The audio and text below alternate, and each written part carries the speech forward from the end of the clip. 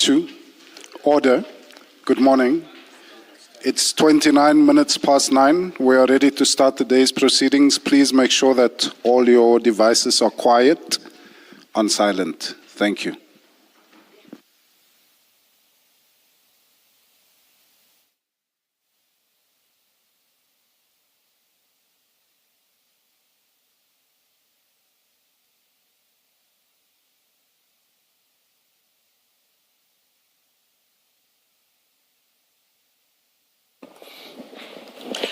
Good morning, Mr. Bodlani. Good morning, Chair. Good morning, Advocate Johnson. Good morning, Chair.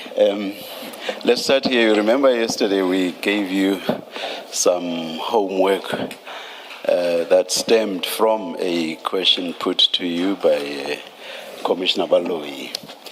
And that question concerned the 4 counts that General Masemula is charged with, all of which are based on the Public Finance Management Act, or the PFMA as it is usually called.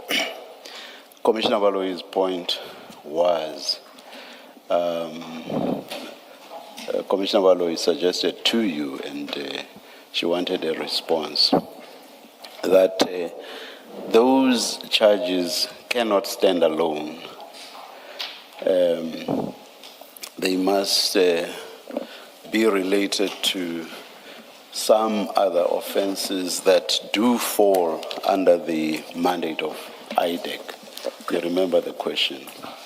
I added to that question the fact that the section actually makes reference to additional, and I said to you that surely this must mean that the offenses under paragraph C of section 7(1) capital letter A, those offenses under the specified statutes there must therefore be, because of the use of additional, be additional to something that's already referred to. And if it's only offenses under the statutes, then IDEC does not have a mandate. I even said to you, you must give meaning to the word additional. In fact, I should actually have gone further than just additional. I should have said this is additional related, so underline related as well, statutory offenses. So you would have to give meaning to additional related statutory offenses.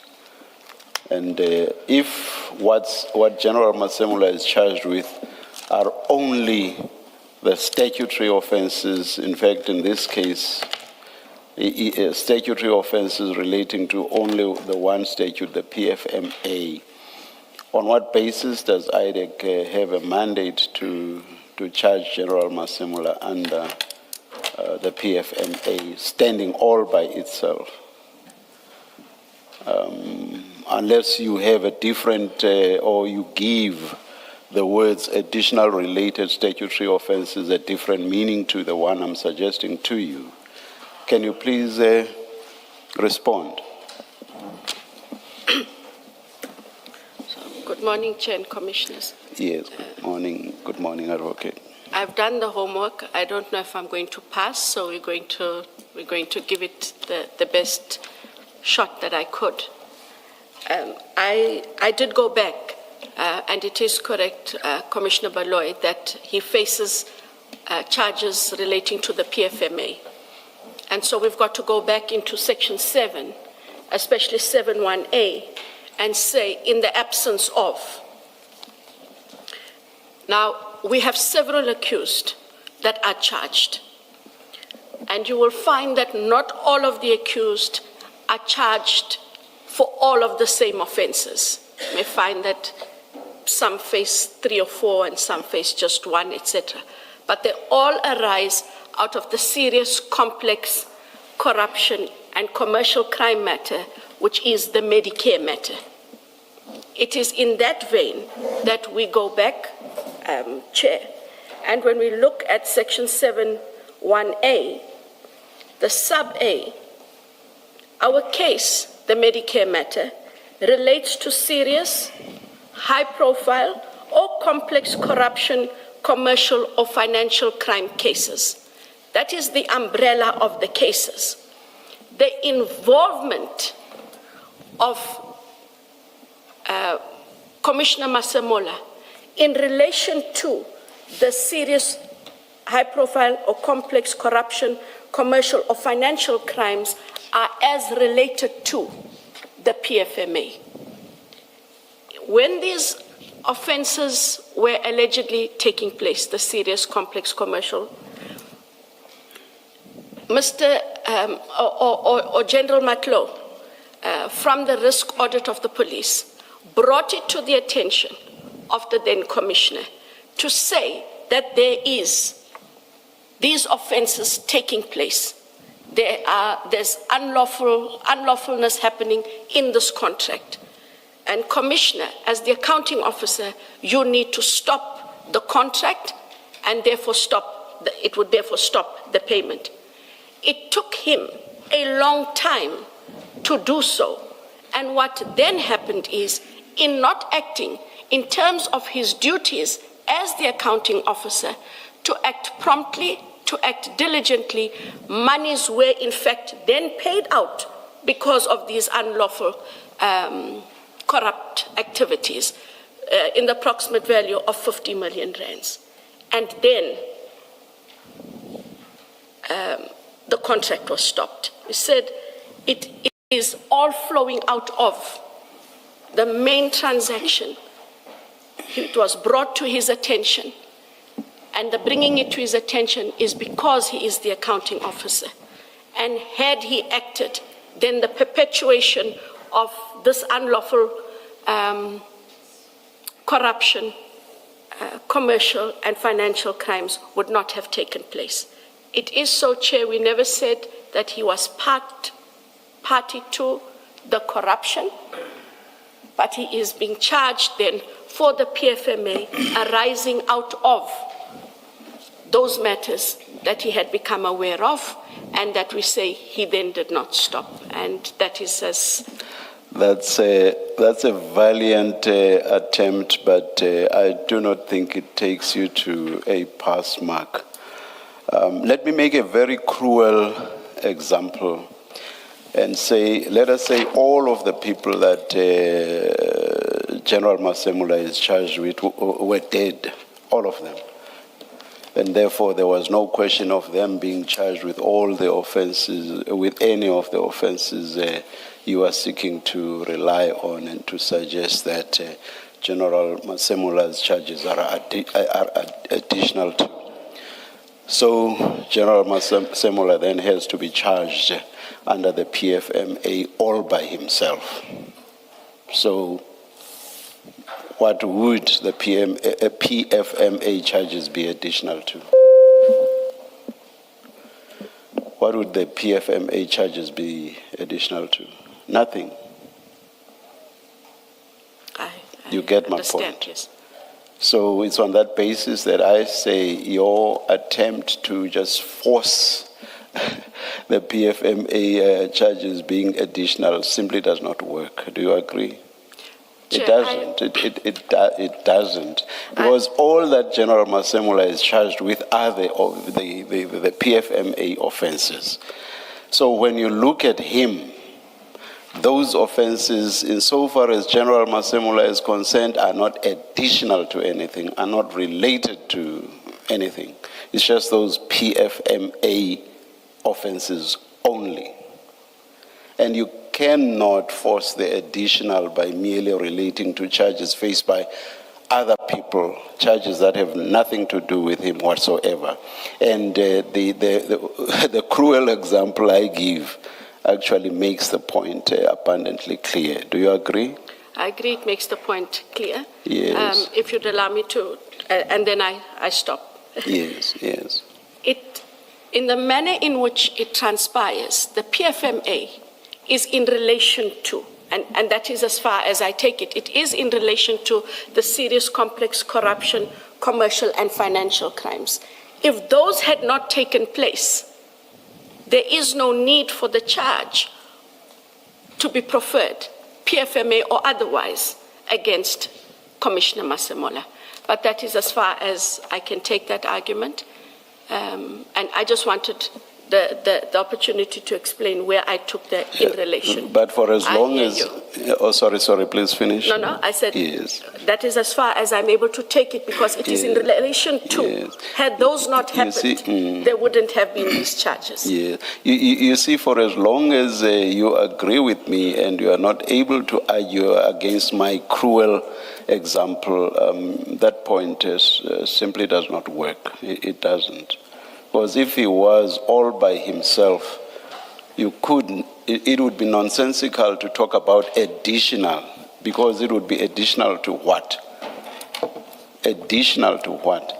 Because that additional is a conscious choice of word by the legislature or the legislator. It's a conscious choice of word. Otherwise, they would just have said relating to these statutory, or rather, offenses arising from these statutes, and then the statutes would be itemized. The use of additional is because there must first be other offenses. Otherwise, additional simply does not make sense. You must accept that. I leave it there, Chair. Do you agree that otherwise... I have to agree with your reasoning. Sorry. I have to agree with your reasoning. Thank you. I made the point I thought I need to make. Yes, it is based on my understanding. And I have... Yeah, I suggest to you, or as other people would say, I put it to you that your reasoning in this regard... will not hold water. It simply does not. Thank you. Advocate Silo, there's a further issue on this. If you go to file 9 on page 3520, this is General Matlow's own affidavit.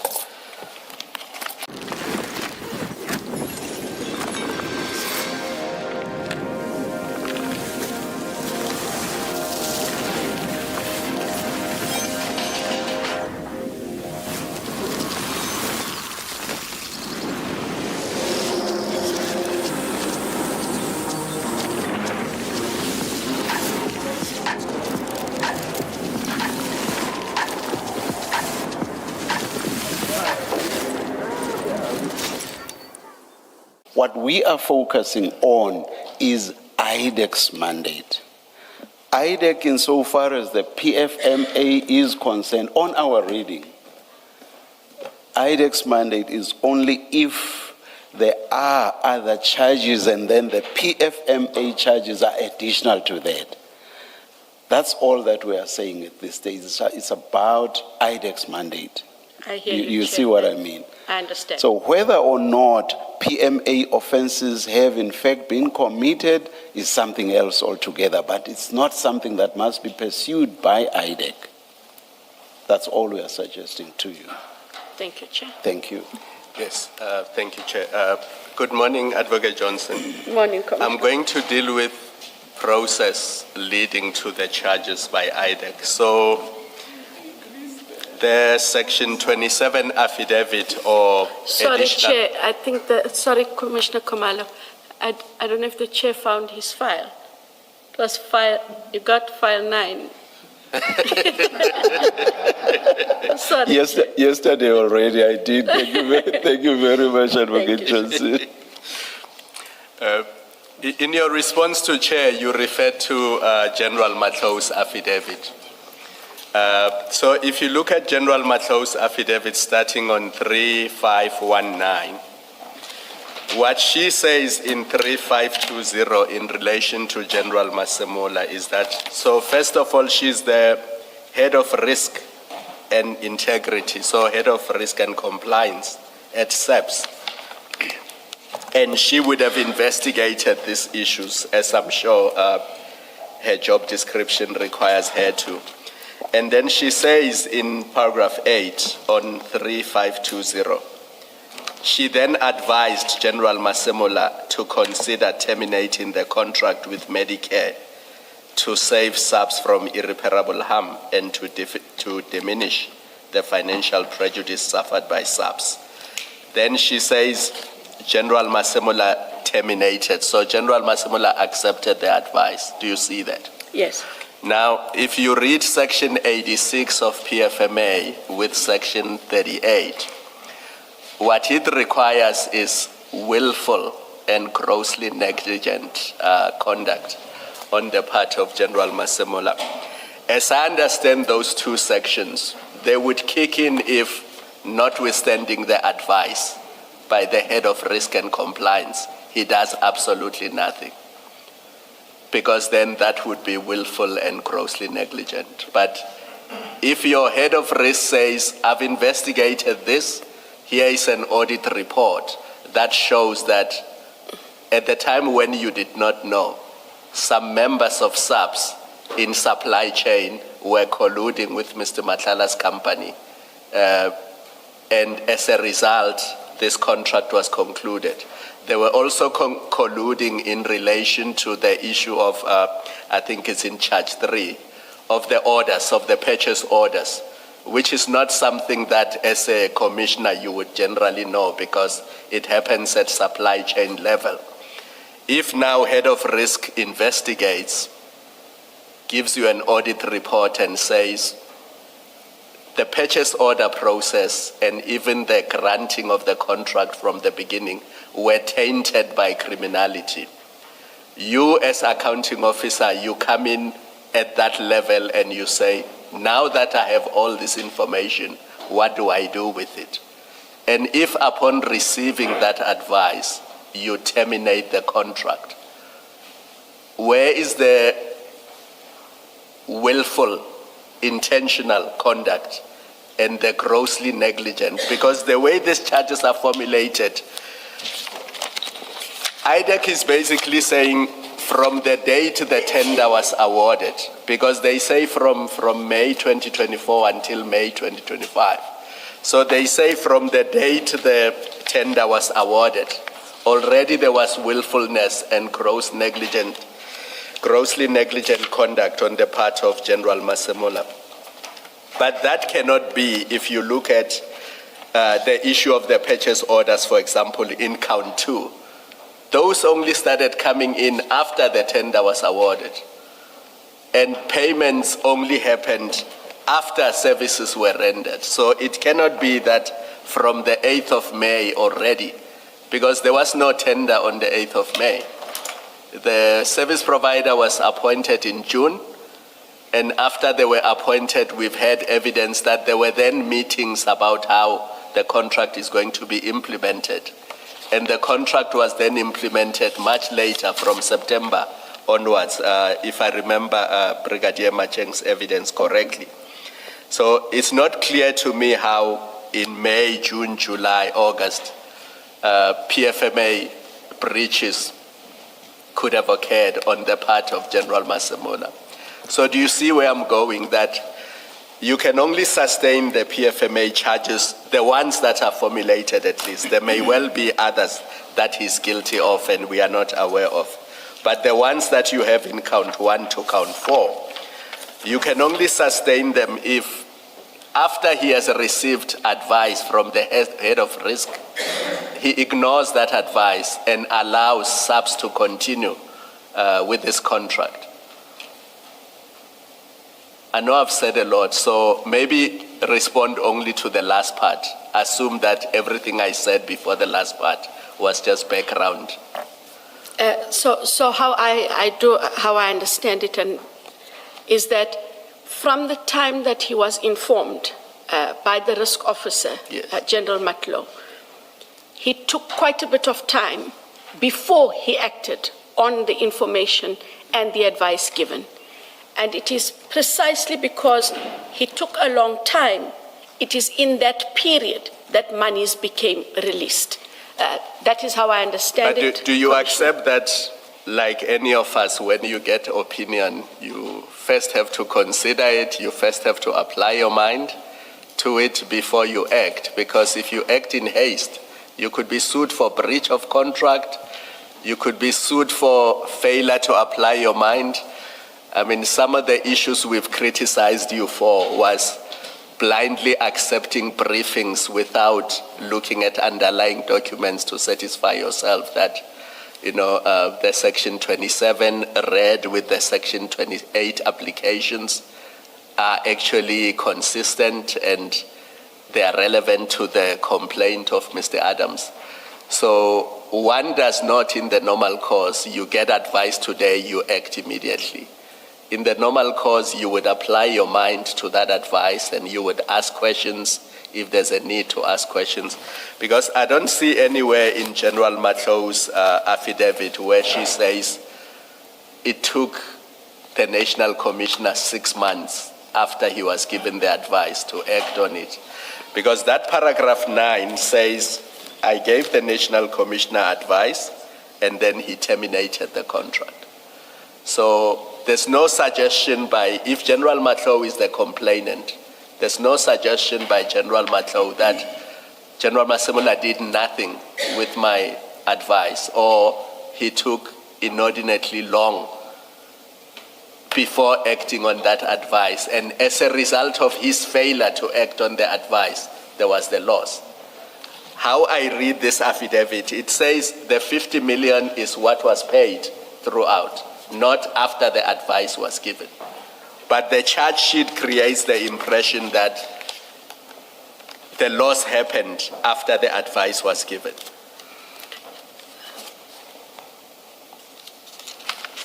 If I could just indicate, Commissioner, that I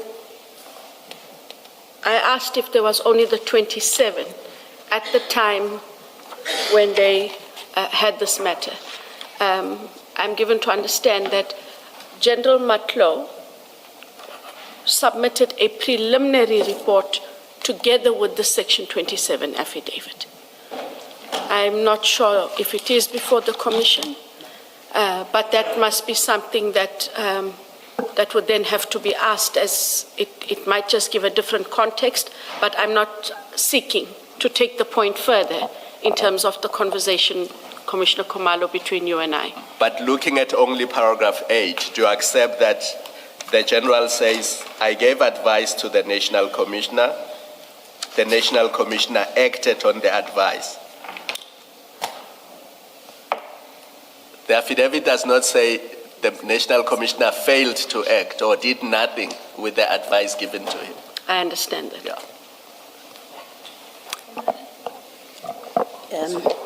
Still on this issue, my concern in the debate about whether or not this falls within the IDEC mandate is that on the charge sheet itself, there is no allegation of corruption.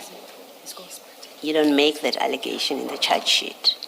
The charge sheet and the charges are purely statutory contravention, PFMA, and working off the charge sheet as it is now, the impression that it creates, or that in my mind has formulated, is that there was no good faith intention to prefer a charge because it is justified, it is supported by the facts. This was just a scheme to get him arrested or present to court, to have him appear in court, and the purpose is achieved just by that fact alone. So you don't even get to the validity of the charges. That's why we don't discuss with you whether there's merit in the charges themselves. That's for the court to determine eventually if it does. But that which is obviously, at least in my view, which is obvious from the charge sheet and must have been obvious to the lawyers in your office and to the prosecutor who approves those charges, it must have been obvious just on the charges that we are not making an allegation of corruption against him. how do we justify him being here? That must have been obvious. And accepting, because it's difficult not to accept that it was that obvious to the lawyers who dealt with this. Accepting that it would have been obvious to them that this charge sheet is wholly inadequate for purposes of our mandate. There has to be another reason why, anyway, you approved the charge. If you did do a prosecution memo, you were prepared to do the prosecution memo and say to the prosecutor, I think it said it's a DPP, and for the DPP to approve this charge as it stands without saying to you, hang on, go back, include corruption in there so that it falls within our mandate. To me, it gives the impression that the whole purpose of this charge sheet was to just have him appear in court. Just have him, let's create a paper that presents him to court and he becomes an accused with a consequence that we now publicly know happened, which is he was removed from his position, whether it's a leave or suspension, whatever, but he's not in office.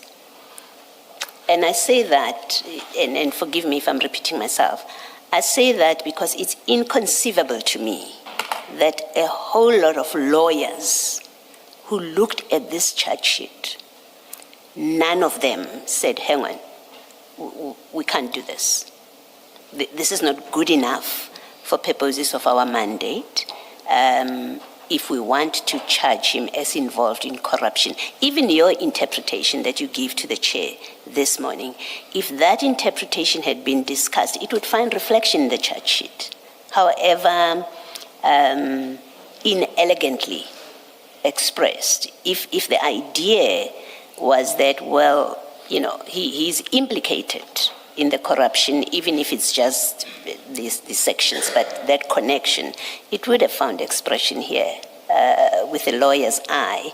And that it doesn't find expression suggests to me is because you couldn't do it. None of you could get to the point where an allegation of corruption is made or him is being linked to the other accused conduct. And for that, you couldn't go that far, but it didn't matter because the real intention was never to get a successful prosecution of corruption or a successful prosecution that comes under PRECA. That was never the real intention. In my view, the intention was, as I say, get him arrested with the spectacle that comes with it, get him charged with a consequence that naturally will follow, which is the minister and hopefully even he, National Commissioner, would say it's untenable for me to remain in this position while I'm undergoing a criminal trial. And that was its only purpose. That's what it looks like to me. You may comment if you want. And I do understand your reasoning, Commissioner Baloy, but at no stage was there an intention to make a spectacle of anything. The prosecutors looked at the case in its totality. And as I explained this morning, it relates to. I accept, the only part that I do accept is they didn't draw the link between the two. That in itself does not make the conduct malicious, and there was no intent to put him on show. It was to charge him as they did. That link is not there. That cannot be taken away. But it should therefore not be seen as it was used as an instrument. They still firmly believe in those PFMA charges as they put them. And in my discussions yesterday, I did highlight that the Commission does find we have, where is the link between the two? Hence my explanation this morning. I took your point, but I have to clarify, there was never an ill intent. It might have been clumsily put in the way it is. Or incompetently put, but that does not make for ill intent at all. Thank you, Commissioner. Thank you. Thanks, Chair. Seeing that we are dealing with these PFMA charges. Perhaps let me take you to a different but related issue. Ms. Sillo, please. Yes, Chair. Let me do so, Advocate Johnson. I'm sure you know what sections 155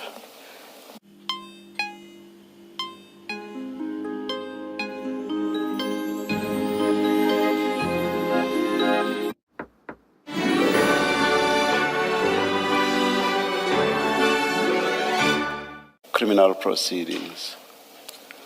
Perhaps for the record and those viewing these, for their benefit, those viewing these proceedings, let me read both sections. 155.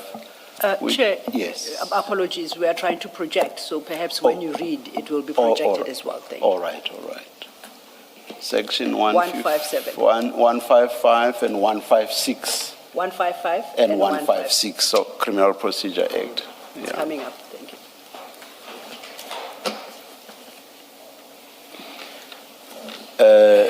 155 is headed, persons implicated in same offense may be tried together.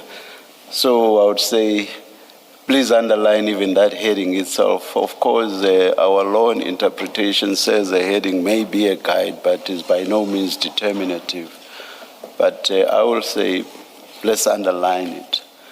Then the subsection 1 reads, any number of participants, and I emphasize what follows, in the same offense, so you underline same offense, may be tried together, and any number of accessories after, again underline, the same fact may be tried together, or any number of participants, again underline, in the same offense, and any number of accessories after that fact may be tried together, and each such participant and each such accessory may be charged at such trial with the relevant substantive offense alleged against, I will say, them. Surely, in charging General Masemula together with people charged with fraud and corruption, you did not rely on section 155 subsection 1. I must be correct in that view. That must be correct. That's correct. Okay, let's go to, I don't think subsection 2 is relevant, so let's skip to section 156, which is headed, persons committing separate offenses at same time and place may be tried together. That too is quite crucial because I'm interested in it. If we look at what Commissioner Masemula is charged with, one immediately wonders if it can be said that he committed offenses at the same time and place with the people that he has been lumped with. But again, I will make the point I made earlier that a heading is merely of assistance and not necessarily determinative of the interpretation to be given to a statutory provision. Okay, let's go to the provision itself. Any number of persons charged in respect of separate offenses committed at the same place and at the same time. Underline that. Now it's in the substantive part of the provision, so no longer just the heading. And or at about the same time. So that too, at about the same time, may be charged and tried together in respect of such offenses. And then here's another crucial part. If the prosecutor informs the court that evidence admissible at the trial of one such person will, in his opinion, also be admissible as evidence at the trial of any other such person or such persons. Do you think this subsection applies? Or rather, this section, it has no subsection. Section 156, do you think it applies?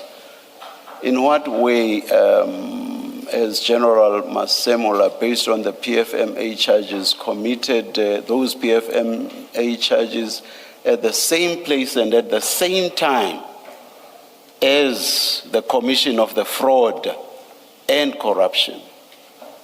Surely that cannot be suggested, I do not think.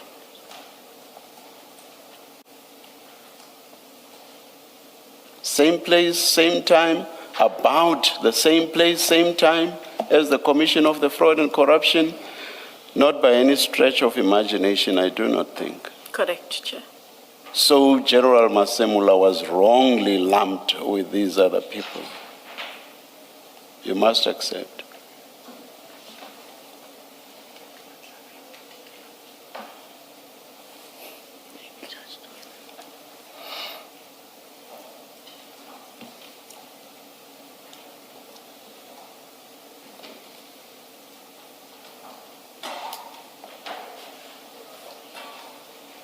You accept that? I see that. You certainly must. Now, even when you look at jurisprudential precedent, I will refer you to, I know you're a good prosecutor. I watched you arguing, which appeal was it? The Pistorius appeal. You are actually a good advocate, I think, on my assessment. I will refer you to jurisprudential precedent with regard to the court's exercise of discretion under section 1, under one of the sections I've just referred to. It should, I think, be relevant more to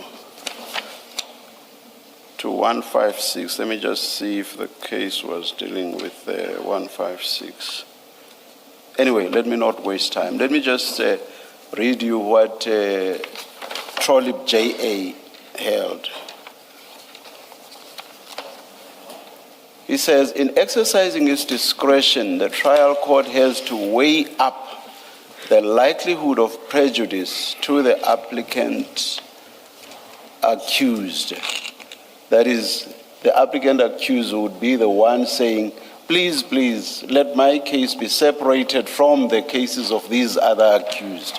So the applicant accused, resulting from a joint trial against the likelihood of prejudice to the other accused or the state if their trials are separated, and decide whether or not, in the interest of justice, a separation of trials should be granted.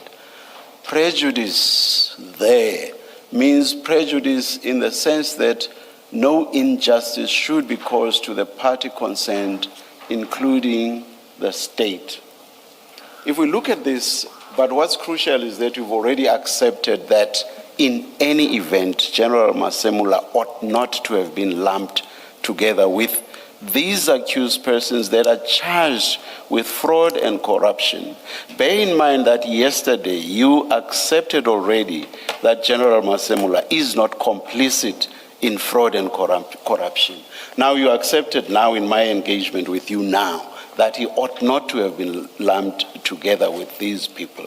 Now that he has been, surely, and based on this principle, you must also accept that he would suffer the sort of prejudice that Trolip J.A. says an accused person should not be subjected to.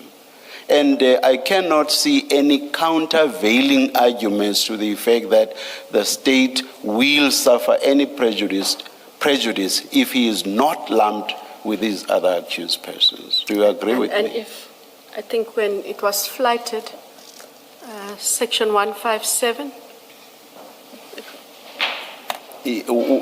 Can you just respond to what I suggested to you now? And I wanted to say that yes. because of, if you read 157, yes. that becomes a bit more, is more appropriate Yes, then in the circumstances and given the jurisprudence. Yes, yes. But you basically agree with me. You've already agreed that he ought not to have been lumped together. Then I'm making another point, although related, which is that he will definitely be prejudiced in a trial that lumps him together with these other accused who are charged with fraud and corruption, both of which he is not charged with. Do you accept that? I accept that. Now, a question that goes to what I've always emphasized, I think I did so even on the first day, which is that we are not trying to suggest that General Masemula has committed no offenses, no. But, and this is something that Commissioner Baloyi's question touched on, we want to know why this was done. Why was this done? You've agreed very easily. You know these principles. You apply these sections all the time.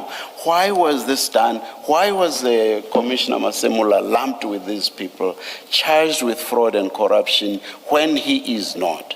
When he is charged with the statutory offenses provided for in the PFMA, why was he lumped with these people?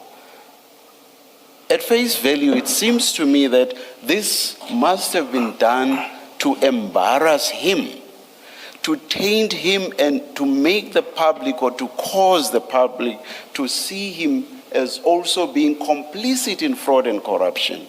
People are not going to, ordinary members of the public are not going to analyze this. He stands there. People charged with corruption, fraud, he stands there with them. And most of the noise when the case is talked about is going to be about the fraud and corruption. People are not going to delineate and say, but not Masemula. Do you see what I mean? So this was done, I suggest to you, to embarrass him, to taint him, and to make him look as if he too has committed fraud and corruption. That was calculated, I suggest to you. What do you say? Chair, I understand. I gave the contention that I did, that the prosecutors put him in one matter because there's the serious complex fraud corruption, and it would be one matter when they lead the evidence with the PFMA. I'm giving you the explanation that I have for the prosecution. I accept that this matter, he should be separated, but at no stage, Chair, was there an intention to embarrass. I can understand the optics thereof, but at no stage in the charging of Commissioner Masemula was there an intention that he be embarrassed. Were you involved with the decision to join him as a co-accused in this, with the other accused? Were you involved with that decision? Yes, the prosecutors take the decision. When we were briefed, we agreed that he's charged only for the PFMA. No, my question is, someone made the decision that he will be accused number, whatever number, on that gallery, right? The prosecutors. My question is, before that decision or when that decision was made, were you party to that decision when it was made? That he would be added at the end. That he's added as a co-accused with the other, however number, whatever number they are. Based on the contentions that I've given, which was given at the time, yes, ma'am. You see, what's problematic with this is the fact that you have already agreed that in terms of the sections, he ought not to have been joined at all. He ought not to have been. Now, what makes this situation worse is the fact that he is being joined down the line. Not that it would have been correct if he had been joined at the same time the charges were brought. No, that would still have been legally wrong in terms of 155 and 156, and you've agreed to that. Now, but what makes it worse here, he is joined down the line. Surely your minds should have focused on, we already have charges against all of these people. We are charging them with fraud and corruption. Now we want to put in an additional person. Is it in accordance with the law to join him in terms of 155 and 156. Surely your mind should have been focused on that. It's not as if a mistake happened, we just lumped these people together instantaneously, it sort of just happened. But anyway, I say, things like these cannot just happen. So if it's wrong in law, it would have been wrong, even if it was lumped right at the beginning. But now, the point I'm making is, you lump those together, they are all charged with fraud and corruption. It makes sense to lump them together in terms of 155 and 156.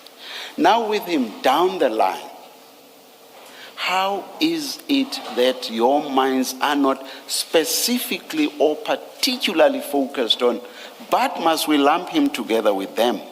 Surely your minds should have been so focused. Otherwise, I do not understand why that was not the case. I understand you, Chair. Did you? I may be repeating Commissioner Baloyi's question, but I will repeat it for emphasis. Did you focus your own mind on this issue at all? Yes, there was a discussion on whether he was going to be charged separately or whether he was going to be joined. I give the argument and can take it no further than what was given. After that discussion, or during that discussion, did you specifically focus on which basis under 155 or 156 we can join him? Did you focus your minds on that? Not me specifically. When you said there was a discussion, did that discussion not involve you? The discussion involved with 157. Should he be charged separately or should he be charged jointly? The prosecution you team... can't, sorry.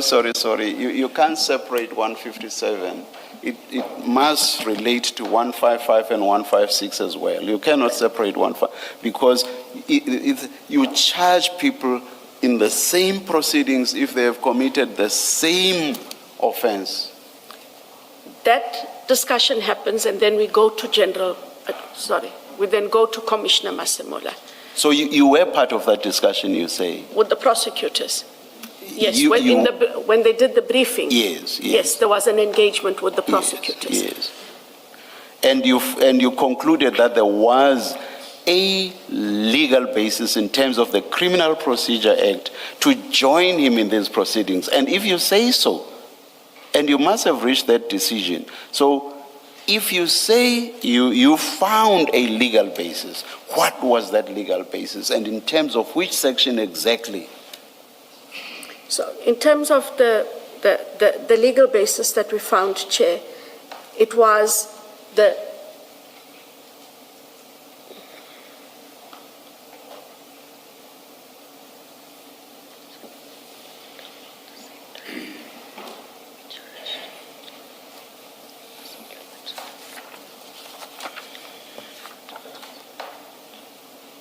argument was used as the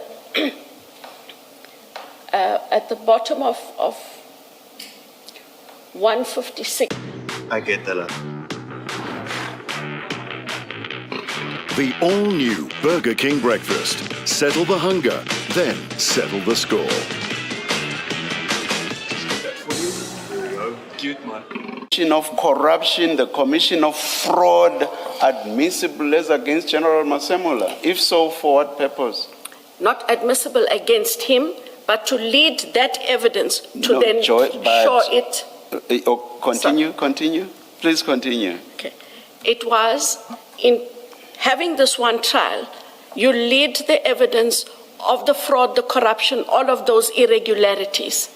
And it's all the same evidence that will then talk to the PFMA evidence, because you would have to lead, if you take him and put him separately, you would still have to lead that same evidence to get to him, to show what was the irregularities and or the unlawfulness that was happening, who all was involved, and what were his duties. So instead of duplicating that evidence, they put them all in one matter. We would lead that evidence. It will then in turn show that that serious complex corruption, etc., that happened, had it been stopped when it should have been stopped, would not have led to this. Not doing it together, Chair, as was argued, would mean we'd have to do two separate matters. That was the discussion at the time.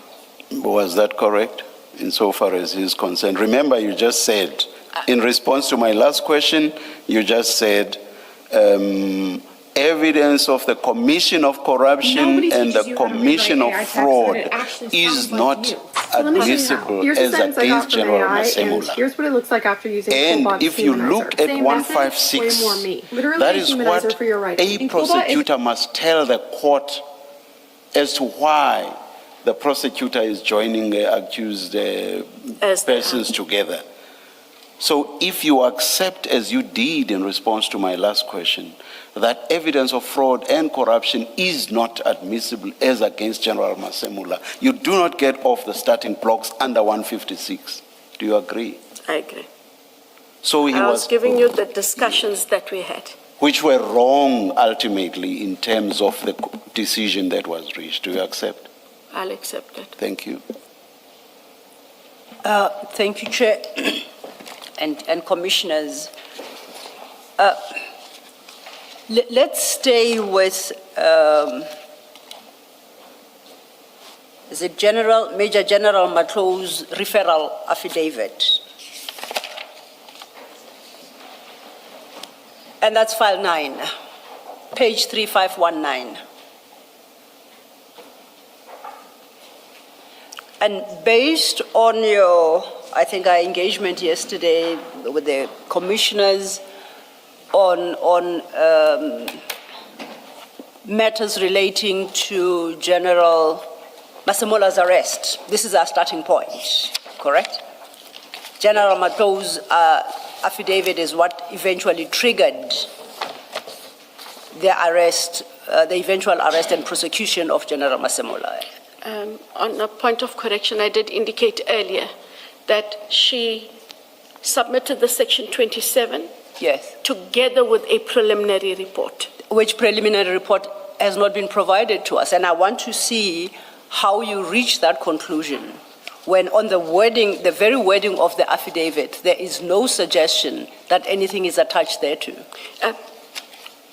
I checked with the team, this 27. Did it have anything else? Because that is the question. In the absence of anything else, Council, which was the conversations we were having yesterday, yes, then a lot of things could not have happened. And I was informed that there was a preliminary report that was attached. It doesn't particularly help the Commission because only you and whoever it is you spoke to know of an existence of some preliminary report. The document that triggers this entire process does not even suggest it's submitting any further documentation, preliminary or otherwise. If you go to paragraph 5 of that affidavit, it speaks of a comprehensive internal report is currently being compiled. It doesn't say in the interim here is a preliminary report. So on a logical interpretation of paragraph 5 is that an internal audit process was underway.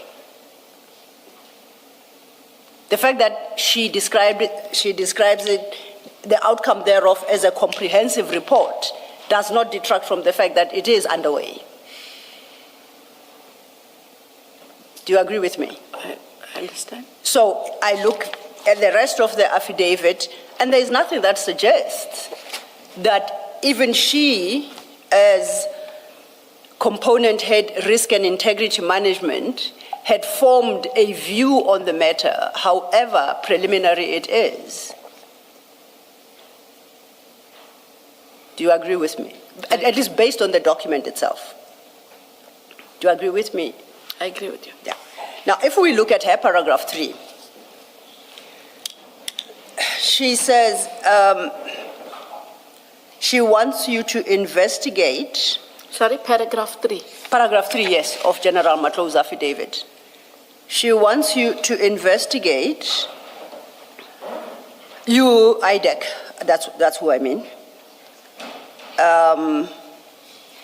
the alleged unlawful awarding of a tender to Medicare 24, Tshwane district. You see that? Yes. Now, the charge sheet that came out of this entire investigation process invokes Section 38 of the PFMA, solely Section 38. And you know that if we take a step back, Section 217 of the Constitution prescribes that all organs of state should establish a system and make appointments regarding bid adjudication, bid evaluation, and that entire formal structure to deal with the issues of public procurement. So the awarding would have been done by, the recommendation would have been done by that procurement system. It then lands somewhere where the decision maker has to determine whether they accept the recommendation and they reject the recommendation. Is that your understanding of how public procurement works? Yes. And in deciding to reject, administrative law tells us that that decision maker must set out the reasons which must be reasonable and rational, because the responsibility and duty to manage matters of procurement lies elsewhere in the organization. Do you agree with that? Are you with me thus far? I'm with you. Now, with that understanding, if I go to the charge sheet and I look at charge 3,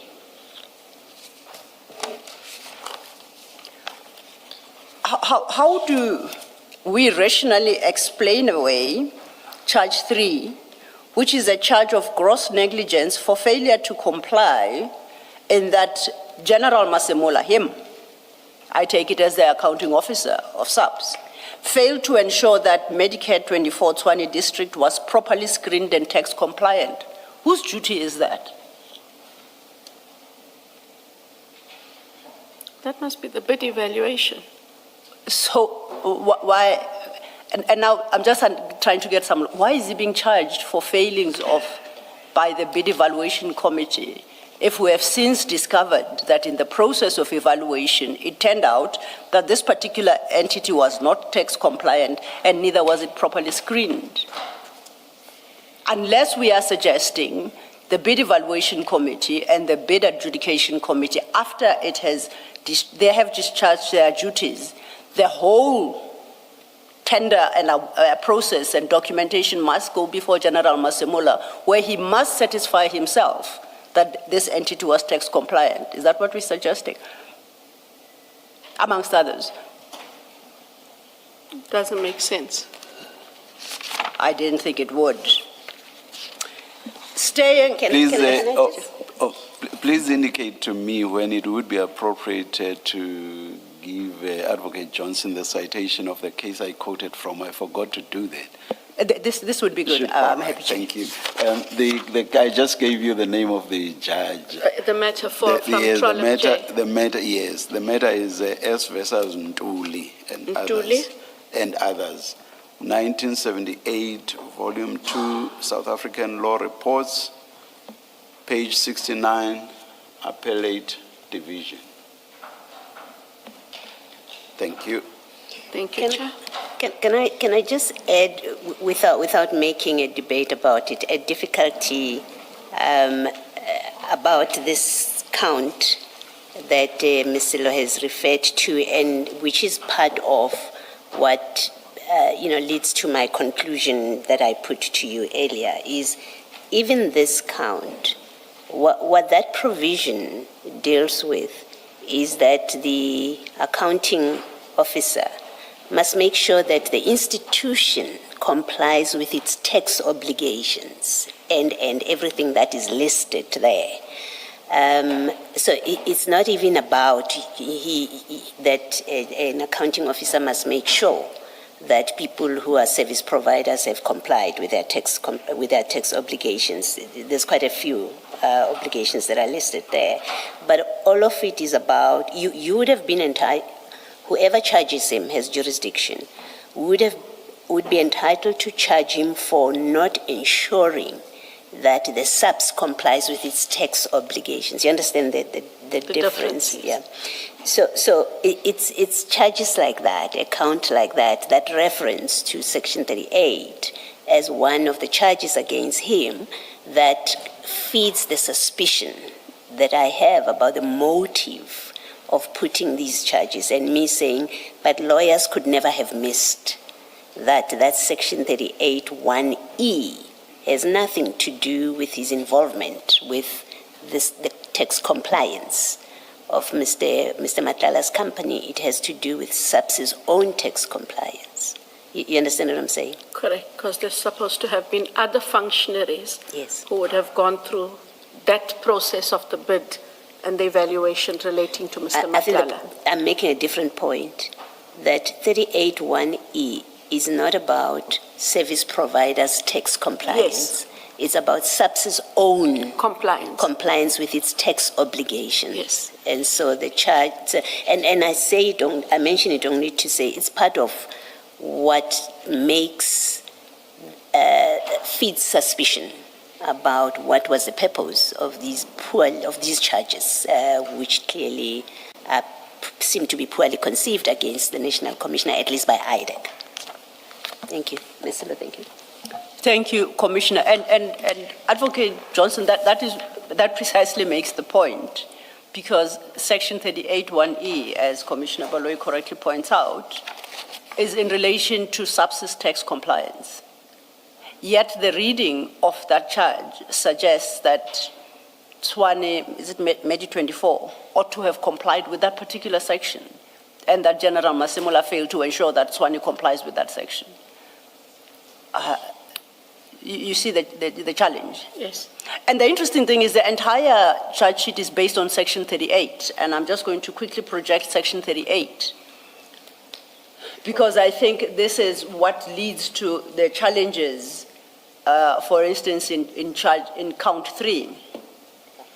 Section 38 of the PFMA prescribes that the accounting officer for a department, trading entity, or constitutional institution, sub A, must ensure that the department, trading entity, or constitutional institution has and maintains, and I will go to Roman 3, an appropriate procurement and provisioning system which is fair, equitable, transparent, competitive, and cost-effective. On a reading of that, you would agree with me that that is the responsibility that General Masemola bears. He must ensure SAPS maintains an appropriate procurement and provisioning system that is consistent and compliant with Section 217 of the Constitution. Now, it is that system that receives, interrogates, bids. My logic, which may very well be faulty, would be his failing to the extent that it falls within 38. The charge ought to have been, my view, that he failed to comply with 38 1A Roman 3. He did not ensure SAPS has got such a system. Would you agree with that? I agree with that. Now, if we go back to charge 2,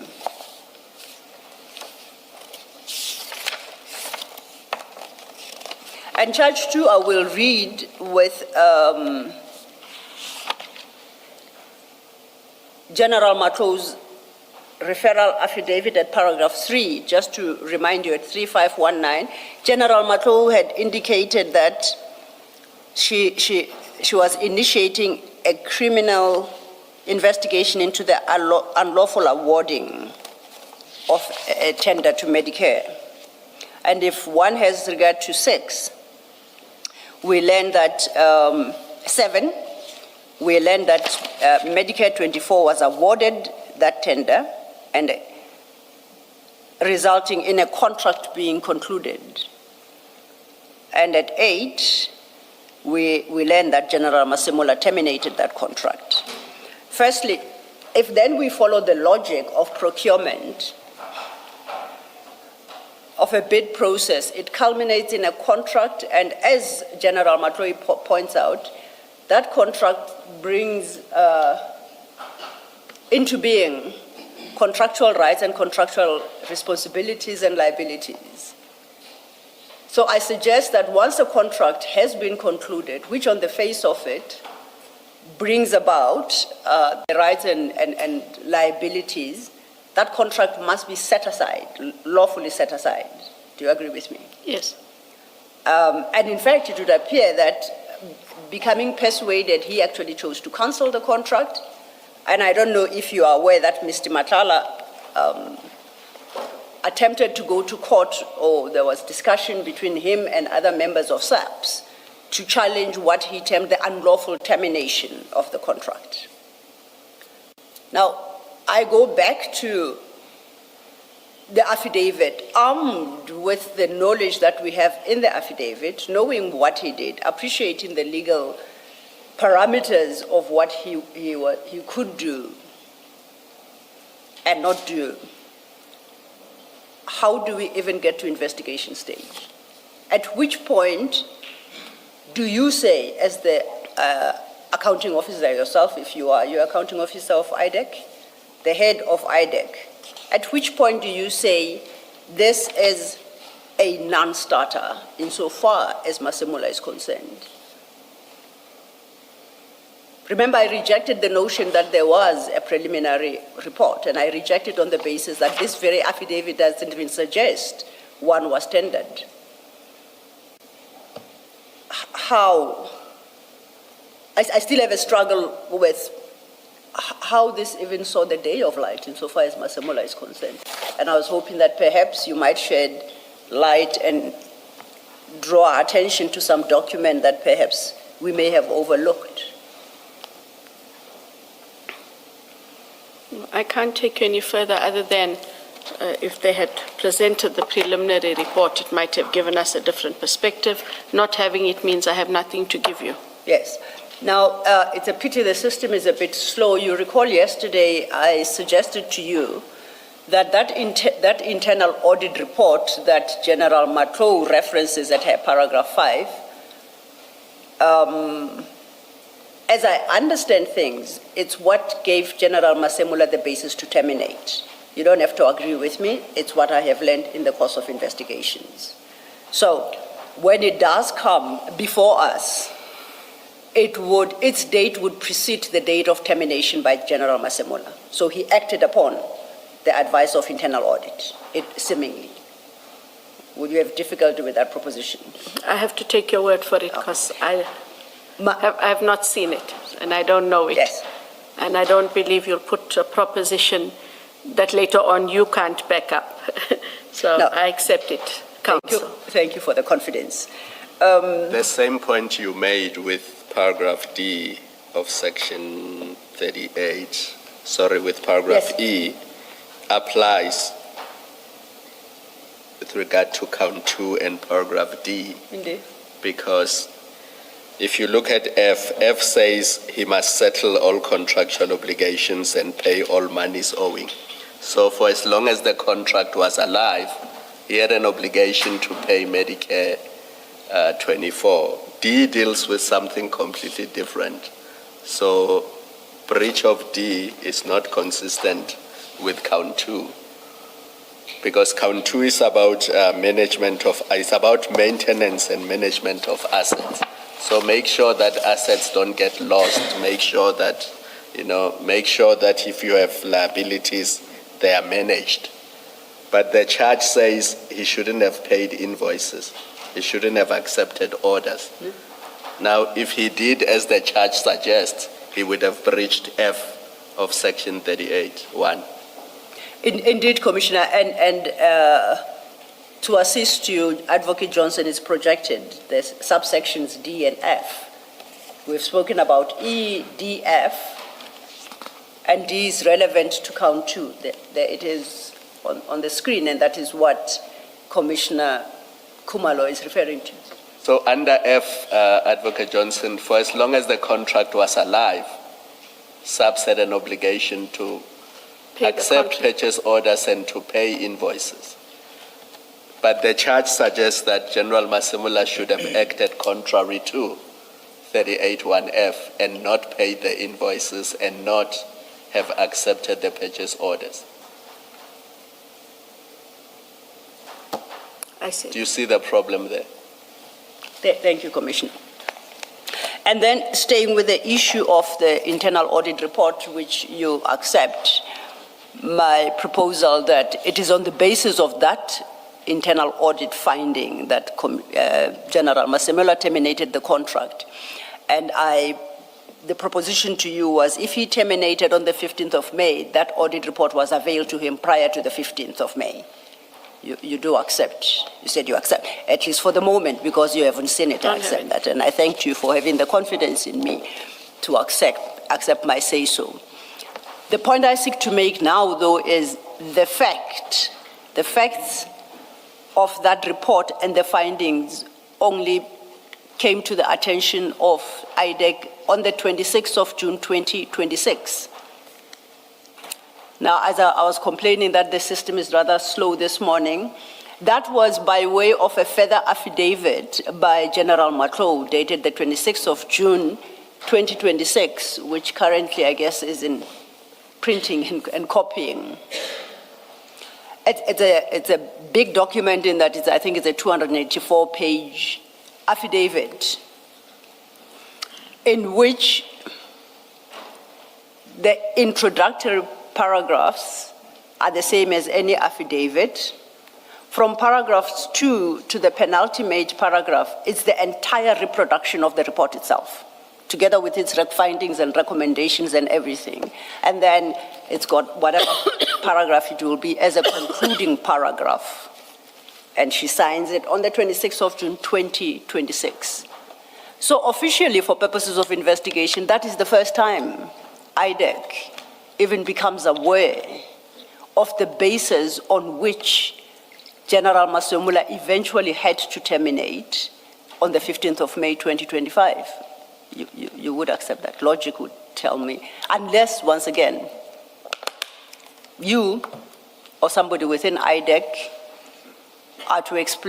were able to explain that they obtained that audit report prior to the complainant, General Matlo, submitting it in a form of an affidavit on the 26th of June, 2026. Now, to the extent that your investigators told you there was a preliminary report, which of course I take issue with, did they indicate when they received that final audit report prior to the 26th of June, 26, if they ever did? No, I just know that there was a preliminary report with the Section 27. Then I don't have the details, Chair, unfortunately. We will await that affidavit and see. Now, this is, again, I'm still staying with General Matlo's affidavit, and it's because these are now significant and important institutions in the country. This is IDEC, SAPS. When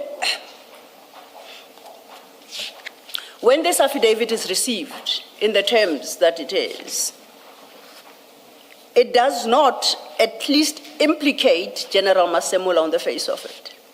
Does it? The affidavit at 3519. Oh, you're talking about the Section 27, sorry. Yes, the Section 27 yes. From General Matlo. No. It doesn't implicate General Masemola. Sorry. The only reference I see to General Masemola is at paragraph 8, yes, wherein she states that she advised him to terminate, to consider terminating, which he eventually did on the 15th of May. Correct, but she does go on to say, in her way, that having advised the National Commissioner to terminate the contract with Medicare to save the SAPS from irreparable harm and to diminish the financial prejudice being suffered by the SAPS, General Masemola ultimately terminated the contract with Medicare on or about the 15th of May. By that time, SAPS had suffered prejudice of approximately 50 million. And that prejudice of 50 million being what SAPS was obligated to pay in terms of the contract.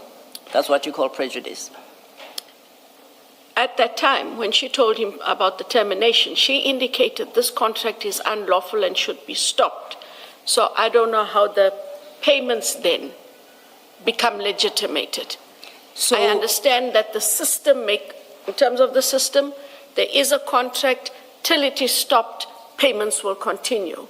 I understand this to read. Advocate Johnson, apologies. Sorry. You and I know she has no power to invalidate a contract which on the face of it is valid. So when she says stop that contract, in what capacity? She's not a court. She's not a court, no. Yes. But she is the risk. She's the head of risk and integrity, and she is saying to him that this contract has been unlawfully awarded, and we need to stop the contract.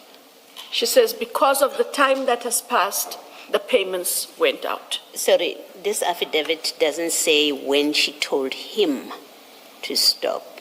So, on this affidavit, at least we who are reading it now, and maybe you had other information that is not in the affidavit.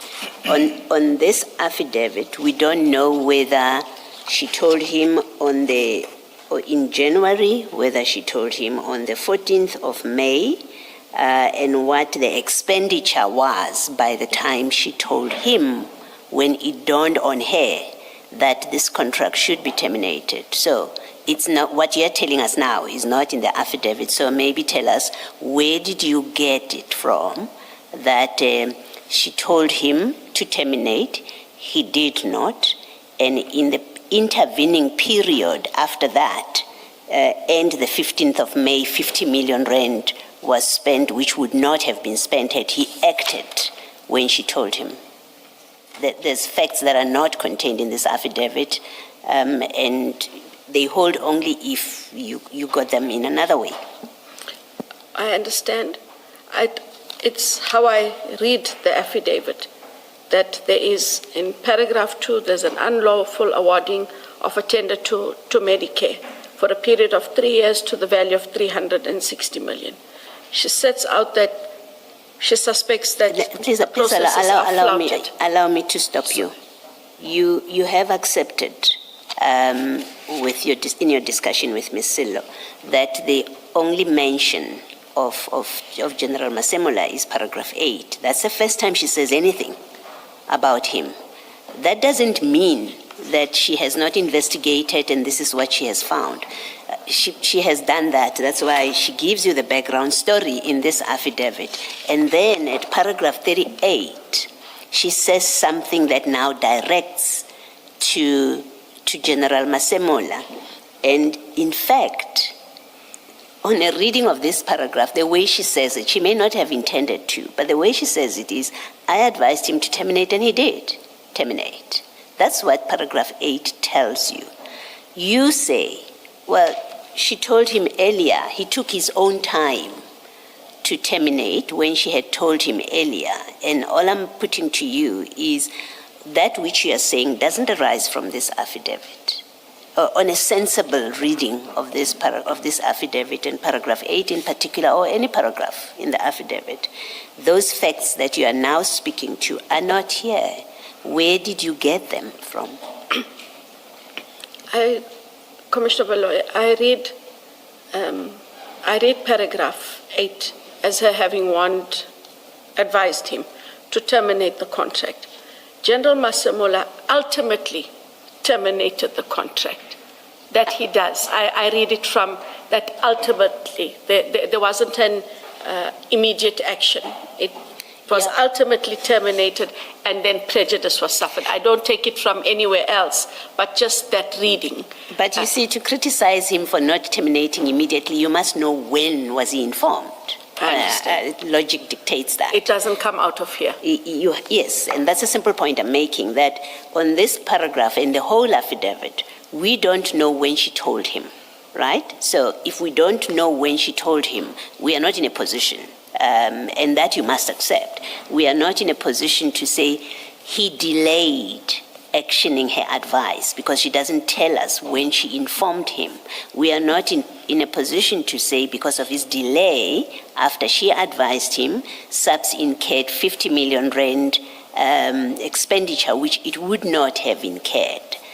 it's not there aren't facts in this affidavit that make us able to conclude that therefore he delayed and he's liable, he failed to secure the monies or the assets of SAPS.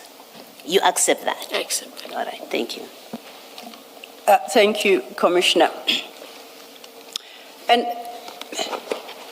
I take it that it is General Matlow's affidavit that triggered the IDEC investigative powers and eventual prosecution of however many accused there are. Am I correct? Correct. You recall we started this conversation having considered what you stated, what you discussed with members of ad hoc. And there I referenced page 586 where Mr. Ngola told you that there was an allegation that IDEC is actively participating in a well-coordinated attack against General Mkwanazi, General Masumula, and General Kumalo. Are you aware of it? You said you've heard of that allegation, but there is no truth to it. After this entire exercise we've gone through, do you still maintain that there is no truth or there is no basis to even believe such a narrative or an allegation? Chair, I maintain that there was no, sorry, I don't have my file for the, No, ask me. repeat the words. The engagement at ad hoc? Yes. It is it's file 3, page 586. Sorry, file 3.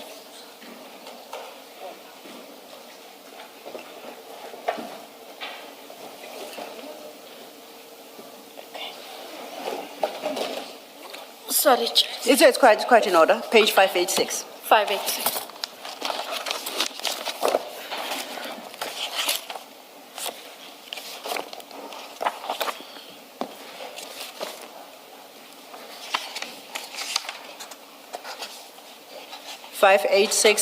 Midway the page.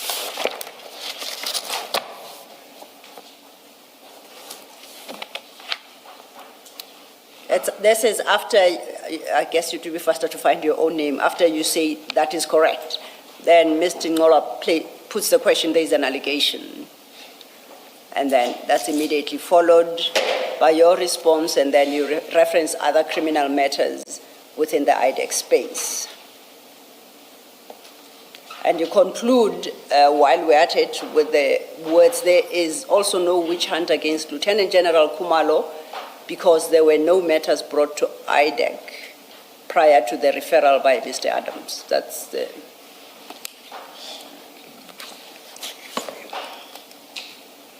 the part I'm reading.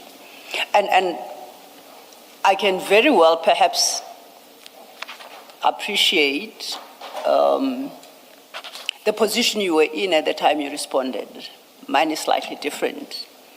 Do you still maintain the position after our 1.5 days of engaging with specifically decisions by IDEC targeting, no, wrong word, aimed at least 2 of these generals and the PKTT? Can you still say the narrative is baseless?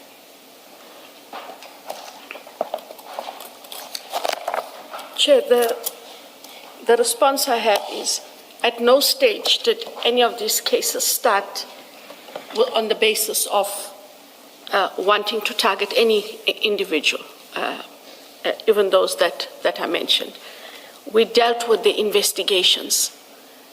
In the course of these 2 days of engagements, and in the manner in which we have engaged, we would have to accept that we could have done things differently and or could have done things better. But that does not in itself make it a witch hunt or a target. They were not targeted at all. I accept that process is criticized. The manner in which things were done were criticized. I accept that criticism, Chair. And what I'm saying is that shortcoming does not make a targeting. It does not make it a witch hunt. It does not of itself say, we did it this way just to get to them. In the manner that these matters were presented, it is clear, and from the lengthy debates that poor chair has had to have with me in getting us to understand our logic versus that logic, it is clear that we worked on what we had, interpreted the law as we have. There is a difference of opinion, and that difference of opinion, Council, highlights that things look the way they do and should have been done differently. We dealt with your, one of the many Section 28 summonses. Are you leaving this No, page? I'm coming back to it. Okay, thank you. And at 3361 file 9, and we dealt with that quite extensively yesterday. I'm at 3363, where following Mr. Adams's complaint, in whatever terms it was expressed, you signed off on a summons that asked for a litany of documents that had no bearing on the complaint, including a list of all provincial heads and section heads who were stationed in Division Crime Intelligence, the performance assessment of all major generals for that year, the advertisements for that position, audio recordings and interviews. Then you want documentary records that General Jacobs refused to return. We have established that all those factors bear no relevance to the complaint. And I think we settled that yesterday. We have. We have. Then you ask, in the same summons, for documentary files and applications for promotions and commanders and members of the political task teams through deviation. According to you, the PKTT did not feature anywhere. So once again, that is way beyond the scope of the original complaint by Mr. Adams. You recall? I recall. We then went to page 3531, which is annexure, you don't have to go there, annexure 397. That is the Section 28 summons signed by Advocate Manilao, which wanted the identities and certified travel documents of PKTT members who went to arrest Mr. Adams. And he does so under the cast number relating to the Mukwele appointment. You could not explain that Section 28, and I think we landed at a place where you said it ought not to have happened. Correct? Correct. In light of at least the three that I have named, logic dictates that it was a concerted effort to either discredit or somehow prejudice them. How can you sit there and you say the narrative is entirely wrong? And how do you suggest that it's just a difference of opinion? It's not. The facts, at least, are on the side of the narrative. What facts do you put forth to countenance that? If you grant me an opportunity Absolutely. just to answer on why, because I had to ask the question, because I wasn't aware of this, Commissioner Baloy. I did ask Advocate Manilal why this Section 28 went out, and I give you the explanation as follows. Part of the bail conditions in that matter was that the accused, which at the time would have included Lieutenant General Khumalo, were not to have any contact, interfere with, and or intimidate state witnesses, one of which was Adams. It is seen on television that there is a group of persons that have gone ahead to arrest Mr. Adams. That arrest has nothing to do with us. It is the police must carry on and do their work. There were reports that it is PKTT members who went to effect the arrest. It is now at this stage not a secret that the coordinator of the PKTT is Lieutenant General Khumalo. And the purpose behind it from the prosecutor was to determine whether someone else within the PKTT approved those trips. That is fine. And that if it was in fact General Khumalo who authorized those trips, then he was sending people to deal with Adams, and it could have a potential of interfering with the bail condition. It was asked on that basis. What subsequently happened is Mr. Adams appeared in court. The charges are read, and Mr. Adams has a way of how he expresses himself in public, and the prosecutors decided, the approval notwithstanding, can we just stand back and let them continue with their work? It was Advocate Johnson, I want to say if that's the explanation he gave you, it's a false explanation. Those individual members and anyone else in the world was under no bail condition that they could not, that's one reason, that they could not deal with any witnesses. There was nothing like that. If indeed the issue was to determine whether General Khumalo breached a bail condition, it was simply, and I'm sure Advocate Manilal knows that, you know that, it was simply a matter of asking General Khumalo, did you authorize an arrest of Mr. Adams? It's as simple as that. So if he gave you that explanation, it's false. He's not telling you the truth about why those questions, because that doesn't answer who went there, what are the names, give us the flight details. It doesn't answer the question whether there was a breach by General Khumalo of his bail condition. So no, I'm sorry, if you believe him, then something is wrong in this scheme of things. You should have, as soon as he said it, you should have seen it on his face, but that cannot be, it doesn't make sense.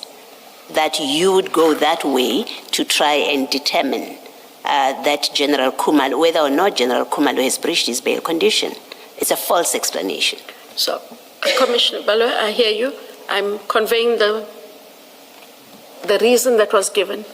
But Commissioners Wood and Chair, you would remember my answer yesterday.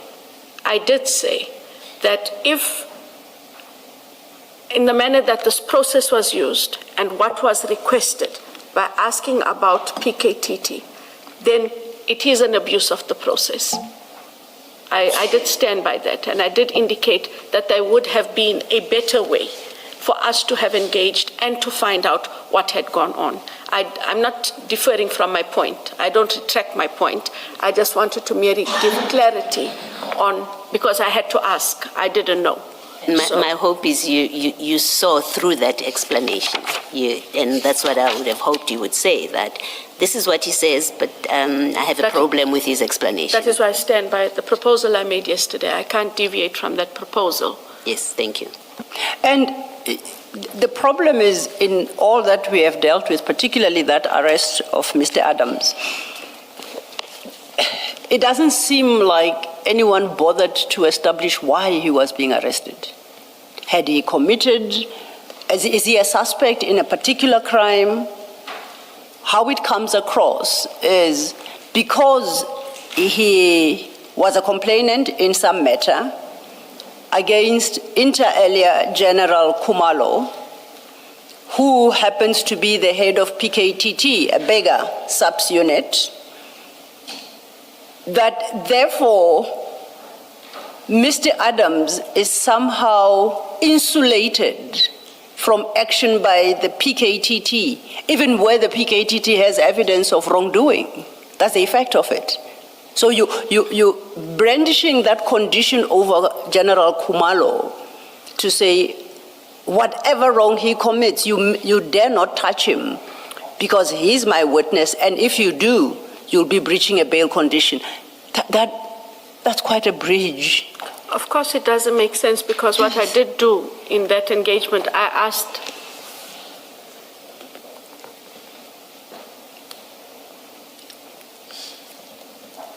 Please continue. I asked this morning if in fact, heaven forbid, but if in fact Mr. Adams committed what one would consider a political killing, what would we have asked? Why would we have asked? Because they would still have had to do their work. So it all comes down to the same thing. If they had a job to do, they should have been allowed to do the job. Yes. Now, this is important, again, once again, going to the narrative, because what appears, at least at first blush to me, is IDEC seemed to have this gunshot approach to everything. That gunshot approach has got serious unintended consequences. Perhaps more appropriately, shotgun, not just any gun. A shotgun approach. It's got serious consequences. Let's go to General Matlow's referral, which we have agreed is wholly non-compliant with Section 27, which, based on our conversation over the past 2 days, did not trigger the mandate of IDEC. But we are where subs seem to have concluded an unlawful contract with Mr. Madlanga.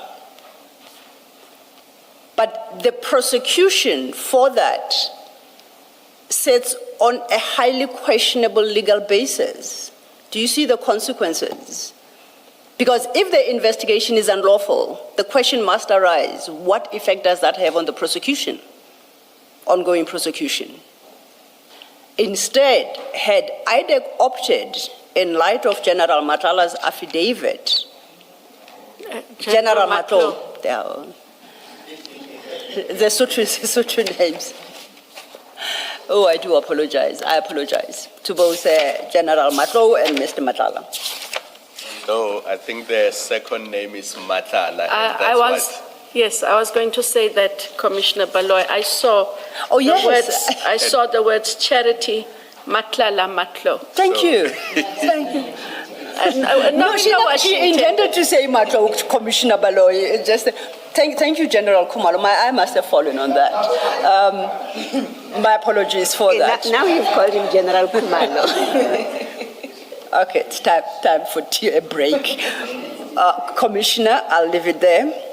The point I seek to make with you, Advocate Johnson, is that this affidavit ought to have at least triggered a conversation between yourself as head of IDEC and General Masemola, who at this juncture is not even a suspect in any wrongdoing, to alert him to the fact that there is a contract in your environment that there is reason to believe is tainted with illegality, and I expect you to take steps.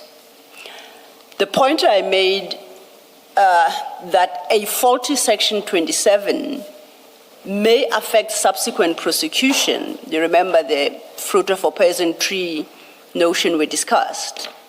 And that's your challenge as IDEC. But if subs had run with the matter, they would never have this challenge. So because of the approach that IDEC has adopted, that running roughshod over everything, there is a serious risk, and I put it no higher than that it may have placed in jeopardy the very prosecution that is currently being pursued. Do you have a comment? My comment, and again, you'll tell me, but it's not here, so my comment is that 27 was read, as I understood it this morning, with the preliminary report, which sets out a more factual basis that links the different people and perhaps sets out the offenses. It might be better if, so I see, sorry, Chair, I'm not being cheeky. I see from the time that my wish to finish by tea time might not happen. And so I'm tired. But so I'm thinking then that if we're going to have to take tea and we're going to now have to finish by lunch, Let us. that I cannot agree to that contention. I'm giving you what I have, that there was a basis for it. This 27 is not even open for a debate about the discussion we want to have. But I am unable to reconcile that they had nothing. There was a preliminary report that went with the affidavit. For me to agree to a contention in the absence thereof is highly irresponsible, and one that I'm not prepared to do to future that in all likelihood has a sound legal and factual basis. And that is where I wanted to take the point. And then I'll take my cue from the chair about what we're doing for the rest of the day. I would support your. Go ahead. I would support your request. I think it's a fair request, right? You have accepted that at least on the documents that we have, on the reading of the affidavit itself, it doesn't suggest that such a preliminary report was provided. Yes. But since you've been made to believe that it was, I think it's a fair point that you consider it. You receive it, you consider it, perhaps you give the commission a copy, and then we see whether or not it addresses the concern that I have raised. And seeing as chair, it's 11:10, this might be an appropriate time. And on the second point, if I may say, Advocate Johnson. What's happening to you this morning? I'm mixing up all my ranks and titles and everything. Advocate Johnson, insofar, I know it was your wish, you expressed it yesterday to finish by tea. If it's any consolation, my birthday was not too long ago. I reminded the commissioners I didn't get any gift. So it does happen. So your I'm so gift sorry. will be to finish by lunchtime? Yes, I have to. Yes. Have to finish by lunch. That's why I was very cautious yesterday when you wanted to push for an undertaking that would be, and I refused. Please stick it out. It shouldn't be that long, Advocate Johnson. All right. Here's something I should say. In fact, I should have said when we started this morning, my ruling on the Karim postponement application is ready. Why I am not delivering it now or did not deliver it in the morning was because Mr. Karim's attorneys had not been advised. I gave an instruction to the Commission's attorneys to write to Mr. Karim's attorneys. So I will deliver the ruling at 2 p.m. before we commence. Let's come back at 11:45. Let's adjourn. Thank you, Chair.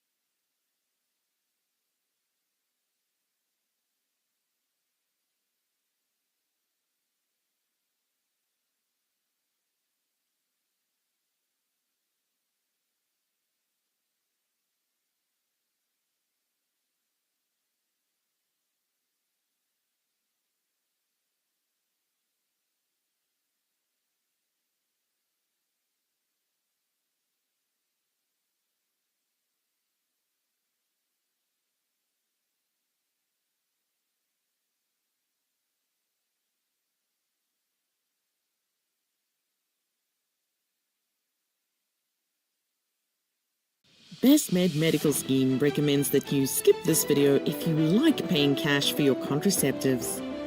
Cut contraceptives out of your monthly budget with free contraceptives of up to 2,801 Rand per year with Best Med.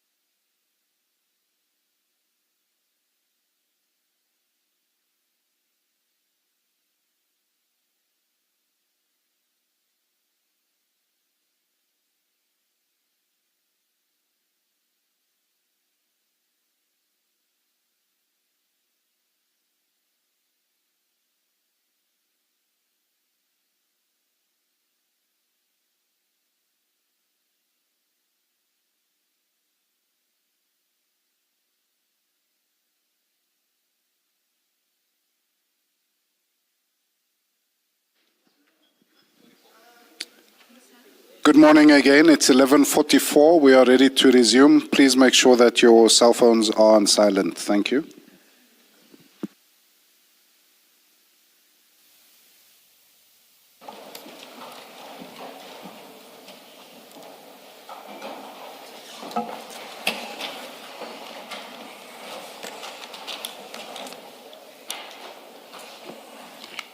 Yes, Mr.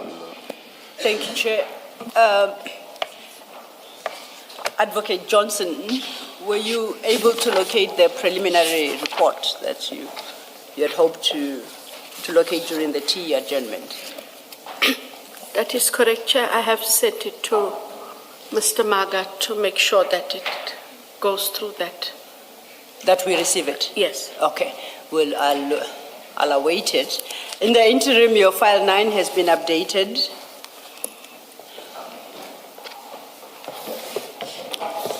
You recall on that audit report, I indicated that it was availed to IDEC on the 26th of June. Now, it's a huge document. It's now added as CJC 398, starts from page 3534. And at paragraph 3, General Matlow states that her department, Internal Audit Risk and Integrity Management, received a request from the Minister of Police on the 9th of January 2025. And that's what initiated this process. And as I indicated to you, the first 3 paragraphs are introductory. From paragraph 4, she goes into the detail of the documentation that was reviewed in the course of this internal audit. And it will run for 284 pages to our page 3817. And at 3817, she concludes, the above-mentioned transactions constitute corruption. On behalf of the South African Police Service, I would like corrective, remedial, and criminal action to be instituted in this regard. Then she's got the standard closing paragraph at 11, and there is my date of the 26th of June, 2024, which is when this affidavit was commissioned. You see that? I see. I had referenced it and I had said it does turn out that we ran into printing challenges, but during the course of the tea adjournment, they were overcome. And I thought to point out to you the basis for my conclusions. Thank you.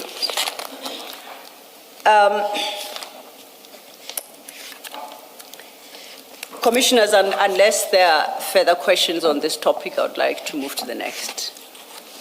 Thank you.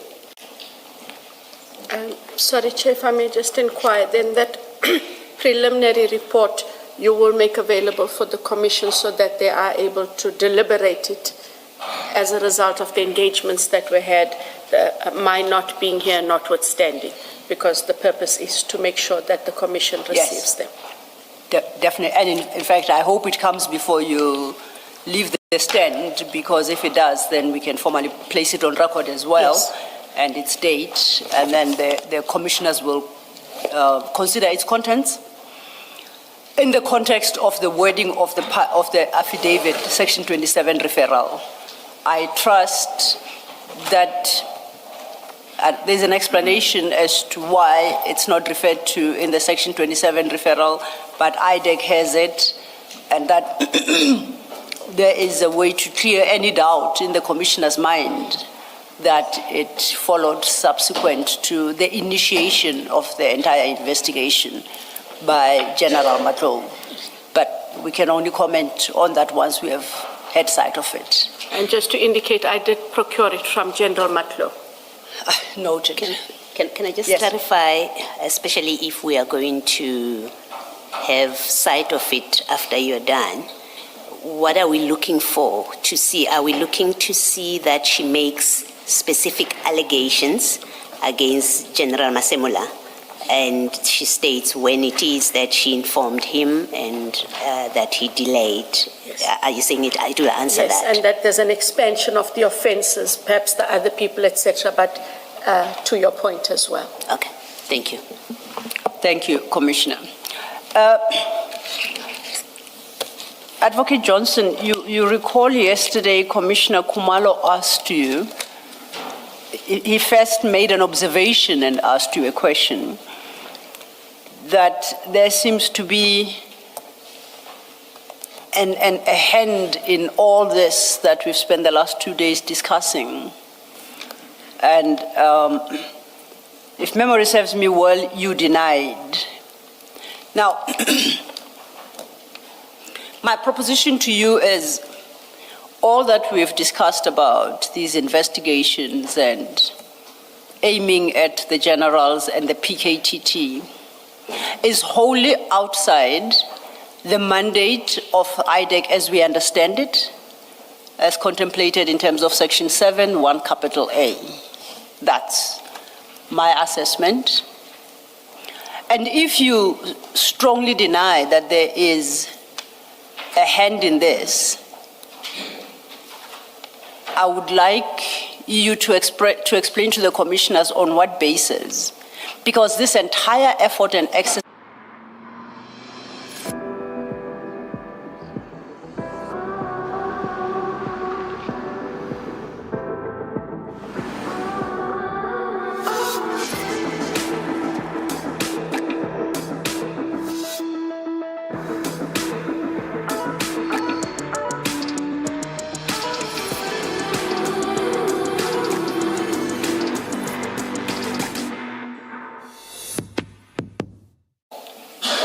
has the risk to destabilize the law enforcement environment and institutions. Thank you.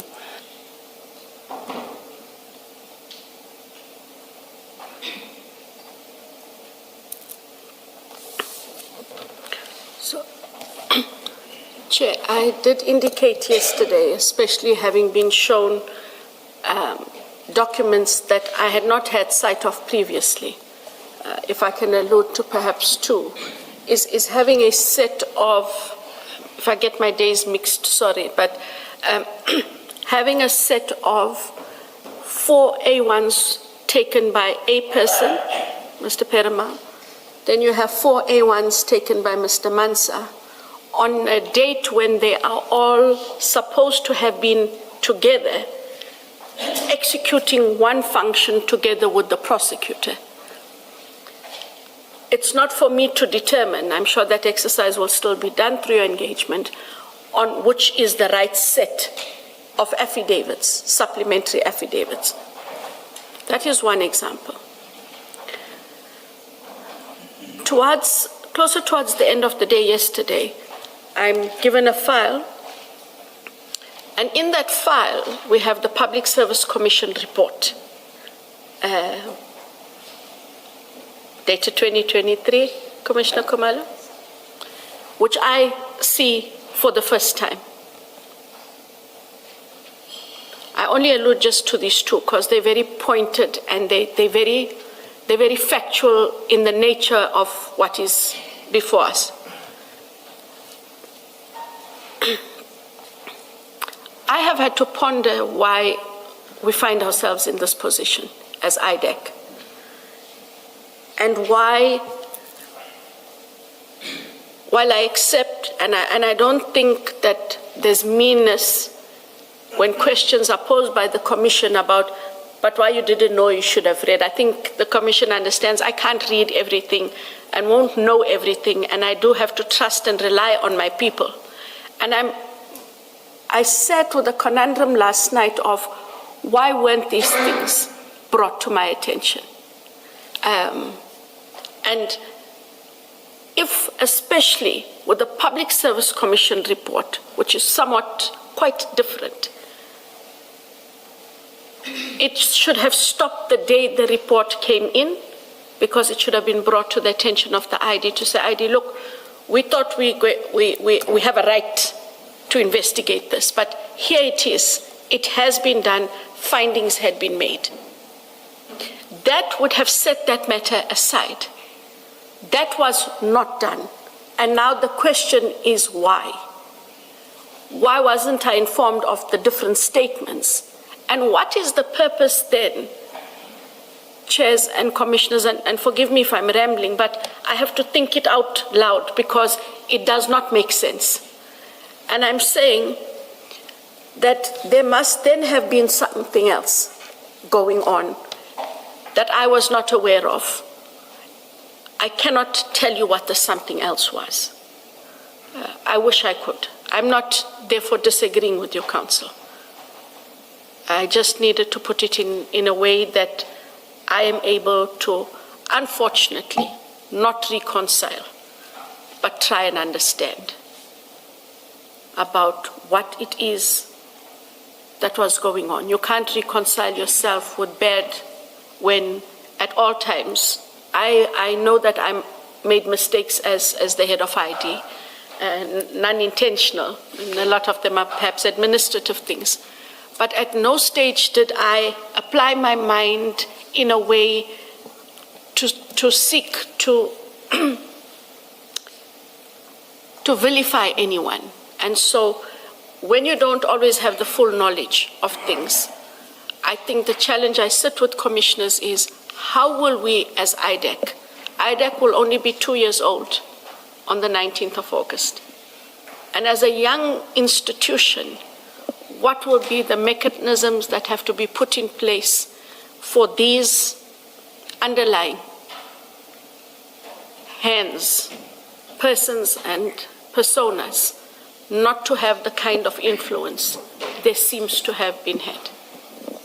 I'm unable to take it further than that. What could the something, as you put it, possibly have been? Surely you must have your ideas. Because one could easily say it was improper motives. But I'm not necessarily suggesting that. I want your own thoughts. What could the something possibly have been? The something,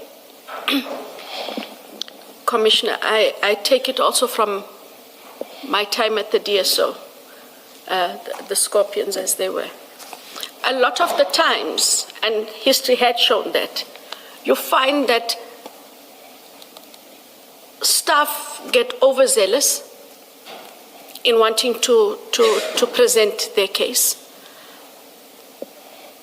But more often than not, you find that they engage with persons outside the purview of the work we're supposed to do, and you are not privy to that engagement. Mm-hmm. And so the mind you expect them to bring to bear on the mandate and on the cases is what you're engaging them on.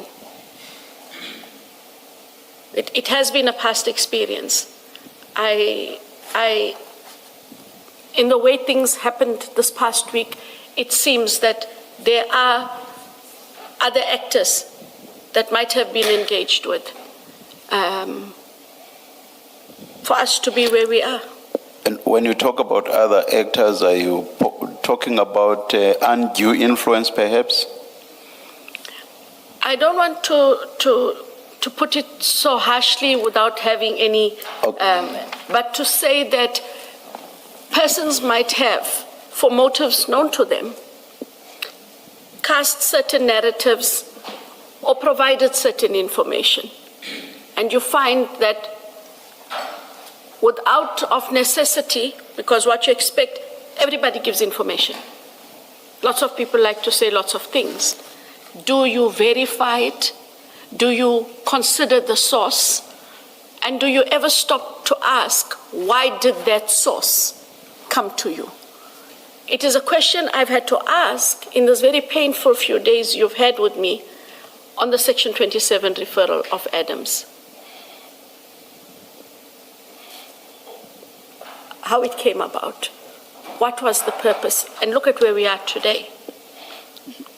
But you cannot seek to extricate yourself, as you appear to try to, No. from what happened especially with regard to what you just referred to, which is the Section 27 referral. That was there for you to see, and right from the first day, we took you through that document, and you agreed when I suggested to you that it had open quote, nothing, close quote. You accepted that when I so suggested to Correct. you. So you cannot seek to say others may have acted wrongly. I will say to you, you too acted wrongly. And if there are questions to be asked about why, those must relate to you as well. Correct.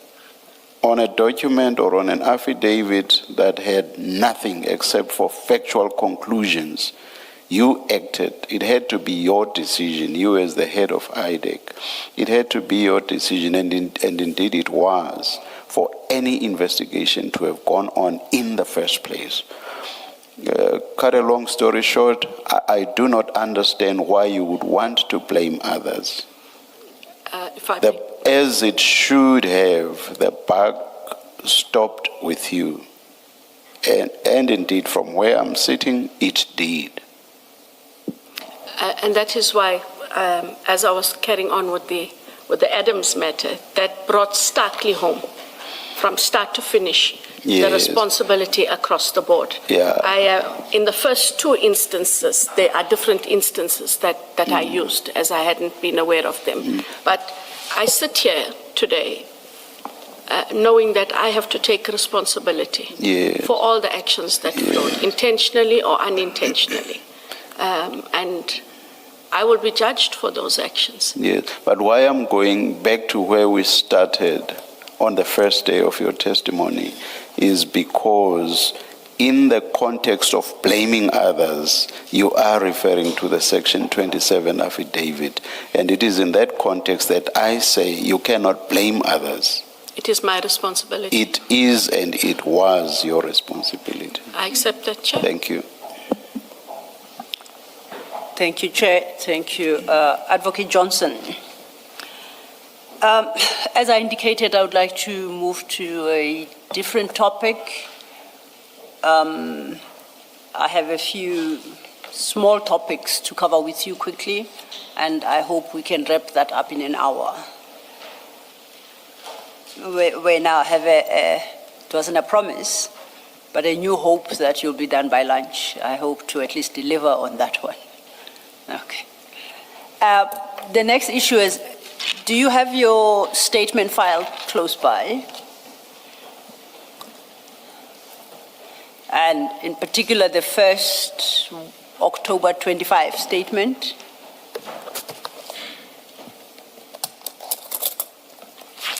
And at page 10, paragraph 30, you indicate once the investigation was concluded, this is the investigation following Mr. Adams's Section 27 referral.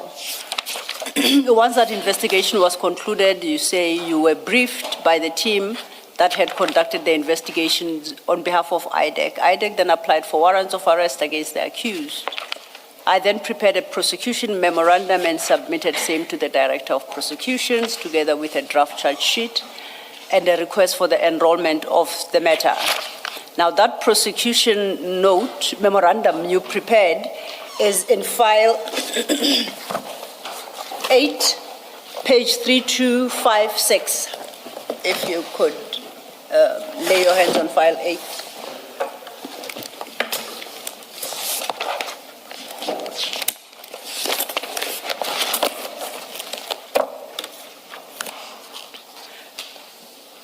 It starts at 3256.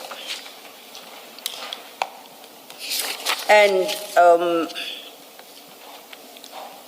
at 3257, paragraph 11, you state Section 9.1 of the National Instruction 11/2017 states as follows: a selection panel may not be biased and must ensure that the selection process is free of nepotism or favoritism.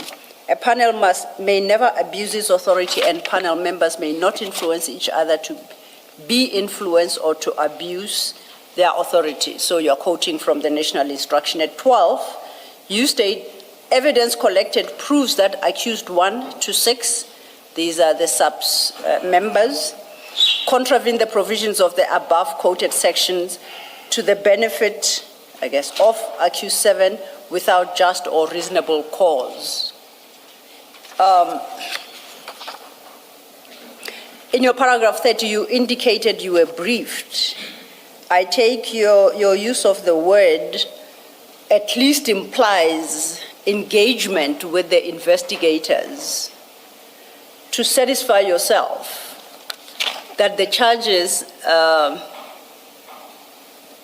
suggested to be preferred against the accused have some factual and evidentiary basis. Is that a fair assumption on my part? That is correct. The prosecutor would Now, also. you stated paragraph 30, you prepared this prosecution memorandum, so you were armed with all that information. Are you able to quickly enumerate the basis on which you say the evidence points to the contravention of the provisions of that instruction by accused 1 to 6? What convinced you of the contravention?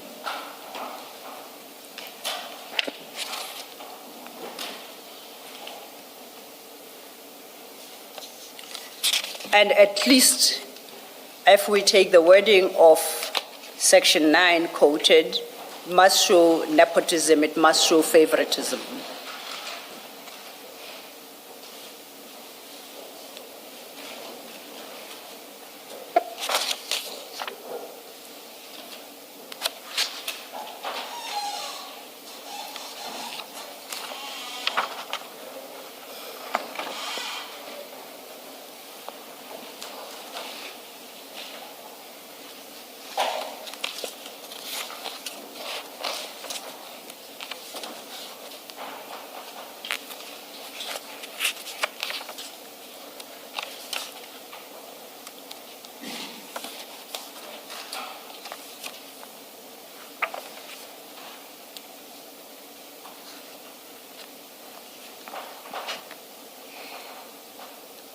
Sorry, I can't remember all the facts, except for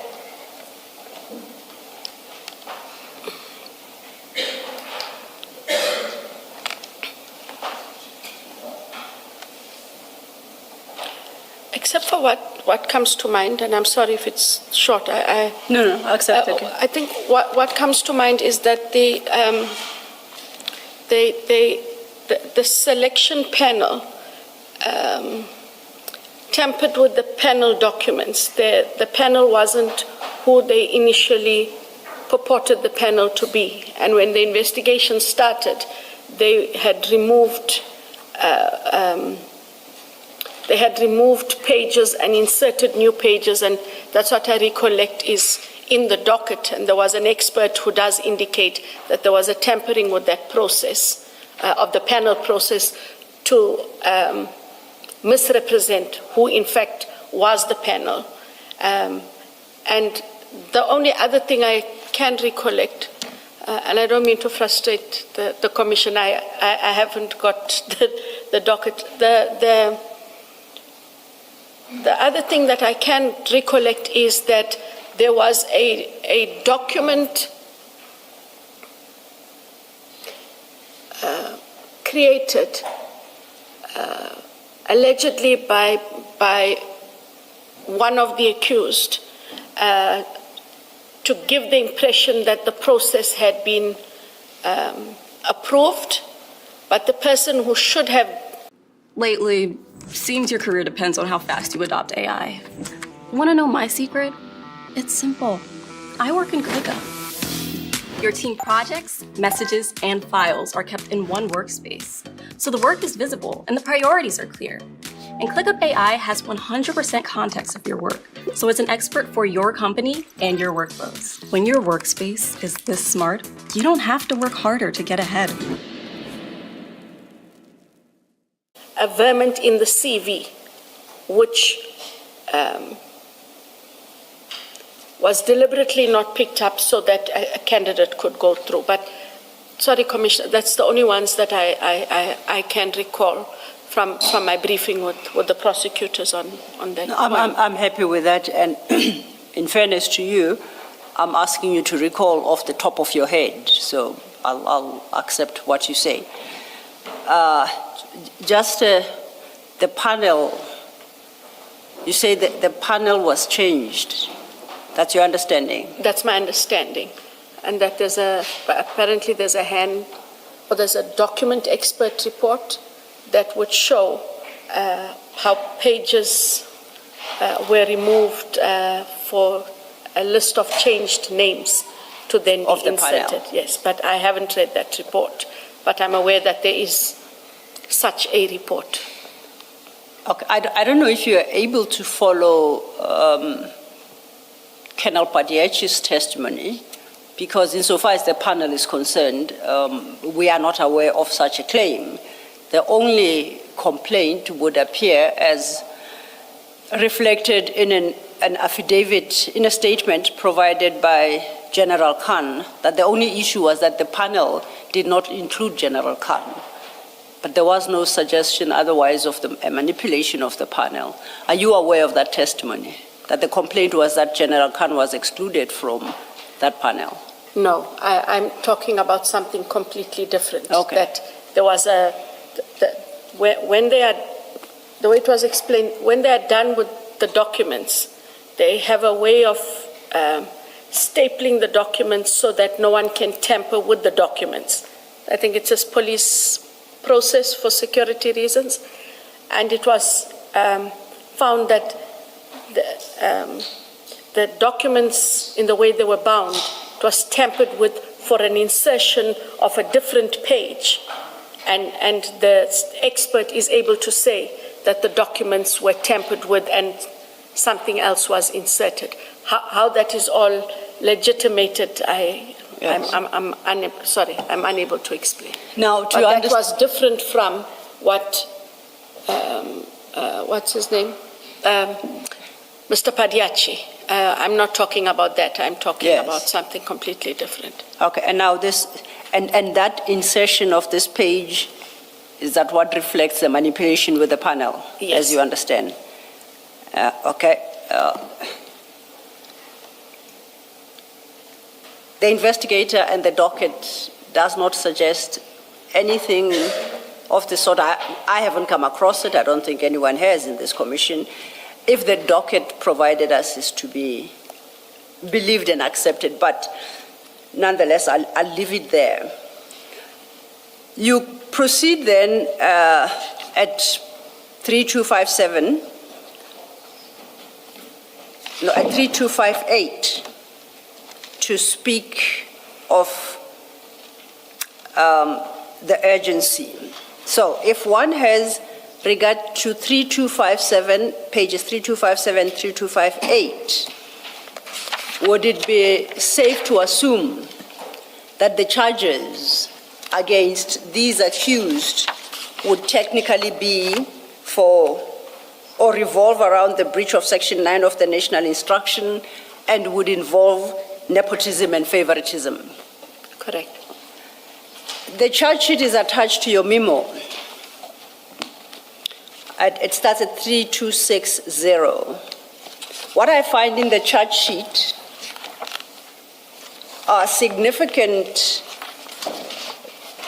I think in respect of each charge, is extensive invocation, reference to an invocation of the provisions of the Prevention and Combating of Corrupt Activities Act 12 of 2004. Now, I'm trying to marry the content of your memorandum, which complains in large part of nepotism and favoritism, and trying to understand how that lends us into cracker.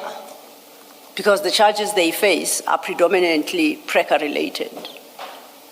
In circumstances where their charges based on PRECA, including gratification and I think commission of crimes in the future, don't find reflection in the original memo. How do I reconcile the two?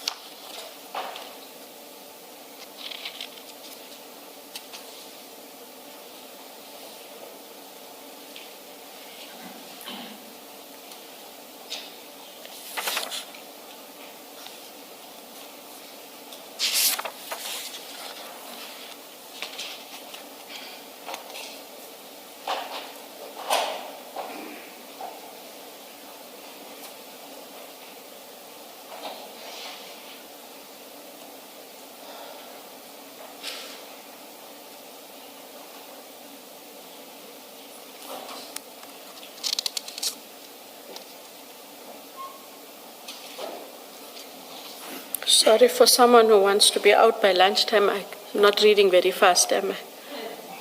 It's okay, take your time. You haven't seen these in quite a while.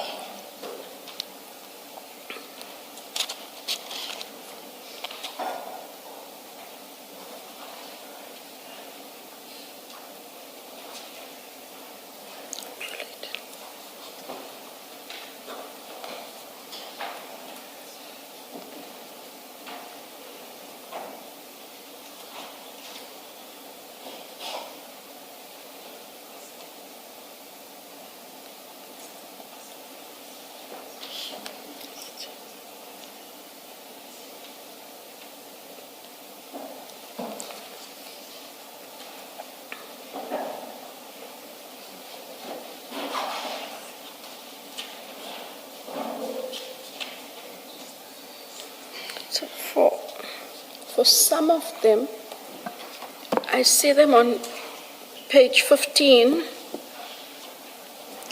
Please reference the red number at the top. This one. You said page 15. I think you are looking at the typed page of that, whatever document. No, it's got a black number.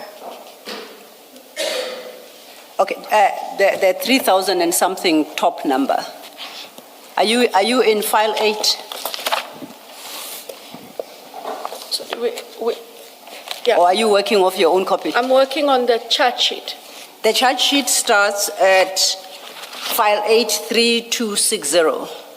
3260. Okay. Sorry, I was in the. Yes.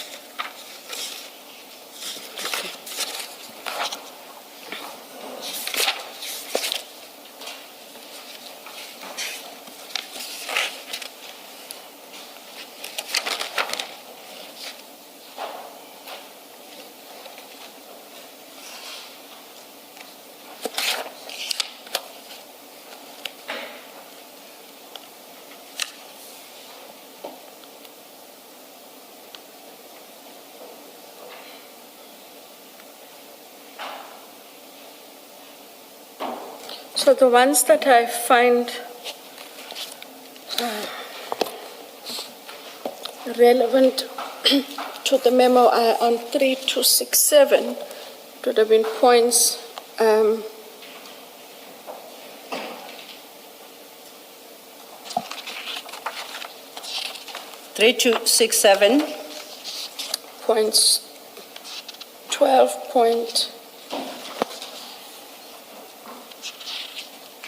12.12,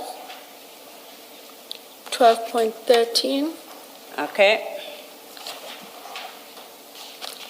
12.14. We agreed about 12.15. I'm not going there. So 12.15 is out. Yes, I Okay. think Commissioner Khumalo and I dealt with that part of the gratification quite at length, so Yes. that falls away. So 12.12 speaks of accused 7, and that is Mrs. Mkwele, submitting false and misleading information in application and curriculum vitae. 12.13 is misrepresentations made by the accused with regards to the verting of accused number 7. And 12.14 speaks to accused 1, 2, 3, 4, 5, and 6 abusing authority vested in them by disregarding and not complying with SAP's national instruction. I'm still trying to get to PRECA.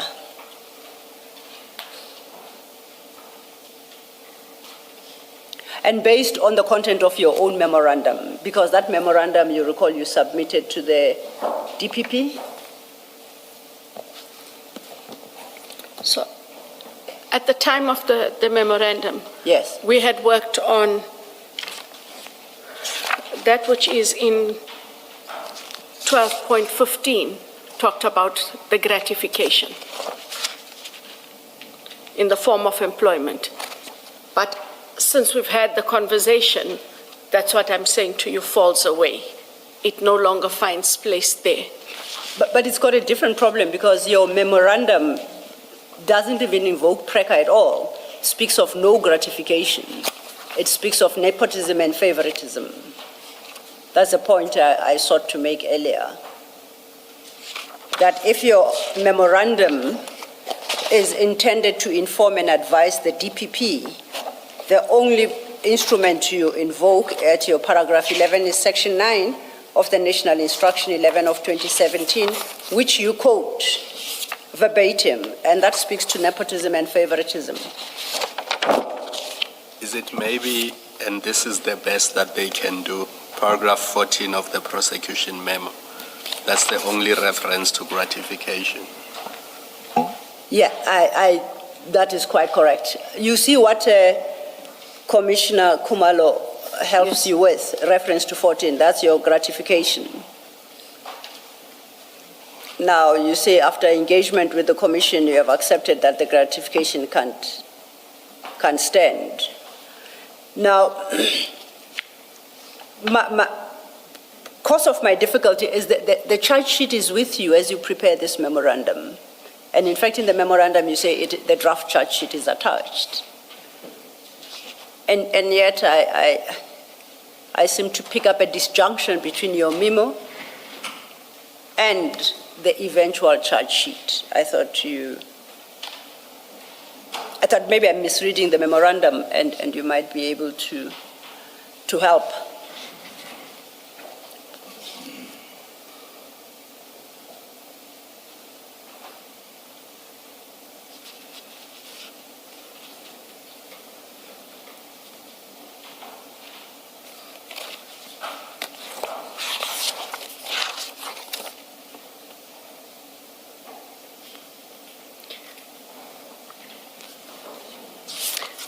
The charge sheet,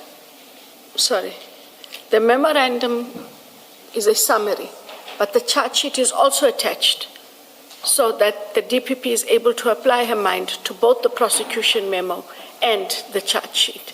So where one may have missed something in the summary, she's fully within her right, as is always the case, to go through the charge sheet and to also raise questions about the charge sheet and or any deficiencies in the charge sheet.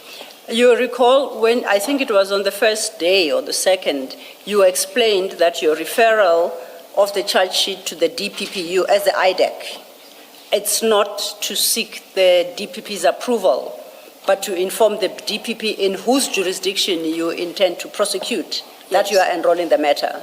So it's an information sharing exercise. No, but I say twofold. I did say twofold in the affidavit. I said twofold. It also is its own checks and balance that if there is anything, because the DPPs also have a right to ask questions and to engage the document. I did say that in the affidavit. They're not a rubber stamp, and I don't believe that that's the impression that was created, commissioners, in... Probably the error is mine. I might have gotten a wrong impression. Sorry, I said in the original affidavit was the first is the DPP is a measure for checks and balances. The second is so that the relevant DPP may grant permission for and or agree to the enrollment of the matter unless satisfied on the information given to him or her that there is reasonable and probable cause for the prosecution. The DPP will not place a matter on the roll for criminal cases. So it does give them latitude. They are not a rubber stamp. I accept that. What is the purpose of a prosecution memorandum? It is to enable the DPP to precisely discharge the functions that you just enumerated, to enable them to make a decision. Do you consider your prosecution memorandum sufficient for that purpose? If the DPP would potentially read the two documents in the manner that I have and not see a correlation between the memorandum and the charge sheet. Because if they would, then they ought to have declined to prosecute on the basis that I don't understand what the charges arise from, because they are not covered in your prosecution memo. Am I being too pedantic? I think counsel is entitled to her view. Yes. And I give respect to the colleague who went through this exercise, applied her mind, and was satisfied that based on the memo and the charge sheet, it was adequate. The charge sheet is fully supported. Okay. Yeah, I was going to ask, in fact, what it is that the DPP has. You give them the prosecution memo, yes, and ma'am. then you give them the draft charge sheet. Correct. Is that all that they have? That is all we give them. So where a charge is about vetting, so I know we've had that conversation, but I want to use that as an example. Okay. That you have a count here which accuses Brigadier Mukwele in relation to her vetting position. And I think that's the very last count, where you say accused 6 acting in concert with accused 7. I'm looking at page 3279. It's the very last count.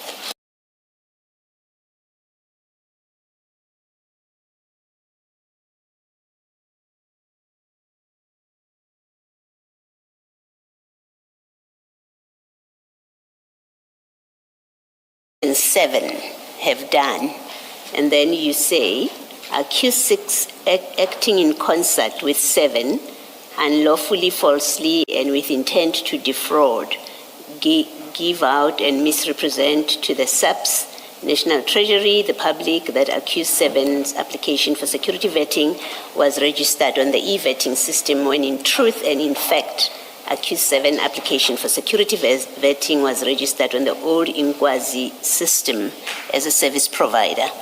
That's in the charge sheet. There's nothing about it in the prosecution memorandum, no detail whatsoever. And if all that the DPP has or had at the time was the memo and this draft charge sheet, how could they have properly exercised their mind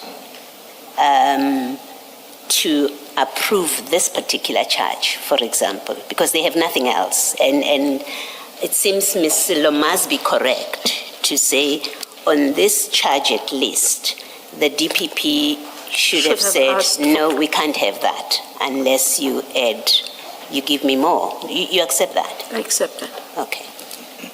So at least on this, I mean, I'm not talking about the others, on this, at least the DPP doesn't seem to have properly exercised their mind if all they had was your memo and the charge sheet. Correct. Okay, thank you. It's the same with saying... Wanted to say something? Sorry, Commissioner Kumar. What I wanted to say is,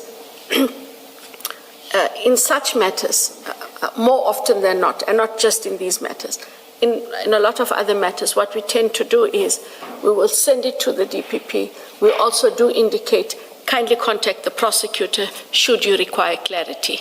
And sometimes those conversations happen. I don't want to create the impression it happened here. I'm just saying there is room for engagement, and then they make up their mind. But there is also that process. I'm not saying that it did or didn't happen. You don't have any, you're not suggesting here it happened because No. we don't have a record. We don't of have that a record, happening. yes. Okay, thank you. I was going to say it's the same with the charge that in her CV she misrepresented facts, but the charge sheet does not say what fact is misrepresented and what is the correct fact. And Commissioner Baloy's point that the DPP in file 62438, all he or she then says is that having considered your memo and the charge sheet, they are satisfied that a prima facie case has been made out against the accused and they concur with your decision to charge them. So it means they only considered the two documents that Advocate Sillo and Commissioner Baloy are referring you to. And it's the following day. I mean, there wasn't even a week to consider and come back to you and say, where is this, where is that? What is inquiry, what is e-vetting? They seem to have rubber-stamped what was in the charge sheet, and there wasn't any engagement or consideration, because I doubt that any such engagement would have taken a day to finalize. I accept that, Chair. Thank you, Commissioners. Now, do you know when the decision was taken to prosecute the 7, had SAPS advised or sought to interdict the employment of Mrs. Mukwele? Was it suspended? Do you know what became of her?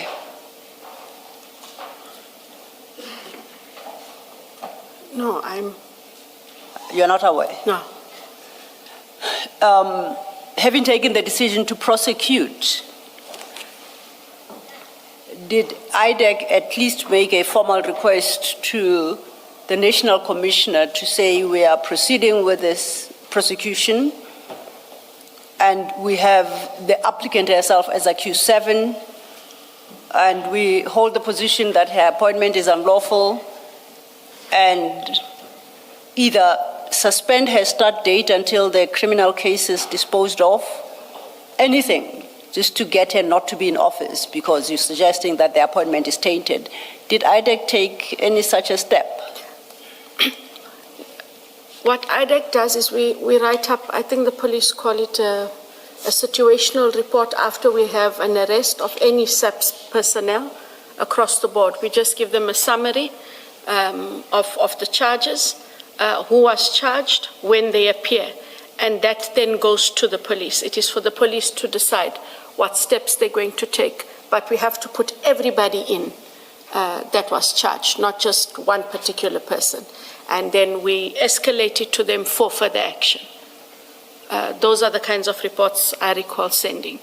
So the report itself doesn't even make a request for consideration by the powers that be within SAPS, because if considering the litany of sections of PRECA that you have invoked, this sounds like a grave, serious crime, and that in order to halt any adverse consequences flowing from that appointment, you at least would say, I urge you, National Commissioner, to consider suspending, giving effect to this appointment until the criminal case is done. You didn't, it doesn't go that far. Not for a specific individual. When it is sent on the understanding that the police will take whatever action, almost invariably disciplinary action, and they will decide against whom that action is taken.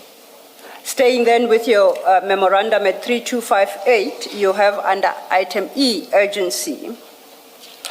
You say the case, at paragraph 17, page 3258, and you state the case relates to crimes involving dishonesty and abuse of authority that were committed against an organ of state The allegations also affirm that the accused relate to state capture in that they sought, through their actions and in the furtherance of a common purpose, to circumvent systems and processes to unduly benefit another. I want to unpack that paragraph. I'm interested in the urgency. What was the urgency here? Because Overleaf, at recommendations 19, you state it is recommended that warrants of arrest of the persons involved in the commission of the offences outlined in the draft sheet be obtained. So you were seeking these warrants of arrest as a matter of urgency. And the basis for the urgency, you set it out at paragraph 17. If Mrs. Mukwele was to take up her position at SAPS and precisely be involved in what IDEC fears, which is state capture and circumvention of systems and processes to unduly benefit her, what was the urgency in the arrest?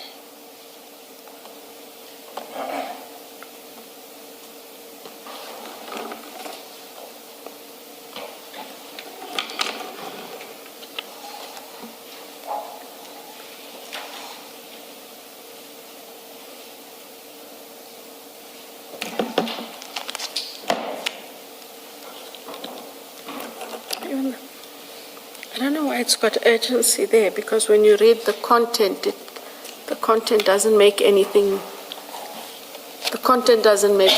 urgent. It's your heading. So I know it's my heading. I'm trying to figure out why the heading urgency, because the content doesn't talk to urgency. I would have thought that the urgency is in the grave crimes that have been committed and the threat of state capture. At least that's how I read it.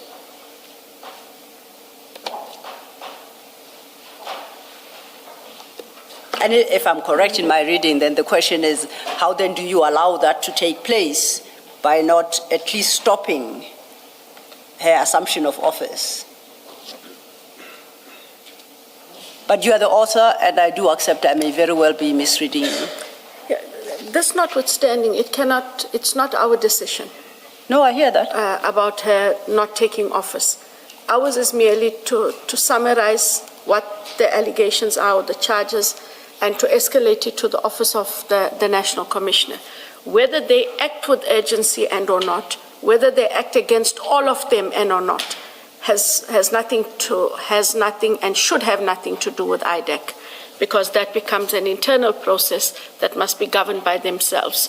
And so if at the time, even when they received, and I cannot remember the date, even when they received the situational report from IDEC, they still sought, if she wasn't already in office, to put her in office or keep her in office. That would have been their choice. Yes. Yes. And what you're doing is you're telling the DPP that to get an arrest warrant, because that's what this memo is about, Yes. Is an urgent matter. So the question is, why was it urgent to get a warrant? Why was it urgent to get them arrested? Because that's what this memorandum is about.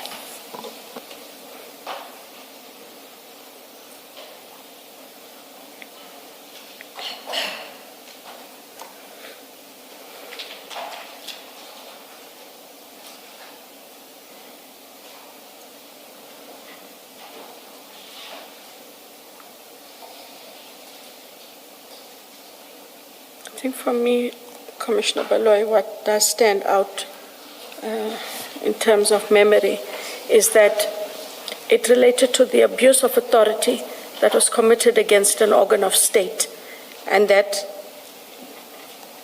these arrests take place so that that abuse, alleged abuse, does not continue.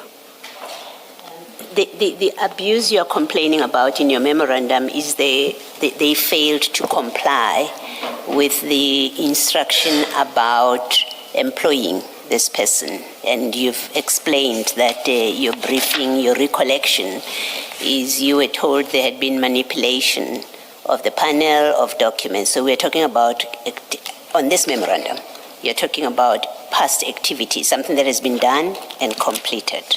you now want them to be arrested for that which you describe in paragraph 11 of your memorandum, because that's what you say is the problem.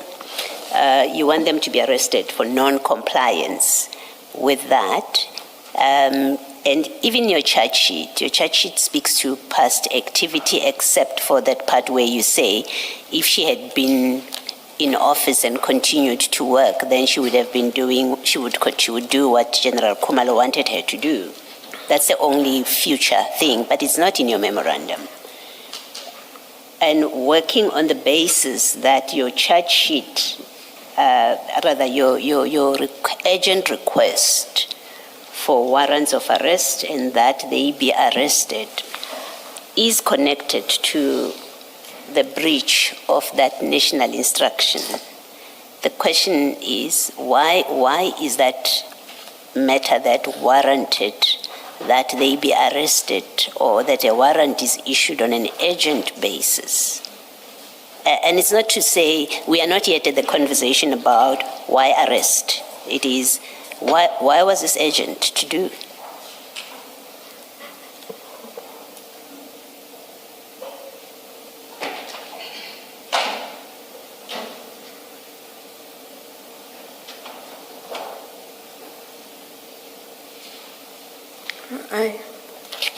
I just have that, Commissioner Baloy. All right. I think I'm going to ask you a question about the arrest itself, but I just want to propose to you that this again, without in the absence of an explanation, it has appearances about it that the idea was to get them out of office, because once they are arrested, I mean, standard practice is when people are arrested and are presented before a court, they can never continue with their work. I think it's exceptional cases where people have been arrested and allowed to come back to work. But it seems this was the design, yet again. Arrest them, present them to court, then they won't be at work. That's my impression of what happened here.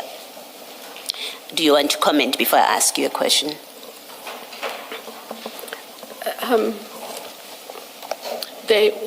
When they were arrested, I know you and I are going to have a technical discussion about what in office and out of office means. When they were arrested, they were not removed from SAPS. They were not able to go to the office, but they were still able to carry out their official functions. And I know technically, what's the use of carrying out your function in another place when you were supposed to be in one place? But if the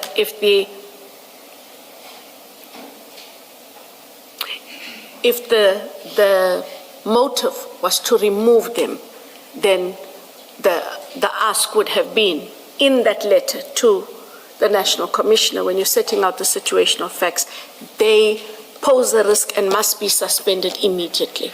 And that was not done. We left it to the discretion of the police on how to deal with it. Okay, that's a different discussion. We do know that there's a bail condition that says they must never go to the office. We do know from the documents that are before us that, in fact, at least General Khumalo, I don't remember the others, the National Commissioner put him somewhere else, right, in the meantime. Put him somewhere else until the issue of his bail was resolved, and then he brought him back to his substantive position. So there was an effect that came out of the fact of their arrest. There was a consequence to it. But my question, coming back to my question, why was it necessary to have them arrested? You could have summoned them, as you did with the National Commissioner, to come to court, as you've done in other cases. And I ask you this question because in the ad hoc committee, this topic came up, and you said that there was no risk of them fleeing and not presenting themselves to court.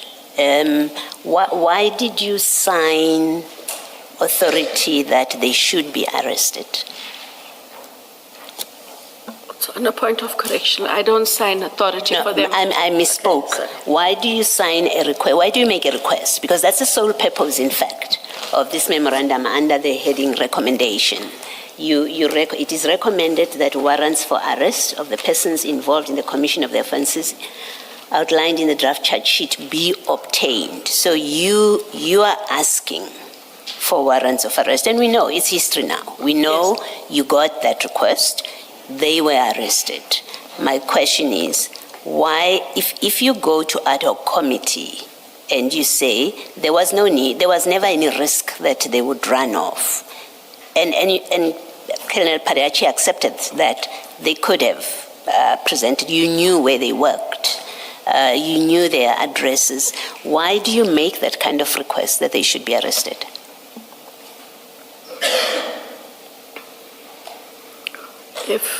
And you would have had the discussion. The original never changes. It just moves with the times. Like the original groovies. Oh, my style. Or do you remember posing for the original gram? What about the original makeup artist? The original He Loves Me More. No matter how much things change, original stays original. Black Cat, original since 1999. Committee, you say there was no risk that they would run off. Colonel Pariachi accepts that you knew their addresses, you knew where to find them. Why does Advocate Johnson request an arrest and that these people should be arrested?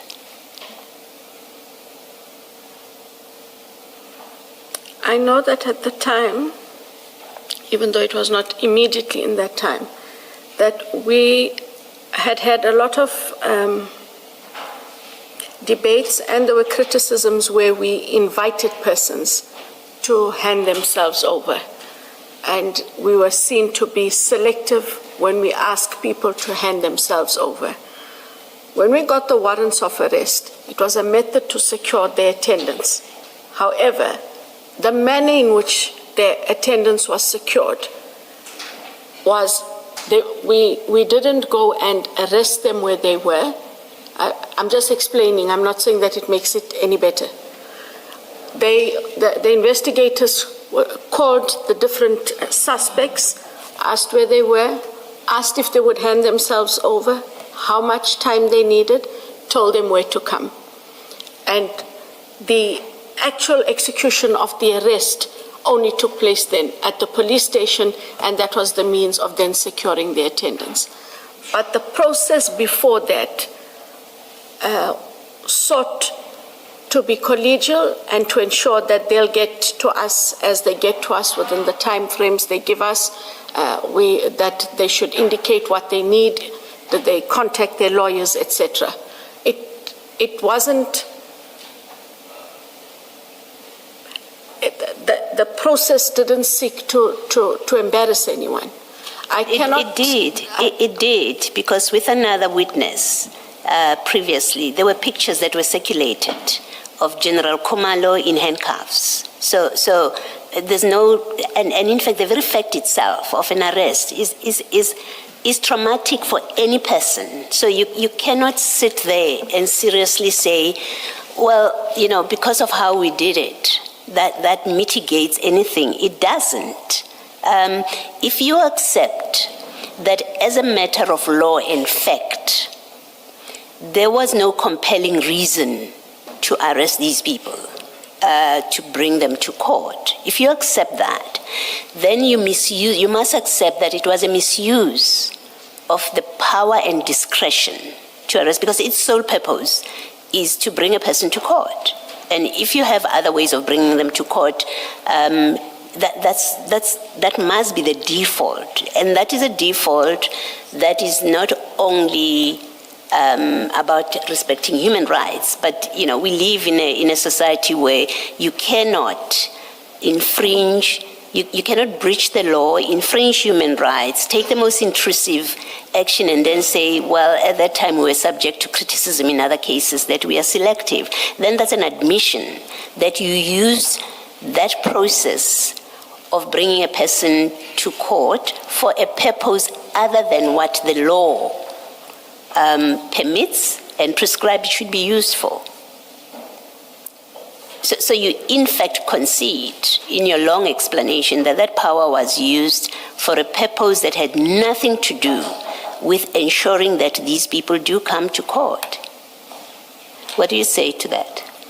I hear Commissioner Baloy's explanation, and I'm saying that is the route we followed.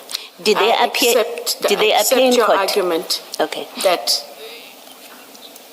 it was not, there are less intrusive means. Yes, that and that should and have that, been used. Yes, and I'm that it not- was an abuse of that process that's I'm not- available to you. I'm not taking it further than that. You accept that? I accept it. Did they appear in court on the same day?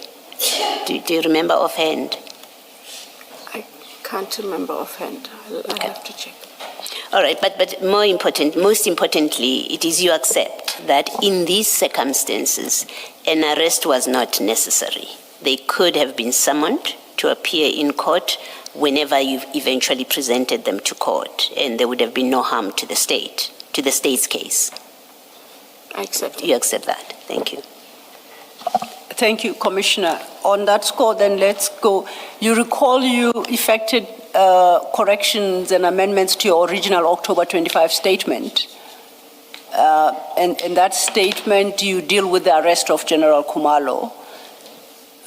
We now have deleted the entire paragraph 14, and in fact 15, and replaced it with what you set out in your third statement at paragraphs 10.1 and 10.2.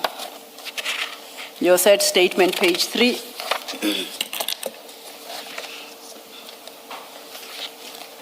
So we will work off the latest version.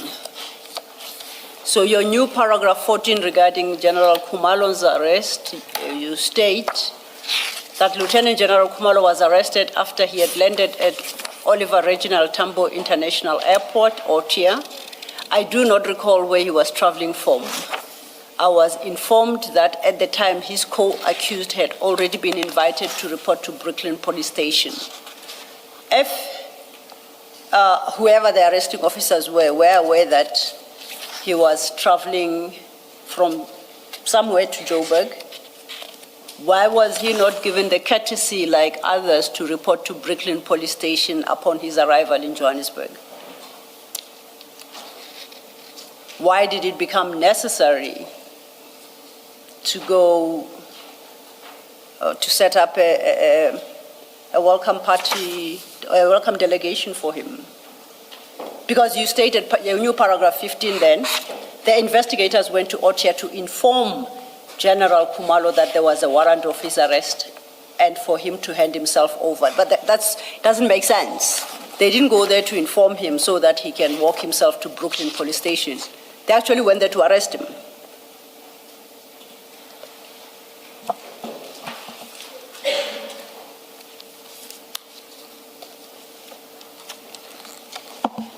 So basically what I suggest, in your new paragraph 14 and 15, you try and downplay the arrest by suggesting that as with his co-accused, he was invited to report to Brooklyn Police Station, and I'm saying it's not correct. Factually, we know that is not correct.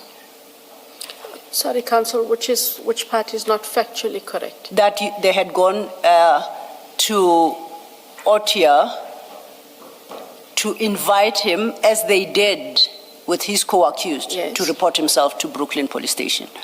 But that is what they did. No, they went to arrest him. No, they called all of the accused. Yes. And sorry, they were not accused. Called all of the suspects and invited them to hand themselves over at Brooklyn. Can you stop there?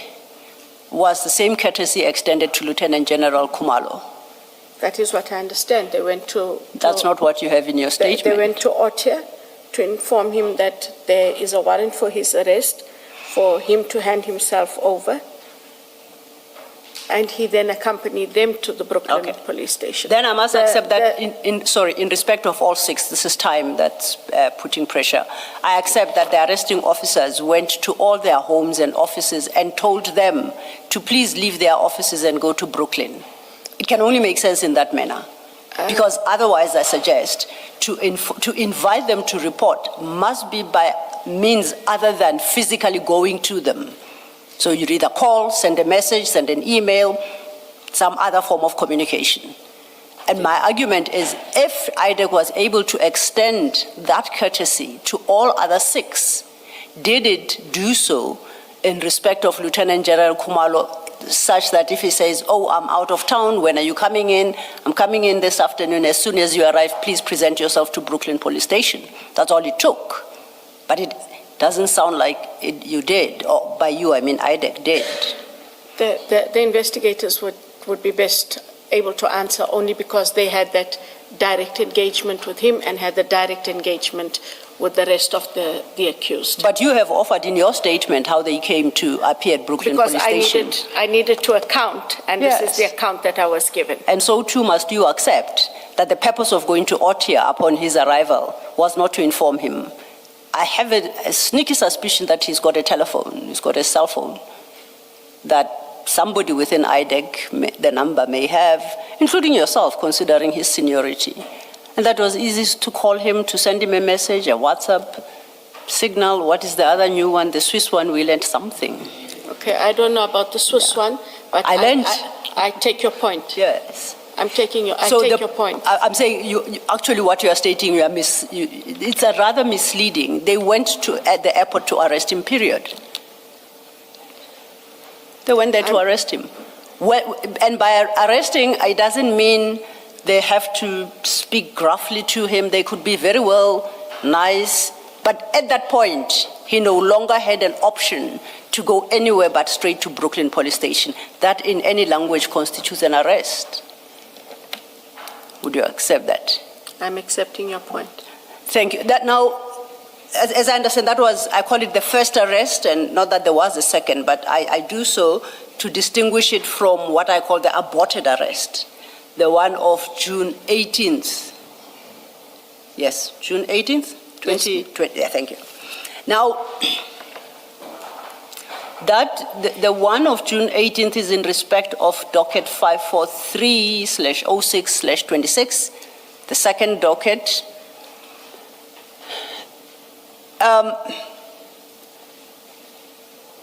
Now, it was not that arrest or application for those warrants. They were not in any manner prompted by the arrest of Mr. Fadiel Adams by the PKTT. No, there is no connection between the two. No. Okay. Did you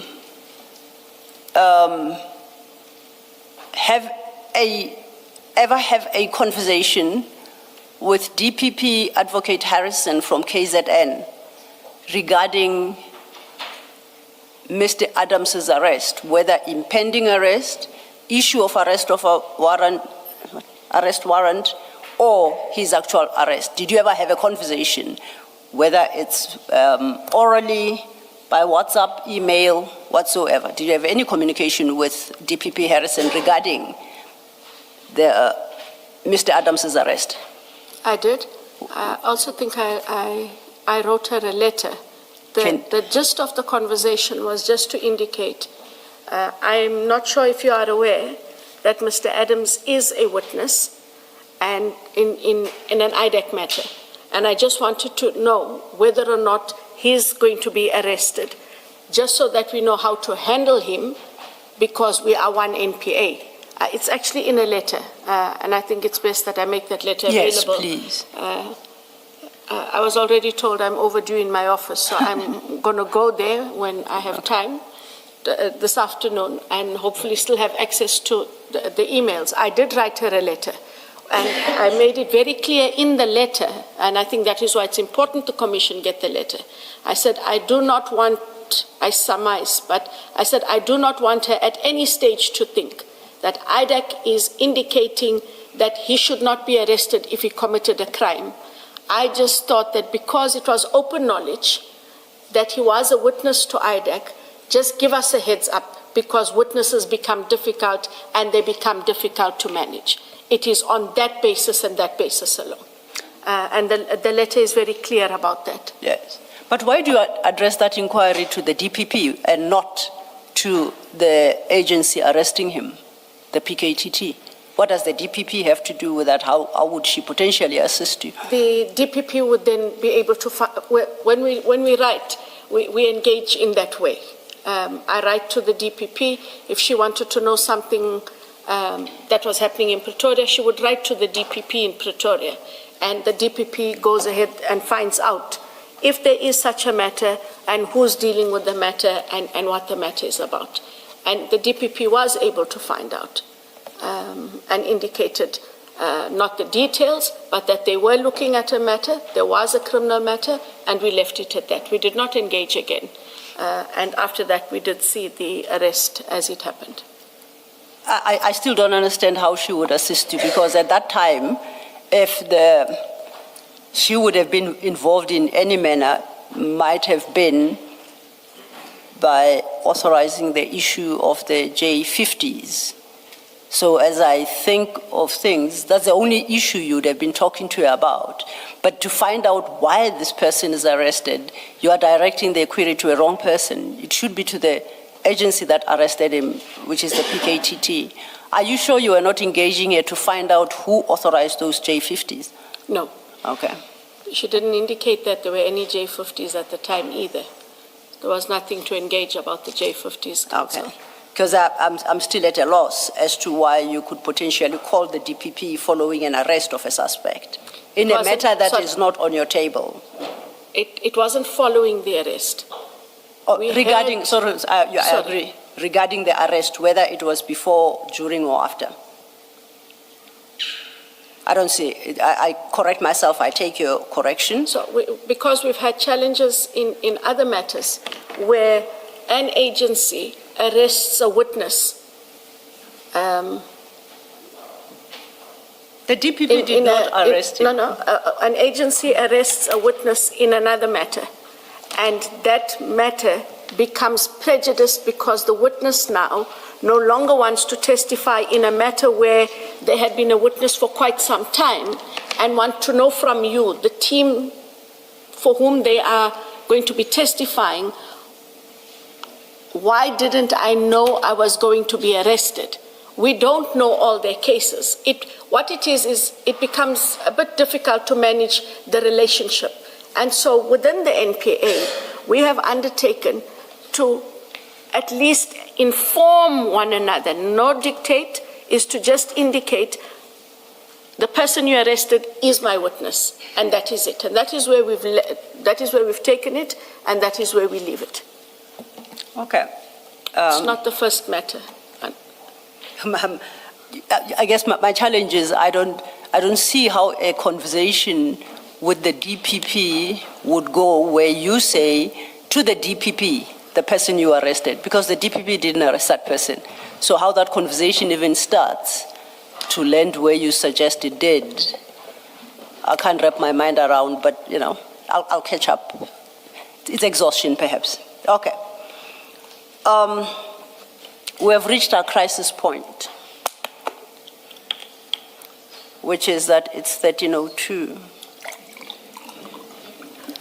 And I can hear the chair whispering there. He says, Johnson, you can go home, girl. Did you hear me whisper back to him, no, Chair, she can't as yet? No, and Commissioner Baloy says, no, you don't get to do that, Chair. All wishful.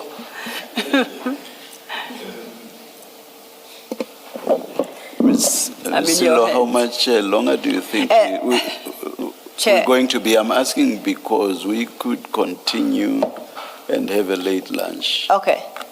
Yes, we could. May I not attach a time because I don't think I've kept to any that I've previously offered. But, okay, I have 3 little matters to when you do them like this, they don't look little to me at all. No, what's remaining, I promise you, they're very little. It's a bit intimidating when she says 3 little. Perhaps let's take the lunch agenda and then... Chair, may I ask, I know you had an engagement already at lunchtime for a judgment. Will we come back, finish this, and then you proceed with the judgment, or you'd have us wait out? Let me straight away say it will just be the ruling with no reasons. So We'll be back. You should rather either sit there or sit anywhere but inside so that we start immediately. Thank you. Let's Thank you, Chair. adjourn and resume at 2 p.m.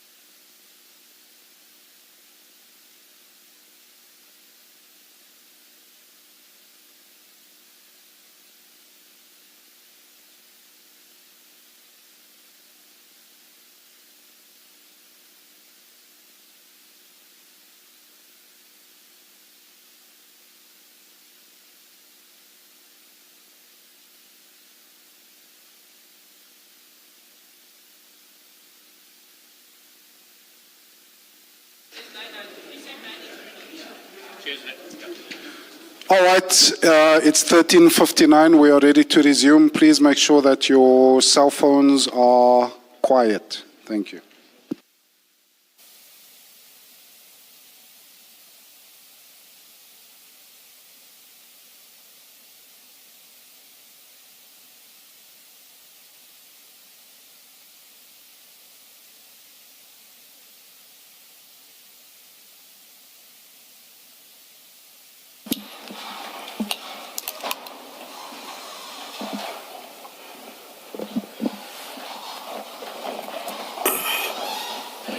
The ruling I'm going to make is in relation to the postponement application of Mr. Karim. Having considered all the papers filed and oral argument presented by both sides, I make the following ruling. 1. The hearing of Mr. Karim's evidence is postponed to 14 August 2026 at 9:30 in the morning, at which hearing Mr. Karim shall be required to appear and testify in person, subject to paragraph 2. 2. Mr. Karim will be excused from appearing on 14 August 2026 only if 2.1. He has voluntarily subjected himself to an independent evaluation by a medical specialist agreed by no later than Monday, 3 August 2026, between his representatives and the Commission's evidence leaders. And 2.2, such independent medical professional has provided a medical report to the Commission by no later than 12 August 2026, confirming Mr. Karim's inability to testify on 14 August 2026. 3. Failing the agreement envisaged in 2.1, the independent evaluation and report envisaged in paragraph 2.2 shall be performed by an independent medical professional nominated by the chairperson of the Association of Medical Professionals in the field of medicine in which Mr. Karim's current doctor practices. 4. The reasons for the ruling will be issued at a later stage. I hand down the ruling.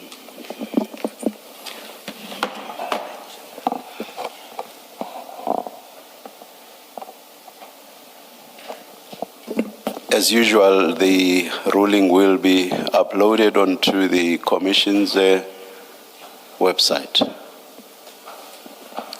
Thank you. Thank you, Chair. Advocate Johnson, you recall before we broke for lunch, you indicated that there was a preliminary internal audit report that had been availed. I confirm a document has been availed to the Commission.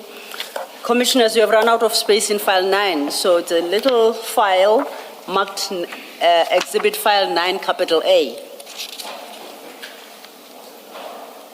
And it should have been put on your desk. Yeah. Advocate Johnson, you have it before you? I do, ma'am.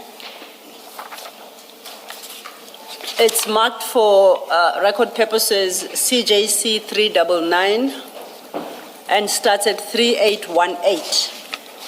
I've just received this and I just quickly scanned it. You recall that you you indicated that it was received at the same time as the General Matlow Section 27. That is what she informed. That's what you are informed. And I looked through this, so if we could just flip, and the purpose really was to see the extent to which that Section 27 even implicates General Masomula. Looking at it, I see that it gives a background to the bid itself, and at page 3823, it is signed 29 April 2025, at the bottom there. And If we go beyond that, it seems to have an annexure and addresses at 3824 accountability, responsibility and distribution. It kicks off with a detailed analysis of the bidding process, and it gives all those details, the bid evaluation, and at 3838, it then makes certain observations regarding red flags and or evidence of fronting in the bid of Medicare 2420. Sets out the basis for concluding there were red flags. Then addresses at 3839 the various companies registered to Mr. Matlala, at 3840 registered to Mr. Van Veek, as well as other 12 companies registered to Mr. James George Murray. Then at 3841, it makes general findings at paragraph 3.4. And they are set out there. But the interesting thing is that the conclusion 3.7, it concludes the bid adjudication committee did not exercise due care in considering an evaluation report from the bid evaluation committee. Then it draws conclusions at 4. At 5, recommendations 5.1.2, the recommendation is that the bid should be terminated. The accounting officer should seek legal counsel on how to proceed with termination. The termination of the bid is consistent with section 23.1c of the general condition of contract, which states that the purchaser, without prejudice to any other remedy for breach of contract, by written notice of default sent to the supplier, may terminate. At overleaf at 3843, it states evidence 5.1.3, evidence of procurement irregularities were observed in the bid. Therefore, the bid is currently being subjected to a forensic investigation with a view of pursuing a criminal investigation against the supplier. So, and that seems to be the conclusion. So we know this is the preliminary report is available on the 25th of April, 2025. And in terms of... Sorry, Ms. Where do we see the 25th? Me? Where do we see the 25th? Oh, that is at... It's on the second page, Commissioner Baloy, I think it's, yeah. Second page of the report. It's 3823. It's also there. Oh, It's signed and dated. oh yes, thank you. Yes, by the Acting Chief Audit Executive T.E. Mukwana and by Chief Risk Officer Major General Matlou. In fact, it's the 29th of April. 29th of April 2025. And we know from General Matlou's Section 27 referral that by the 15th of May, General Masemola had terminated that contract. So 2 weeks later. 2 weeks after this report, General Masemola had terminated the contract. I get it, Chair. And remember, as Advocate Sillo said, 5.1.2 said he must seek legal counsel on how to proceed. So one must assume that in those 2 weeks, he sought legal counsel. That is correct. Thank you, Commissioner. So, and I know I read it very carefully. Where I land is, insofar as General Masemola is concerned, it doesn't cure the shortcomings in the Section 27 affidavit as submitted by General Matlou, because it is absolutely silent on either irregular conduct, unlawful conduct, criminality attributable to General Masemola. Is that your... And I know perhaps you only had an hour as well to go through it. Is that your interpretation as well? From the From the preliminary, document yes. itself? Yes. Then I think that then settles the matter. and it goes back to the concession you refused to give me, and you say it's dependent on the contents of this document. You've seen the document now. Are you going to agree with me? You said it would be irresponsible, I think, to agree with me without having had sight of the preliminary, the interim audit report you have now had sight of. So on the basis that the condition has been met, I take it won't be irresponsible to agree with my conclusions. Let me think. We didn't finish before lunch, so maybe I'm still disagreeable. No, I agree. Thank you. I agree. We had just dealt with the arrest and second intended arrest that didn't take place of General Masemola. I would like to move on. Are we closing 9A? Yes, we are closing 9A. Thank you, Commissioner.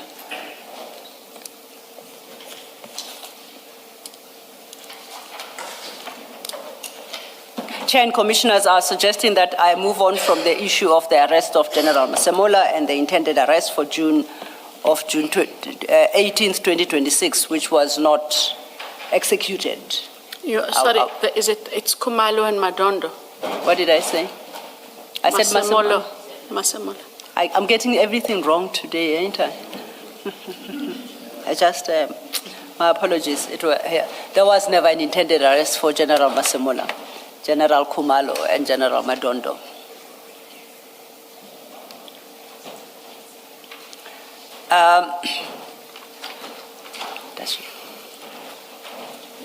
Advocate Johnson, a document will be distributed to you. Don't mind it for the moment. We'll refer to it when the time comes, and we'll have a discussion on it. I then want to move. Are you aware that after the arrest, yes, you are. After the arrest, the accused applied for bail in the magistrate court, and they were granted bail. You are aware of that. Which matter are we talking about? In the Mugwele matter. Correct. Yes. And if you turn to, I think it's, if you bear with me, file 7, page 381.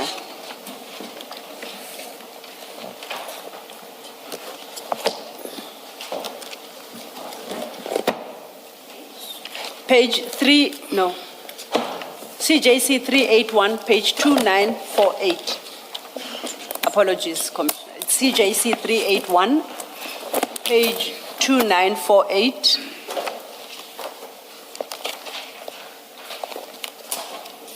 Those are the magistrate's notes taken during the bail hearing.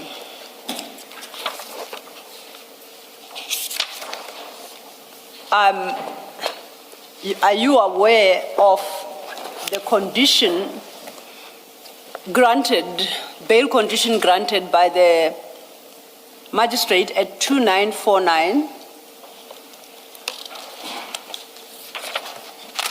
It's condition 3. That accused number 1, 3, 4, 5, 6, and 7 are prohibited from being at any premises of crime intelligence within the country, RSA, while the matter is pending. The fourth condition was Mr. Brian Padiachi will assist the accused with the collection of any matters or items of personal nature the accused may have at the premises, in the crime intelligence officers. I don't see everything there, but that's the gist of the fourth condition. May have left. Or may have left, thank you, Chair. May have left at the premises of any crime intelligence office. Now, you were asked about this condition at the ad hoc committee, you recall. There must have been. Let me see if my record keeping is what it ought to be. 3.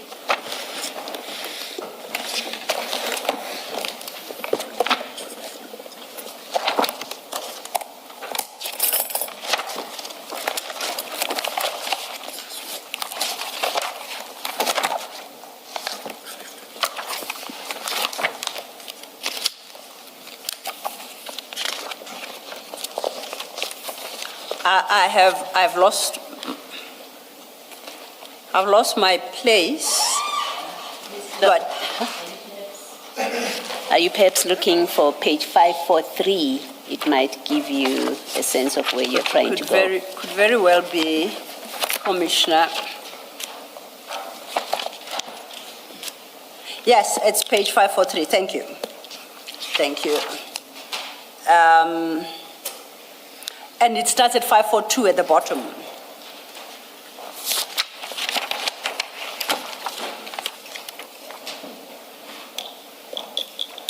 And at the bottom, Advocate Arendse, referencing some of the complaints by Lieutenant General Mkhwanazi at the press conference of the 6th of July, 2025, states, now he being reference to General Mkhwanazi, makes reference to one of your investigators, Mr. Brian Padiache. Let me put to you two allegations made by Lieutenant General Mkhwanazi made in his affidavit. He said, quote, a further condition is that the accused required anything, if the accused required anything related to their work, it could only be obtained through the intervention of the investigating officer. This is in relation to General Khumalo.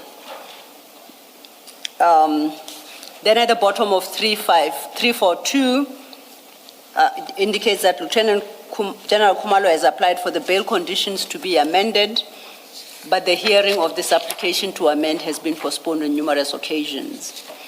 Then you respond to this bail condition at page 543, and you state the assertion being that Mr. Padiache would be allowed to have access to criminal intelligence is incorrectly interpreted, mainly because we have witnesses at CI. Those witnesses had indicated that they had been intimidated and victimized. The condition for them not going to CI was to ensure that the witnesses were not intimidated. Mr. Padiache would not have been allowed to access any documents from CI. If after that one identified that there were documents from CI, we would have had to follow the process we had followed initially, which would have been to issue a Section 28 subpoena to the National Police Commissioner. No one would have been allowed to go to CI, engage any personnel, or take any documents. It is Mr. Padiache who, in fact, would call Lieutenant General Mkhwanazi to let him know that he's going to be in the province. There are a lot of points raised in your response. I will, for the moment, not deal with the issue of Lieutenant General Mkhwanazi and Mr. Padiache having to call him, because I don't understand what he's got to do with this particular bail condition. I'm interested in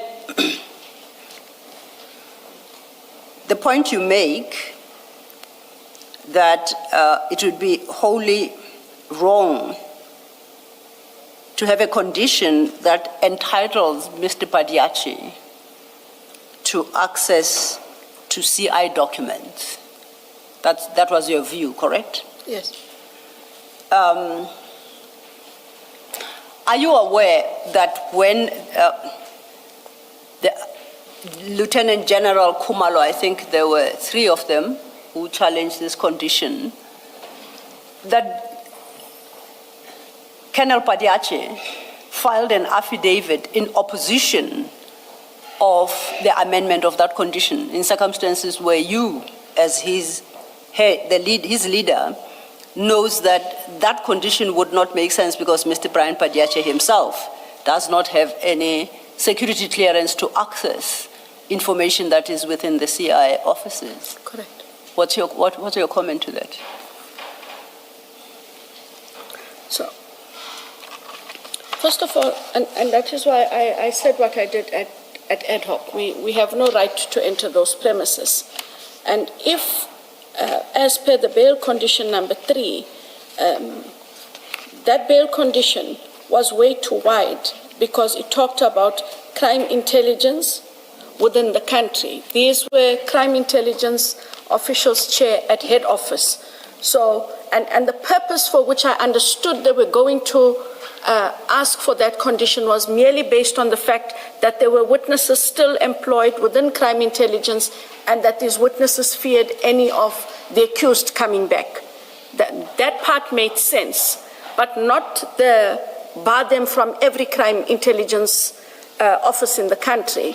And that the only role that Mr. Padiachi was to play was to accompany them. They would take what they needed to take for whatever reason they needed it. That is how I understood the condition was supposed to work. Well, I guess that might be because you had discussed it in the office. Are you aware that such a condition was not even sought by the prosecutor? Even a watered-down version, as you put it, that they be allowed to go into CI offices but accompanied by Mr. Padiachi. Even that was never sought. Sorry, Counsel, I don't follow. If the prosecutors didn't ask, who made this condition? Sorry, say that again? Sorry, I didn't follow. If no, I missed your last point. Please repeat. You say that the conditions were not sought by the prosecutors.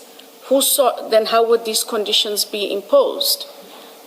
Because, and please, I don't mean to be condescending. Yeah.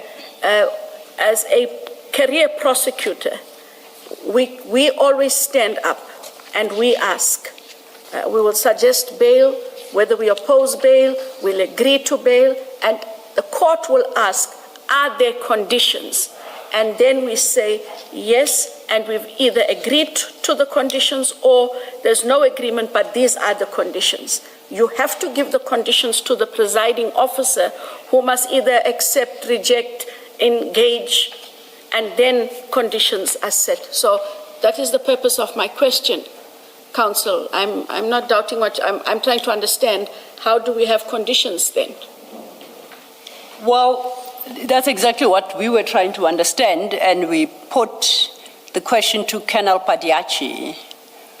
His explanation was he can't testify to that because I think by the time the prosecutor finished her address to court as regards the bail conditions, he had since left court. Alternatively, that maybe the magistrate overheard him and the prosecutor conferring in a corner, and without it being requested in open court, the magistrate then decided to add that condition. That's his explanation. Please don't ask me as to the logic of it. I have to disagree. Yes. And the prosecutor, Mayor Joy Hlachwayo, is an experienced prosecutor. She's not going to be standing in some corner having a chit-chat with whoever. If there were conditions to be asked, she would have asked them. So the fact that he walked out of court should not cast aspersions on anyone in there. I am of the firm belief that, and I do not know this magistrate, I am of the firm belief that the prosecutor would have had to ask for these conditions, and they were then endorsed by the court. I do recall, Commissioner Baloy, that I think everyone was flustered after his testimony. I just don't have it. I will ask someone to get it. There was a video clip where Advocate Hlachwayo, Joy, was addressing the court and asking for conditions. And even when the court, I can't remember all the conditions that were being asked, but she was addressing the court. And at a stage, the court then asked, but who is the investigator? And she is the one who said, it is a Mr. Padiachi or a Mr. Brian Padiachi. Yes. That is what I took from that clip, not having my own personal knowledge. So I do not agree that even if he left, that I can't dispute. But a magistrate would not just endorse that which is not asked. It's just out of practice. I find that highly unlikely. I agree with you. I fully agree with you. See, that is the most striking part of this condition. Firstly, we do have a clip of the prosecutor addressing the court, and we hear all her complete address and engagement with the magistrate until she finishes. And nope, it's a longish clip. We don't have the time to play it. We can avail it to you. You'll watch it at your leisure. Firstly, during that particular address, which I understood to be the application, which is the application for bail, Mr. Padiachi is visible behind her at all times. Yes. So I don't know which point he left, but that was his testimony. That is the first. Second, on listening to that clip, nowhere is a condition in the terms expressed ever requested by the prosecutor. The only term was, the only engagement they seem to have is about protection of witnesses, to which the magistrate asks about who the witnesses are, and the response is that they are not ready to reveal the names. There was an engagement about their safety and concern, and the magistrate was assured that that is not an issue, it's not a problem, because they are not even known. So let's not conflate the condition regarding the security of witnesses with access to their CI documents and material. Correct. But somewhere, somehow, the magistrates end with that condition, and specifically nominates Mr. Brian Padiachi as a go-between between the accused and their material in their offices. So the questions you're asking yourself, I thought that I had hoped you might be able to shed light, because Mr. Padiachi's excuse is that he probably had left court by the time the condition was discussed. We see from the clip he never left court. That then brings to the fore the question again, where does the magistrate get this condition from if it was not a matter ventilated in open court? Had to have been ventilated in open court. But it wasn't. Sorry. Maybe to be of assistance, you could look at 2956. This is the judgment, the appeal judgment. If you haven't seen it before, it sets out the exchange in court. The judge in the appeal sets out the exchange on this issue of bail and the condition. And none of it indicates that the prosecutor asked for this bail condition.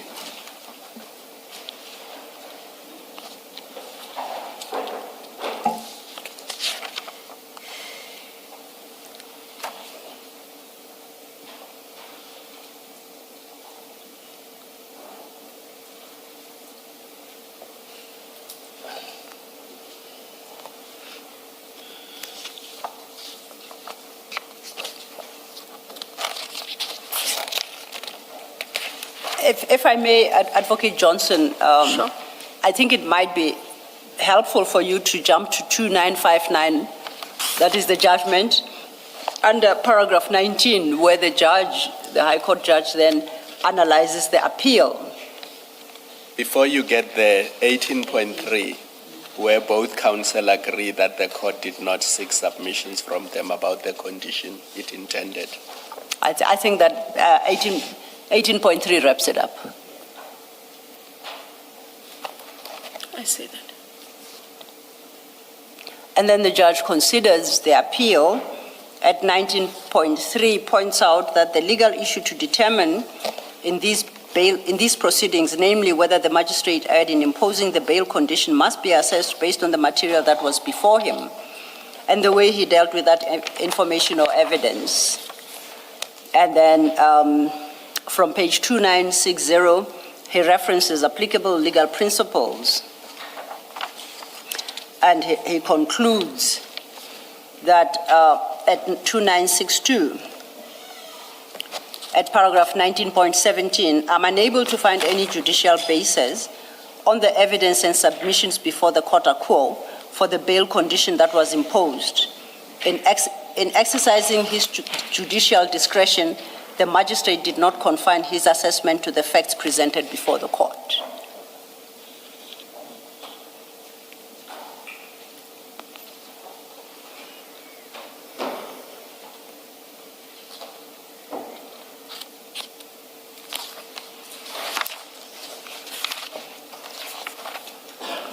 It seems from your discussion with Ms. Sello that you were not aware that the prosecutor did not ask for this bail condition. Am I correct? Yes. How does it work? You would have received a report back. No? Is that not how it works? Because this is a big case. So I think, and correct me if I'm wrong, I assume because it's not a run-of-the-mill case, because of the personalities involved in the organization that is involved, it's playing out in the media. So you would have been getting reports even after court. Firstly, I would have thought when they go to court, there's been an internal discussion about this is the position we take about bail. And that the prosecutors and investigators would have, yes. You are not part of that discussion. But when they come back, you must get a report back about what happened. Does it mean that the prosecutor and the investigator did not disclose to you that they got the bonus of a condition that was not asked for? From my recollection, Commissioner Baloy, the condition that I recollect is that the accused, they raised the issue of the witnesses and that the witnesses being at head office, and that there was a condition that the accused would not be allowed to go to head office, and that should they want to go there, they would contact Mr. Padiachi. And that was it, because of the witnesses. Yeah. That was the feedback. You see, if they told you, both of them, if they told you that the names of witnesses were raised in court, that's false. Because in fact, the exchange between the magistrate and the prosecutor specifically says the accused do not know who the witnesses are. As the magistrate says, but how do you protect witnesses? And the prosecutor says, I have no concern about that. Because we have not disclosed their names, and we are not going to disclose their names because these accused face other charges to which these witnesses are of assistance. So the names were never raised in court.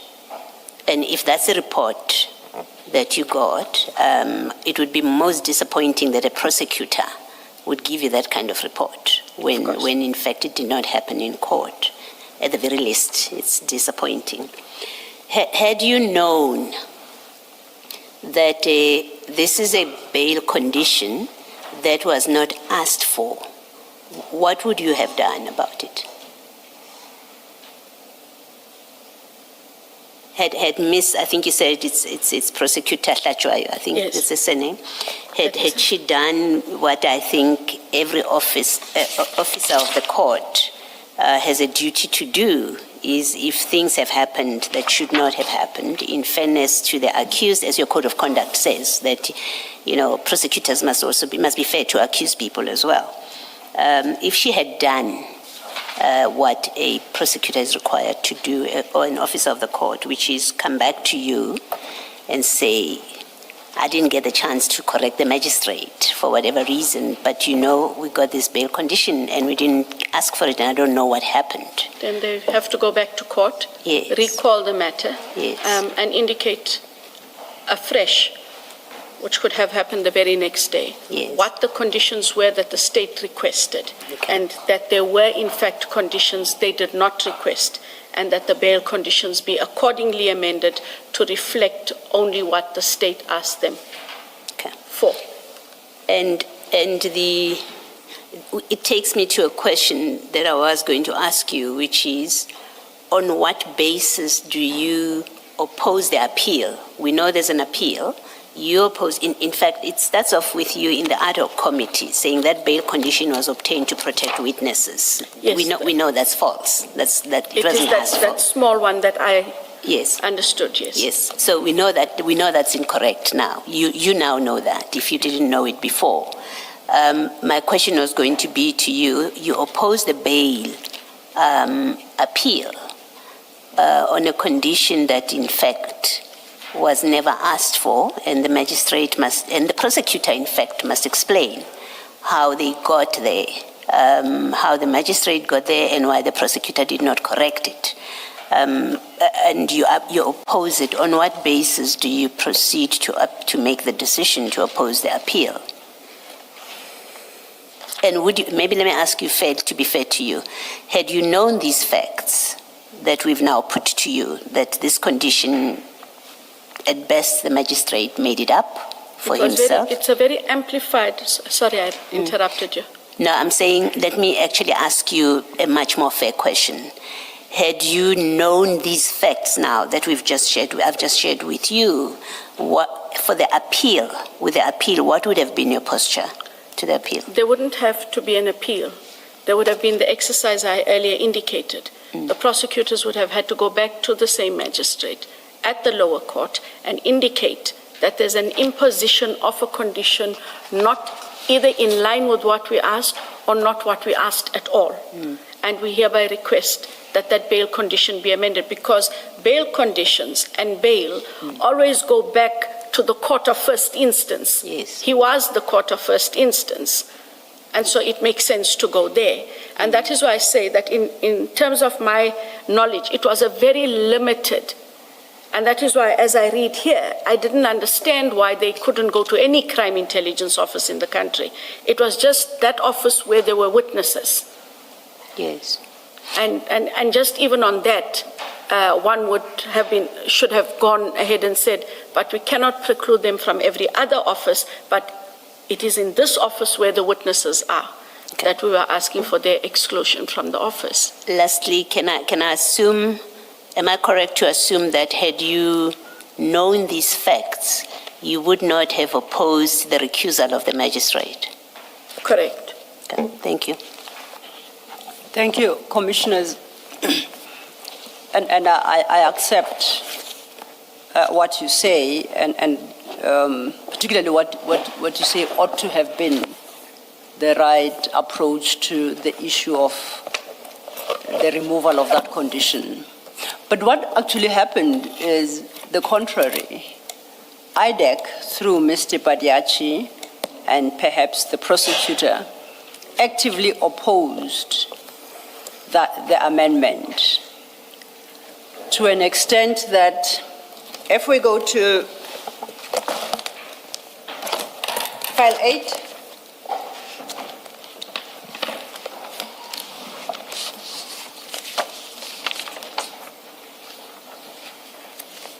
and at file 8, if we go to page 3028,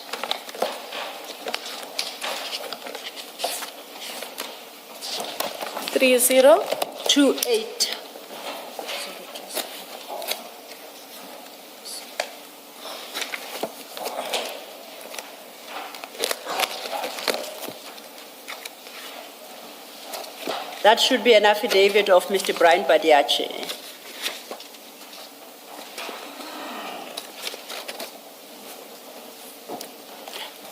I located it. If you go to 3029, paragraph 5, Mr. Badiachi explains the purpose of this affidavit is to inform the Honorable Court why it is not in the interest of justice to amend the bail conditions of accused 3.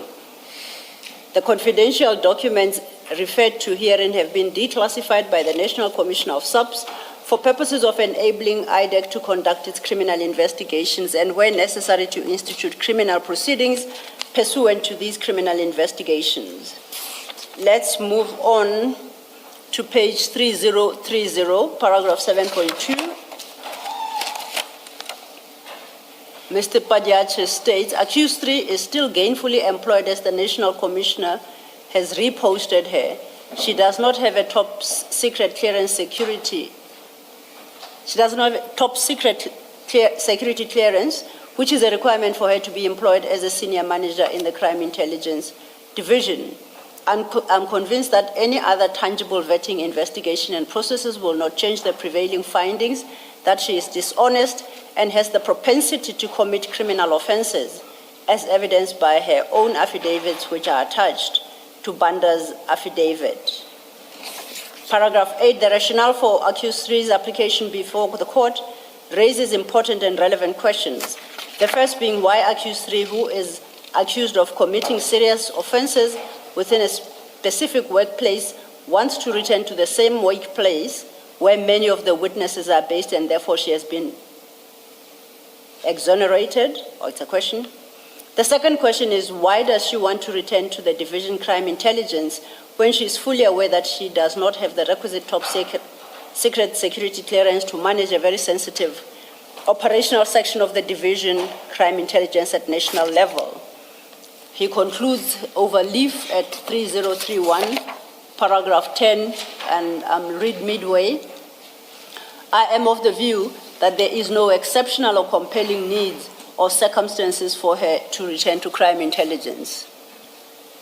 He's mounting quite a ferocious war to protect a condition that was never requested by IDEC, not requested by the prosecutor, at least in open court, and goes so far as paragraph 7.2 shows that his view is it should not be amended in respect of accused number 3, and for our record, accused 3 is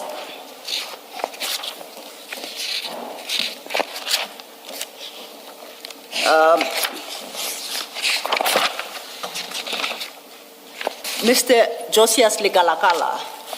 That's accused 3, and says, no, I might be wrong. That is applicant 3. This is Madondo. And says, it's accused 3 in the charge sheet, that she has a propensity to commit criminal offenses. That's okay. As if that was not enough, if you go to page 2985, same file. That is the affidavit of Charity Matlala Matlou. Yes, she is the Chief Risk Officer. You recall we came across her Section 27 affidavit in the SAPS Medicare contract. And she, at 2986 paragraph 8, she speaks of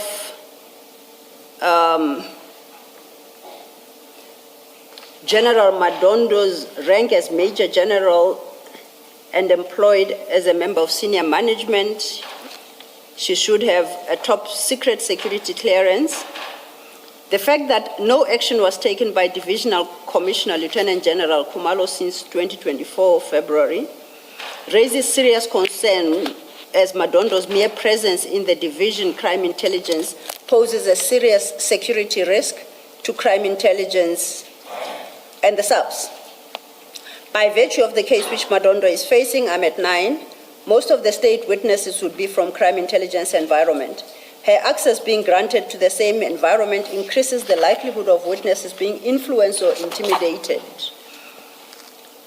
And at 10, she concludes, there is therefore no compelling need or circumstance for her to return to crime intelligence, especially with the knowledge that her repeated applications for a top secret clearance have been denied. I suspect that Madondo has an ulterior motive for wanting to be authorized by the court to return to crime intelligence environment. Now, This resistance to an amendment of that condition has invited Mr. Padiache, General, what's her name, Matlo, to seriously impugn General Madondo's integrity, and by throwing wanton claims against her and accusations. That's the first. Second, these were filed in opposition of an application. This tells me that IDEC put up a formidable fight which would have required both human resources and financial resources. But it also had an impact in that the applicants who were seeking to amend the very condition had to obtain presumably legal services in order to have that condition amended. And all this is happening in circumstances where it ought not to have been there in the first place. I know you've left IDEC. If you learned what you learned today about what Mr. Padiache did, and perhaps others, I don't know, but at least we know his name is there and is quite active. Is there any action you would suggest be taken against Mr. Padiache? If so, what kind of action? I mean, clearly he's gone to SAPS to go solicit an affidavit from General Matlo. I don't know what she has to do with these issues, but he got it. There might be others that he also solicited to go resist that application. Now, is that not abuse, honestly? Is it not?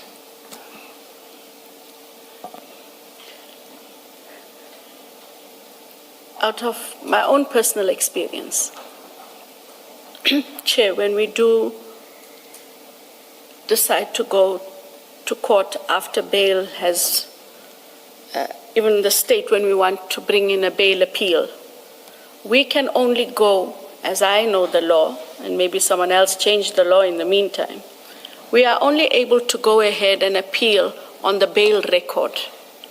That's it. If there are certain aspects, be they legal or factual, personal, mitigating or aggravating, that were never part of the record, you cannot bring in anything new.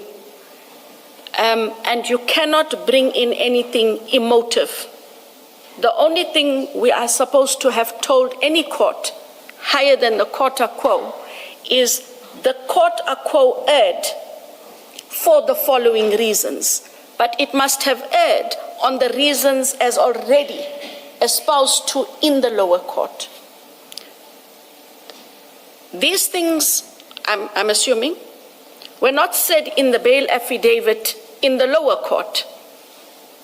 I would assume, and I hope I'm correct, that General Matlo also did not depose to anything in the lower court. So the action in which this part is taken is both excessive, unnecessary, and beyond the scope of what the bail appeal allows us to do. It is very prescriptive. I did learn in my young days once. I took a chance because I didn't know any better. And the judge told me very nicely, which record did you read? Because in the one I read, the thing you're telling me is not in there.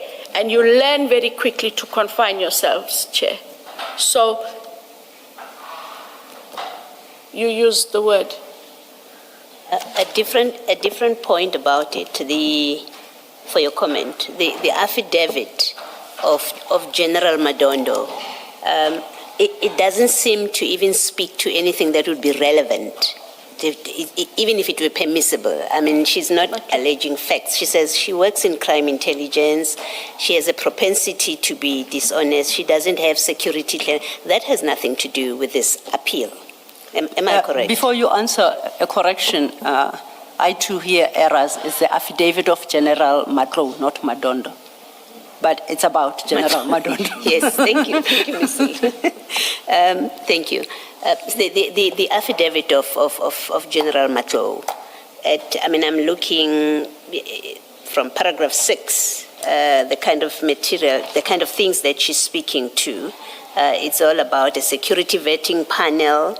Among the documents in the security vetting file, I note that she has 3 affidavits, and then 8, 9, pretty much nothing. And then there's a fear that she will interfere with witnesses, but nothing that says we have witnessed so-and-so, and this is the access she has to them. So it's truly, truly irrelevant, other than to create atmosphere in the appeal.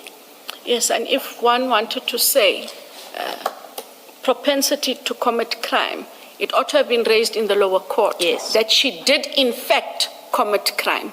Yes. What were those crimes, and were they then relevant to? Yes. The adjudication of the matter as it was in the lower court. Using the word propensity must have a basis. A crime must have been committed, relevant to. Yeah. So it is a relevant question, or a necessary question that you not for you to answer. But what interest did she have to file this kind of affidavit, opposing a bail application where she's not involved whatsoever in a matter, and here colluding with Colonel Padiachi, because he says pretty much the same things which have nothing to do with the bail appeal. So the picture that emerges is General Matlo married in quotes, to Colonel Padiachi's cause in opposing this bail application. And whoever approved that Colonel Padiachi opposed this bail application. Do you accept that's a fair assessment? I do. Okay, thank this you. is not the Medicare matter, so I would have understood differently. Yes. If she had an input in the Medicare matter. Absolutely. Thank you. Thank you, Commissioner Baloy, and thank you. Advocate Johnson, I agree with you. There is another small problem, I think.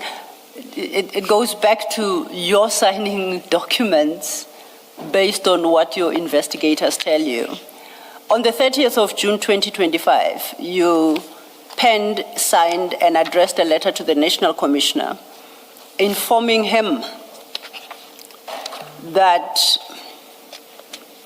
General Lushaba, General Kumalo, General Madondo, it's going to be projected here, General Legalakala and General Gabela, as well as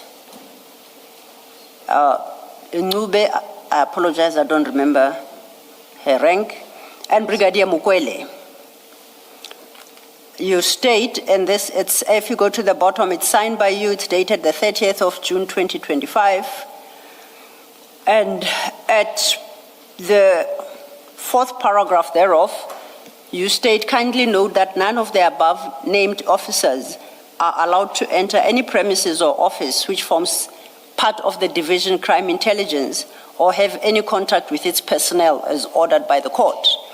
You then conclude that any further inquiries be directed to Chief Investigator Perumal, and you provide the email address.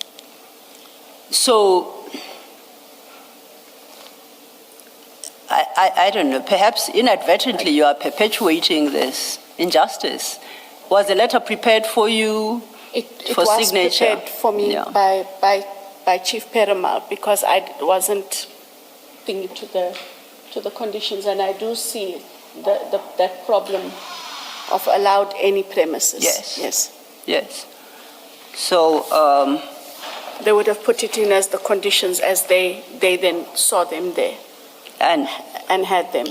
Okay. Yes. So you would have had to work off a court order. Of the court order, or at least the summary that they gave me. So you are not seeing for the first time here in this hearing that actually there was this condition. No. I see for the first time in this hearing this condition as it is.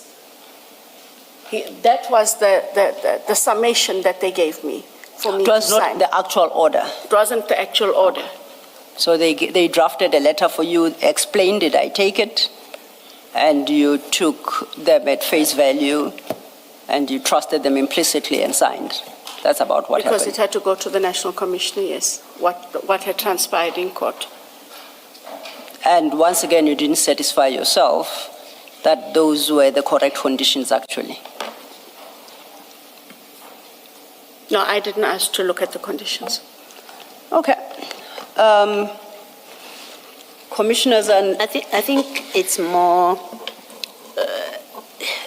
especially in the light of what you said now, as you're sitting there, that this bail condition is too wide. These people are employed in head office. You may not have seen the order itself, but you sign a letter that says they may not go anywhere in the whole country. That is crime Sorry. intelligence. Yeah, I didn't read it that way, in the whole country. For me, it was any Crime intelligence crime office. intelligence office, and for me, they are bound here in Pretoria. I didn't see that as in the whole country. That is why I'm saying, Chair, when I see the handwritten condition as it is, that is more explicit than what that paragraph was. It is incorrect to have asked for that condition. And I'm not sure if that's a condition that was asked for, because No, take it from us. It wasn't asked for. Okay, because because your investigator says he doesn't know where it comes from. That's what he told us, because at some point he left. So he doesn't say, I was in court when it was asked for. He said, I don't know. And we've referred you to the judgment where there is this, where the judge sets out the engagement about this condition, and in fact says that was not asked for. So I think it's at least on the evidence of Colonel Padeachi and the judgment itself, the appeal judgment, we can accept that it's established that the condition was not asked for. Thank you. Thank you, Ms. Thank you. And if I could just perhaps add to that, you don't have to take our word for it that it was not asked for. The judge in the High Court, that's precisely the basis of his overturning it, because it wasn't asked for, and the judgment states as much. Yeah, it's just I am taken aback that there's a condition that was not asked for. It is not something that I have experienced or engaged with other colleagues about. So.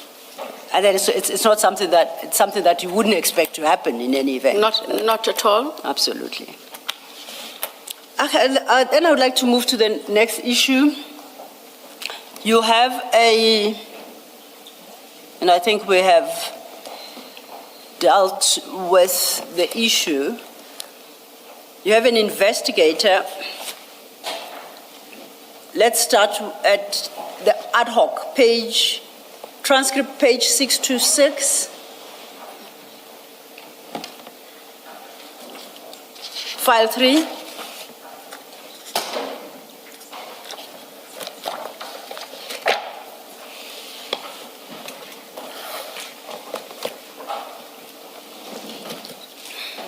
You said file? File 3, the transcript, ad hoc transcript, page 626.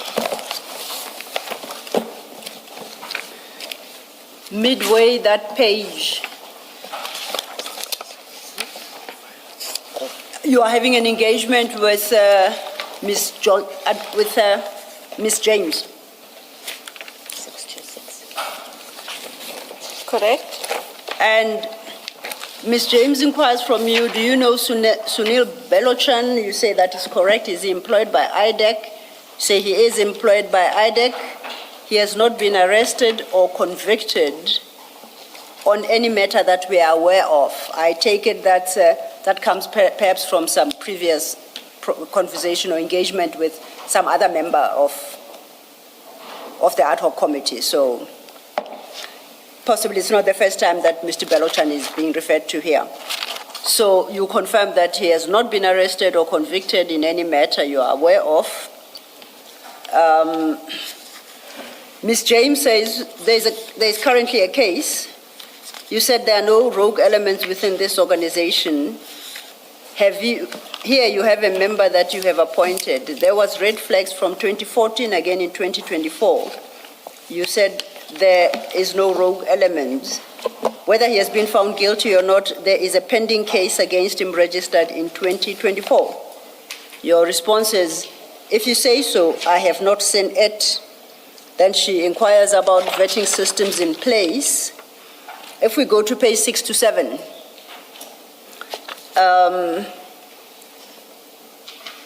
midway, 6 to 7, Ms. James says, can we agree that you have a member employed in IDEC that has 2 cases and the one has not been finalized and IDEC is compromised?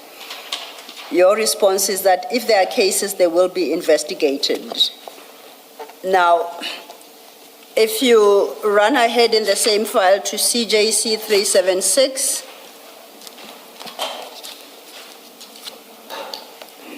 that is an article at 678. 678, 678. page 678, yes. And this article, I think it's informed by comments by Pop Crew.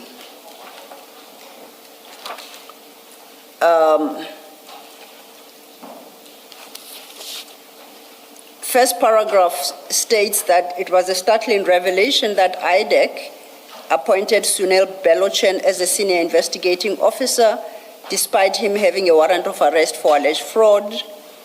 The second paragraph of that page then gives the detail of the docket from which the warrant of arrest comes from. We have a witness who has testified before the commission regarding the existence of this warrant. Okay. Ms. James at ad hoc brought your attention to the fact that there are cases pending against Mr. Belochan. And your parting shot was that the matters will be investigated. That's the one. We have a witness who appeared before the commission about 2 weeks ago, witness N. Witness N once again testified on complaints by, and I use the term liberally, the Pakistani community living, is it East London or PA, that which is said, East London, I think. It is alleged that investigator Belochan is extorting monies from and otherwise dealing with them harshly, and it's a very general summary. That's complaint number 2. The third we dealt with in this hearing, which is by Sergeant Ngosi, of Mr. Belochan leading a team of 9 people, investigators and maybe others, from IDEC of the 13th of July, 2026, to meet with him in the absence of his attorney and to solicit, again, it's my own summary, testimony from him that would implicate Generals Kumalo and Masemola. So these are 3 independent, these are 3 separate complaints. At least as regards the first, you undertook in November 2025 to the ad hoc committee that you will investigate. My question is, did you ever investigate that matter in particular? My second is, upon hearing the testimony of witness N as regards the alleged misconduct of investigator Belochan, I think and upon receipt of the exhibit file, because I say receipt because we ventilated the issue of Sergeant Ngosi yesterday, and by then you had retired. But you received the exhibit file, and that complaint was in the exhibit file while you were still ID. Did you investigate any of these matters to determine whether or not investigator Belochan action should be taken against him? And I won't say of what kind. And if you did, what did your investigations yield? Thanks. Thank you. Chair, if you'll just give me a moment, there's a document I just quickly want to look for in my bag, if that's fine.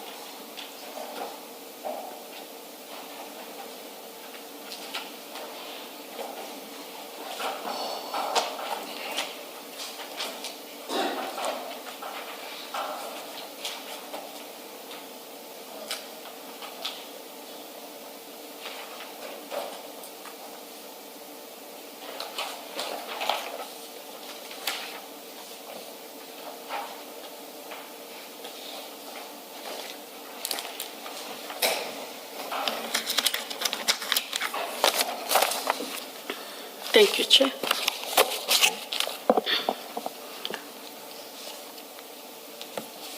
On the first matter that was raised, and we call it the Pretoria North. Yes. The Pretoria North or Pretoria West? Pretoria North. North, I think. I think.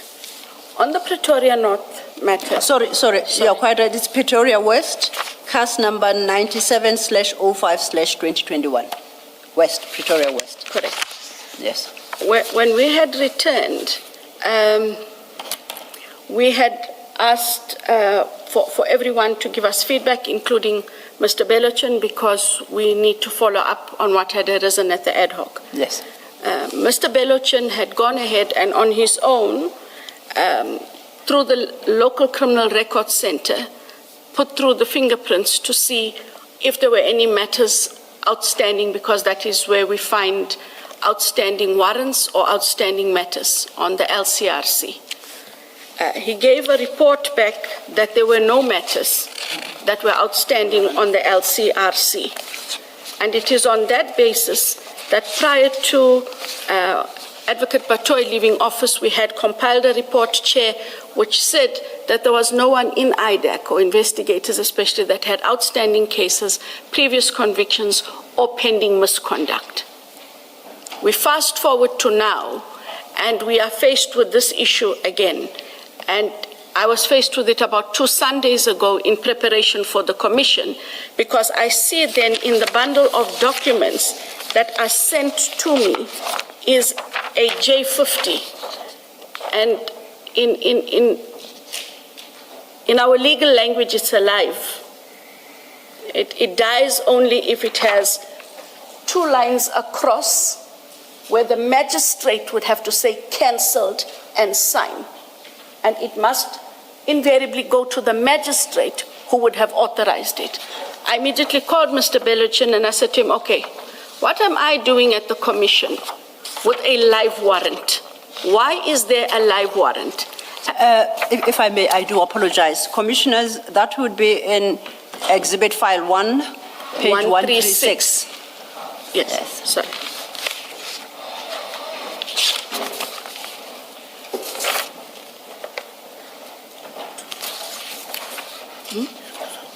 I got this one.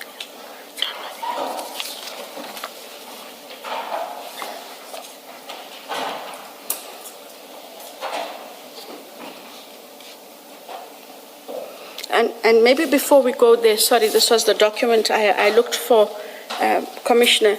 When we asked him in December, January, how are we responding to the ad hoc committee? And he went ahead and on his own, got the report from the local criminal records center. It shows no illicit activity identified. It is on that basis we were able to compile the report, and I'm happy for this to become part of the record.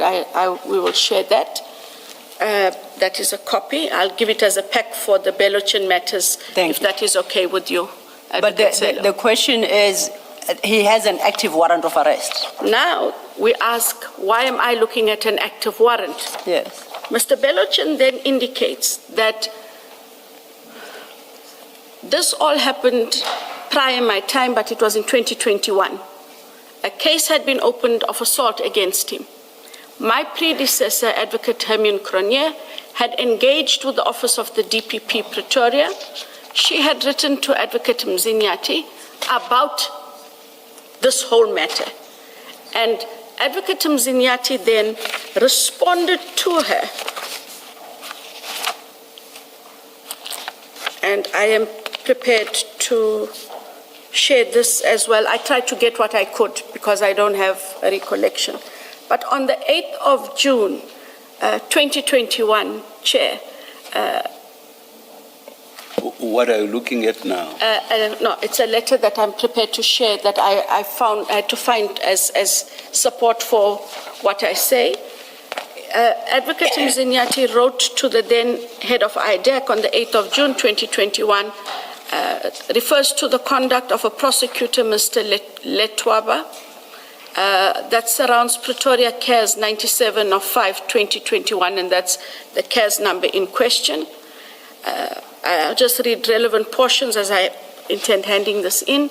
In respect of Pretoria West Cares, 97/5/2021, I have instructed the acting chief prosecutor to request that the warrant of arrest be cancelled pending the finalization of the police investigations. I have further directed that the matter may not be enrolled without my written authorization to that effect. I will decide whether or not a prosecution will be instituted in respect of this case upon finalization of the outstanding investigations and the acting chief prosecutor's report. That is the gist of that letter that was received. If I may, I take that. That's what the prosecutor expressed in that letter. That is what the DPP of Pretoria expressed in that letter. You earlier testified what a cancelled warrant looks like. Correct. The warrant remains active. The warrant remains active. And that is really the issue, that he continues to be in office investigating, arresting other people when he himself is under an active warrant. I got a hold of that letter. I then engaged as follows, and maybe just to make this engagement shorter. I then asked him, but this was 2021. Why is Andrea Johnson faced with it in June, July of 2026? What did you do to go and find out if the warrant is cancelled? So what he had subsequently done after my asking, because he took the word of my predecessor, he went to ask at the police station on the CARE system if they could determine what had happened with the warrant and or the docket. According to him, the docket is closed, marked undetected, and this docket would have been closed in October of 2024. October of 2024 or October of 2023, but it was in that time that the docket was closed. I said to him, but that still doesn't help me. The warrant is active. Now, the reason it's not found, Chair, on the local criminal record center document is it is only found there if an investigator circulates his warrant, and that is when it is seen. I have no explanation for why the warrant was not circulated, nor do I have any explanation for why, despite there being an instruction that he cancel the warrant, finalize the investigation, take it back for decision, warrant is not cancelled, docket is closed, and docket is filed. This is a police warrant, and the police will do with this warrant what they do with warrants that are not cancelled. Okay. It's not my decision to make. It most certainly isn't. I think your decision was confronted with what you are confronting. One of your investigators has got an active warrant. He, in the course of his duties, is arresting other people. That is a problem for you as the head of IDEC. The warrant is for the police to deal with, to execute. But the question was, what do you do with that? Can he morally be permitted to be arresting other suspects out there when he himself is under an active warrant of arrest? I think. No. Yeah. This matter, the police must act as they want to act. And what does IDEC do in the interim? Well, this has to go to the judge, the IDEC judge, because this becomes one of those issues. Should it be a consideration to strip him, at least temporarily, of his arrest powers while he sorts out his own warrant? Just a thought, I'm not imposing it, I I'm don't asking. want to say anything lest the IDEC judge think I'm trying to be prescriptive in his independent duties. It would be wrong. You can't be, you're no longer a member of IDEC. You're just like me. Trust me, every word I say, including if I breathe too hard, can be problematic. Okay. So I leave that to the discretion of the judge. Okay. Then you asked me about witness N. Witness N, yes. So witness N's testimony was quite harrowing, to say the least. And after that evidence, I wrote a letter to the National Director wherein I indicated that the witness has testified, the record should be available at the Commission, and that through the Office of the National Director, it please be escalated to the IDEC judge. And I did this a week ago, or a little more than a week ago when it came out. I'm given to understand that Nkosi complaint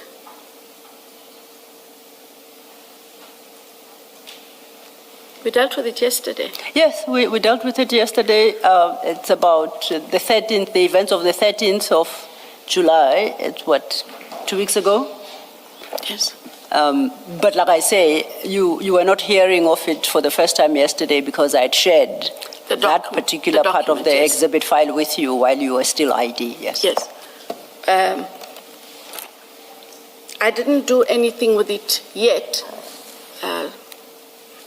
because I was coming here to the Commission. But I had, I did ask, not I had, I did say to Mr. Belochin that there is allegations against him by Sergeant Nkosi, and the allegations are serious.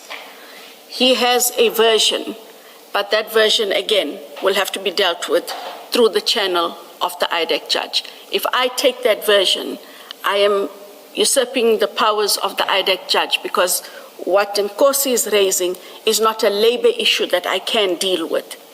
And so this matter, similarly to witness N, must go to the IDEC judge. And because it came to my attention in my time, last week or week before, as the ID, I would have to escalate it before the end of this week to the National Director for him to then take further with the IDEC judge, together with the issue of the live J50 warrant. However the police deal with it, but the judge would have to know about the warrant. Okay.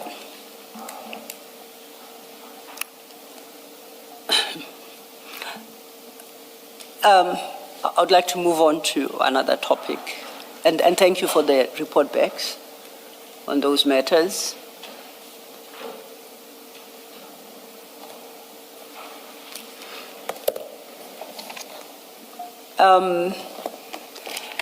In the course of consultation with the evidence leaders, we having, I think, thought that we understood the mandate of IDEC in terms of Section 7, Sub 1, capital A. A question was put to you whether or not IDEC is investigating, I'll call it generally, the Tembisa Hospital matter. And if so, where the matter was at. You had a response for the evidence leaders, and by extension, you have a response to that question for the commissioners. You provided a document which speaks to those matters, and you will address momentarily. But you highlighted the sensitive nature of that document and its contents, and requested that it not be made publicly available because it provides detail as to progress of investigations. That's a single page that now was circulated just after lunch amongst the commissioners. You've been provided with a copy, so we won't necessarily read from it to protect its contents, but you may address yourself to the position of the Tembisa Hospital investigation, who's responsible for it, and whatever report back you can give as regards its status. Commissioners, I just also wanted to add that confidentiality, if I can use that, it's not just based on the state of the investigations. We report to FATF all FATF documents have an embargo unless FATF allows us to release documents. This document is shared with me because I am part of the law enforcement team that writes up reports. I write for IDEC, the DPCI writes up their case studies. So this is a case study write-up for FATF, and that's predominantly the reason why we do not put it out in the public. It is part of our confidentiality agreement with them. However, maybe for the record, if you would say what is FATF, as in the full name, yes, and then spell out the short. Thank you. The Financial Action Task Force, which grey-listed South Africa in January 2023, has had us on a watch list. And part of what we do is we identify matters that we will be presenting to them, and we meet as law enforcement every month to update ourselves jointly. SARS, where are you on this? SIU, IDEC, the different units in the NPA, DPCI, as well as detectives. And this is where we all sit and are able to glean knowledge of the work of one another. There has been a lot of questions in the media and in the public space about why IDEC is not doing anything about the Tembisa Hospital matter.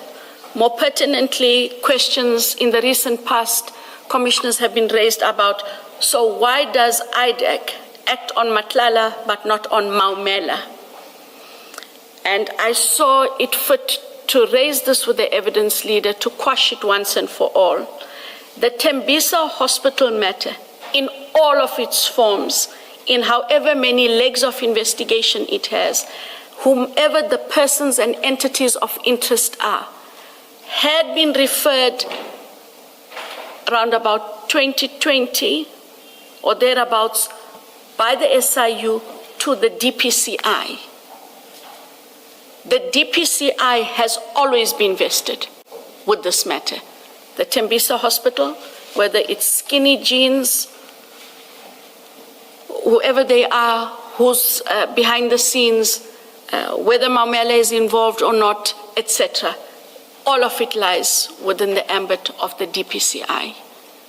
And it was important because we are supposed to account to South Africa, and IDEC has been quiet, but only because this matter, as big as it is and as tragic as it is not being accounted for. Does the SIU, only because you mentioned them, does the SIU get to choose whether a matter goes to DPCI or it comes to IDEC? What guides that decision?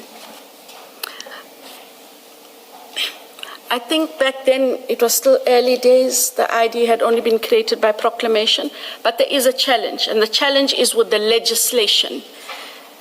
The SIU must refer its matters to the NPA. NPA then distributes the matters to the DPCI and in turn now with IDEC.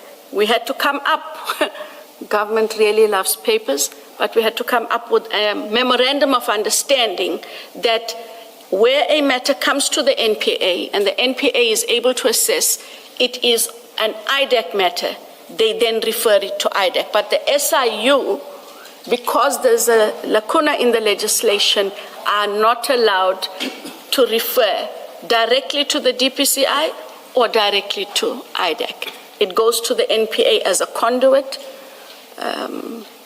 and that has to be something that must be looked at because it does take up a lot of time between receipt, assessments, allocation.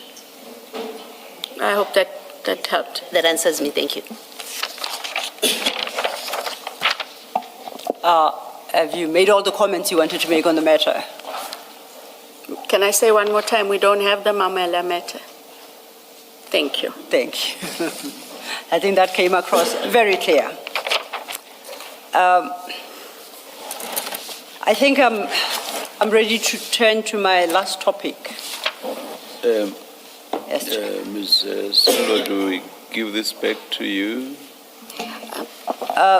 The commissioners could retain it for record purposes. Yes. It's just the question. I think the request is that it be embargoed. so it won't may form part of our public record, but the commissioners may have regard to it as a response to that specific question that was put to Advocate Johnson. And maybe as a matter that then the commission may pick up with DPCI at the relevant time. Thank you. Thank you.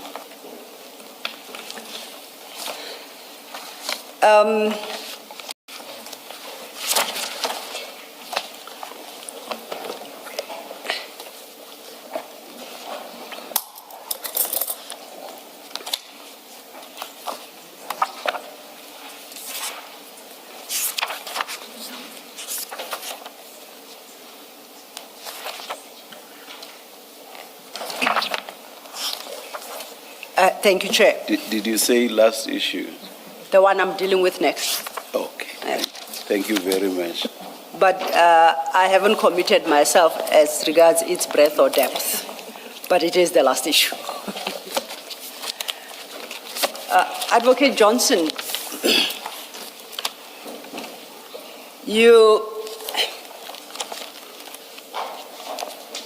in your statement,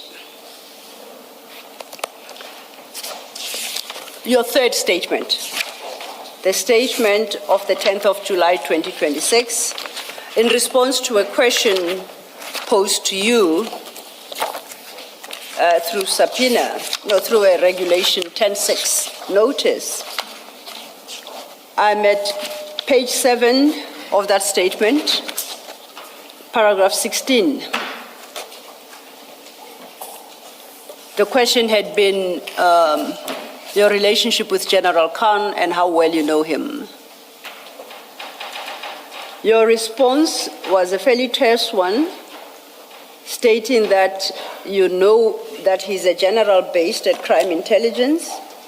Before you became the investigating director, March 2022, you engaged with him in meetings with other stakeholders and attended net joints or other subs meeting at which he was present, and to which you had been invited by relevant component heads, Deputy National Commissioner or Divisional Commissioner. So, according to your statement, you significantly played down that relationship.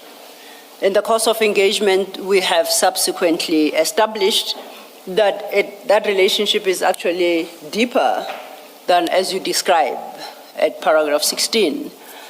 And I think it was Commissioner Kumalo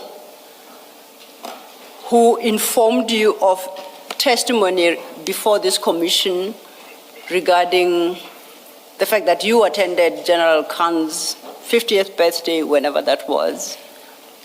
And I think that shed some light on this relationship, that besides a professional relationship, you have this personal one.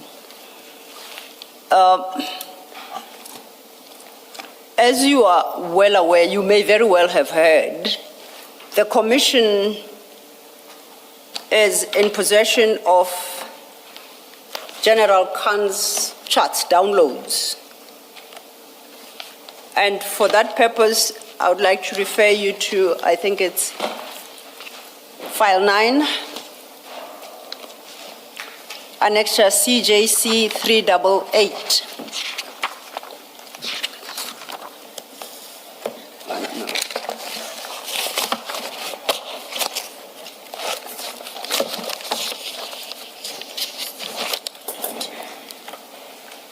Sorry, Council, which page? File 9? File 9.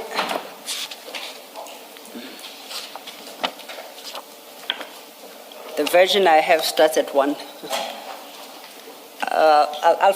Please bear with me, I'll find the page for you.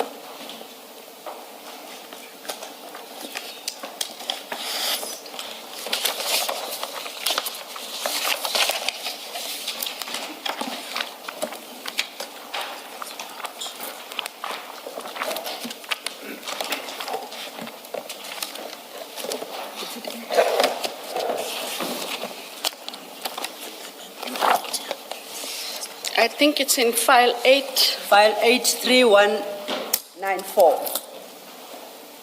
Apologies.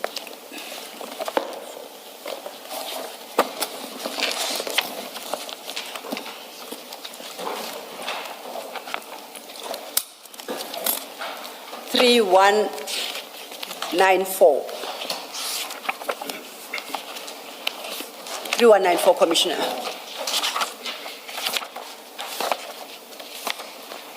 And yes, I confirm marked CJC 388. Now, up to page 3253, these are the chats between yourself and General Khan over a period. Just as a general note, would you agree that those chats reflect a deeper relationship than just being invited to a 50th birthday celebration by a colleague? You have a personal and deeper relationship with General Khan.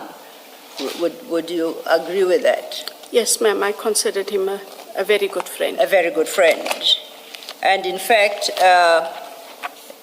on reading of this, it sounds like you visited each other's families? No, we didn't. You have been, I don't want to flight them. Yes. Personally, I don't. Yeah, but I can indicate that there might have been an occasion where he would have invited us, Yes. but we have not, I have not gone to his home. He has not come to my home. We What- have not socialized. What happened to the you and General Khan had agreed that you, your family, together with your parrot, will visit General Khan, and you agreed what his family would cook for you for that day. Yes, So what, did that not come to pass? it didn't come to pass. But it's the kind of relationship where you have. Where we would talk, yes. I have met him for lunch once or twice, but not at his home, not at my home. And the first time that I attended a social gathering, Chair, was at the 50th birthday, and both my husband and I had been invited, and we attended the birthday. But I have never been to his home, and nor he to my home. I think I don't want to flight these. They don't take my point. Can I suggest a way? Read it to me. Can you just look at 3245? 3-2? 3245. It might jog your memory. 3245, right at the bottom of the page. If you like, you can go to the next page. And as you answer the question.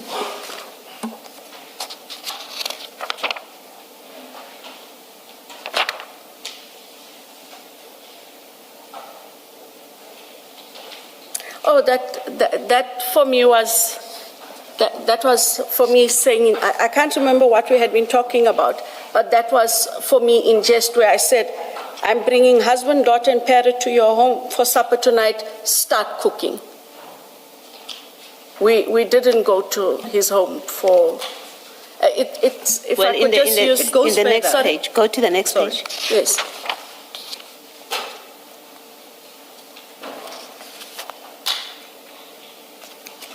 Yeah, he asked us what would we have liked to eat. I indicated what we like to eat.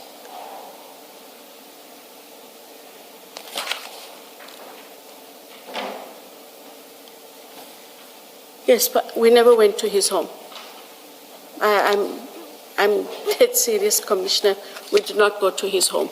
And we talked often like that about what's for supper, what you cooked. I'm coming over for supper, but you don't go over for supper. Sorry, Commissioner. Go ahead, Commissioner. Are we still on home visits? I Oh, wanted to- wait. 3249.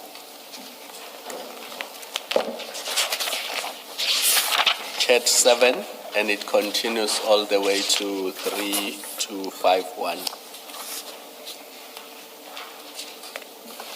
Mr. Maybe while Advocate Johnson considers this, you should think about providing an explanation why you're not flighting this. We have flighted people's WhatsApp exchanges, and I think there has to be an explanation why. There are a number of messages where they are communicating about minor children, and we've tried to do some deductions. In some places we end up with quite a lot of blacked out parts. And the purpose of my referring to the charts is to establish a very, very close relationship with, between General Khan and Advocate Johnson. And if Advocate Johnson were to confirm to you that theirs is a very close relationship to a point that they greet each other by stating, saying words like, "Hi, gorgeous," then it makes my point without necessarily having to use the chats. So the chats are not going to give me any relevant evidence for anything except to establish this very close relationship, contrary to what she had stated originally in her statement. Thank you. So, Advocate Johnson, if you just look at chat 5, 6, 7 on 3249, and then it continues to 32. That is a sign of people who have a close personal relationship. And you can see there that it's not an IDEC investigation. It's really two people who are friends, and this relates to a favor to him. It has nothing to do with IDEC's work. If you just look at 3249, I will just read, for example, where he wants to know who's plotting against him, and you are to assist him. And he suspects that it is the Hawks that are plotting against him, and the two of you decide to meet, and you arrange for him not to sign in the normal course, but to come in via the VIP, entrance and come directly to your office without going via reception.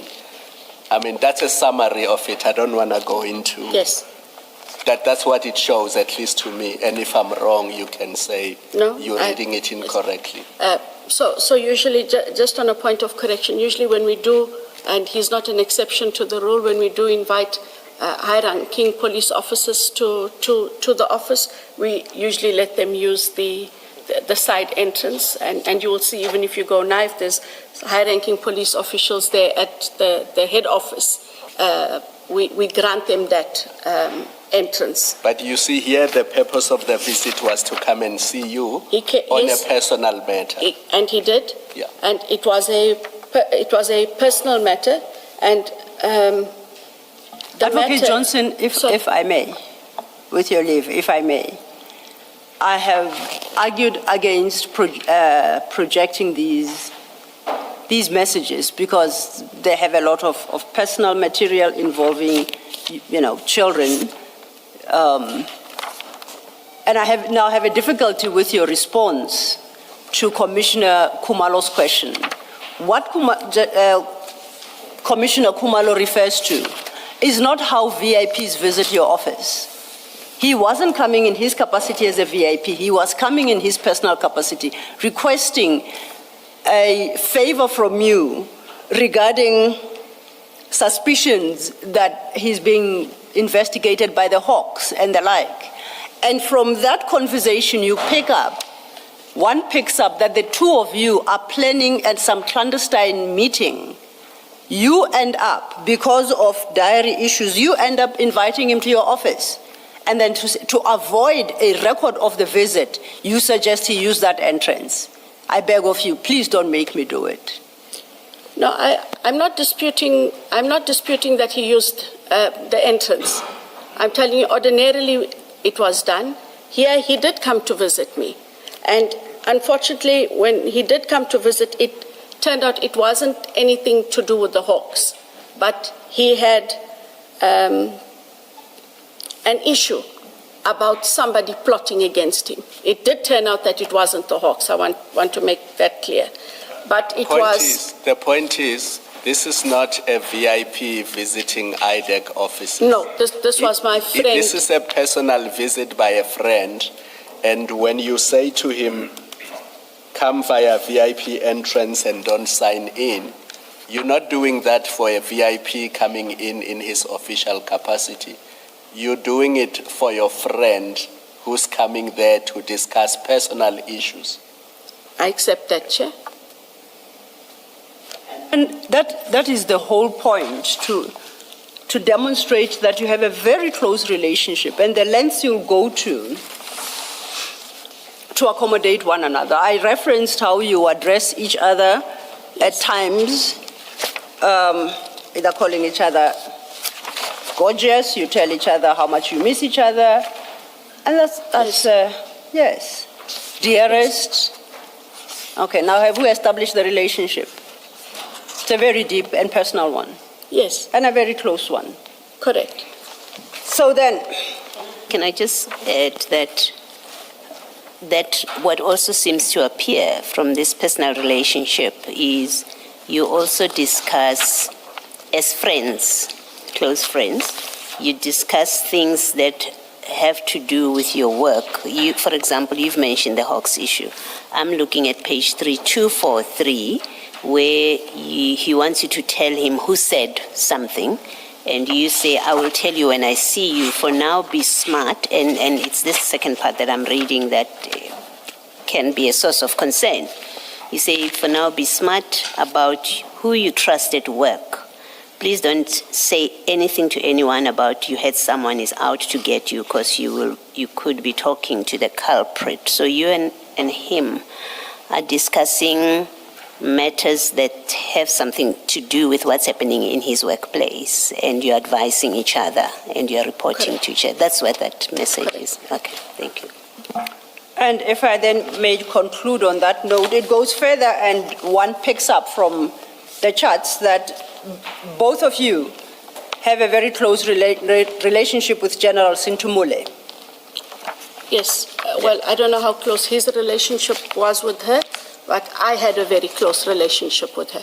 No, you must be aware, because when General Sintumule, according to this chart, was down with COVID, you and General Khan were planning what you should cook for General Sintumule, some dal soup and other fancy soups.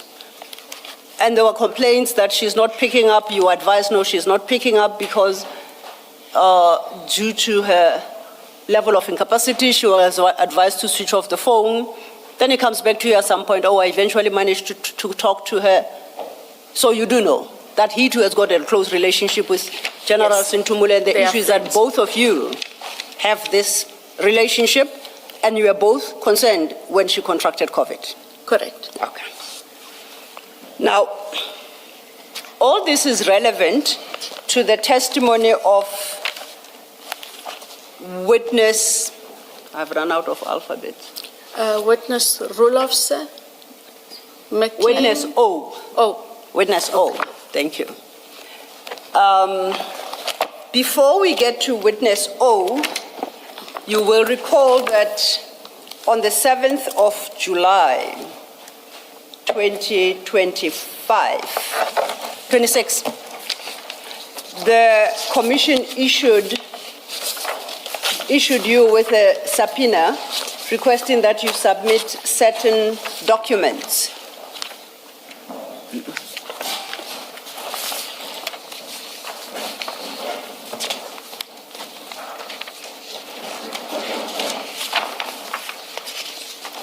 And that subpoena is dated the 7th of July, 2026. I think you've been provided with a copy. The request there concerned certain dockets.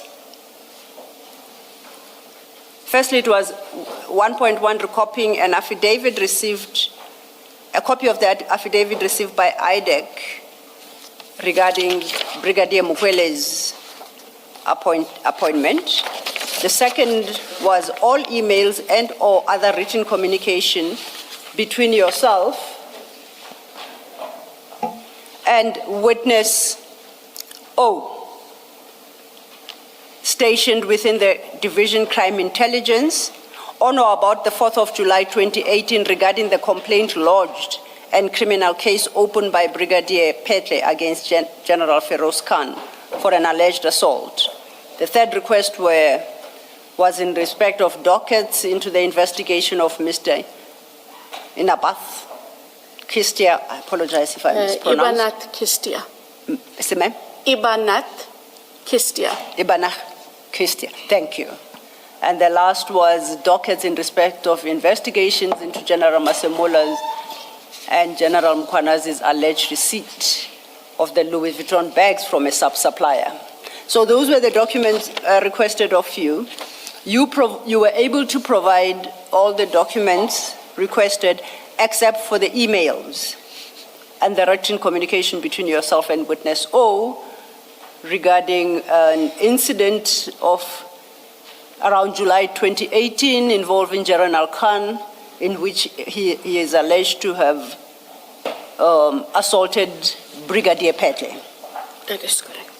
Your explanation for failure to provide that information was that this goes back to 2018 or 8 years ago, 8 years ago, and that your emails do not go that far. My Gmail. Your Gmail doesn't go that far, and therefore you are unable to retrieve any record of communication between yourself and witness O.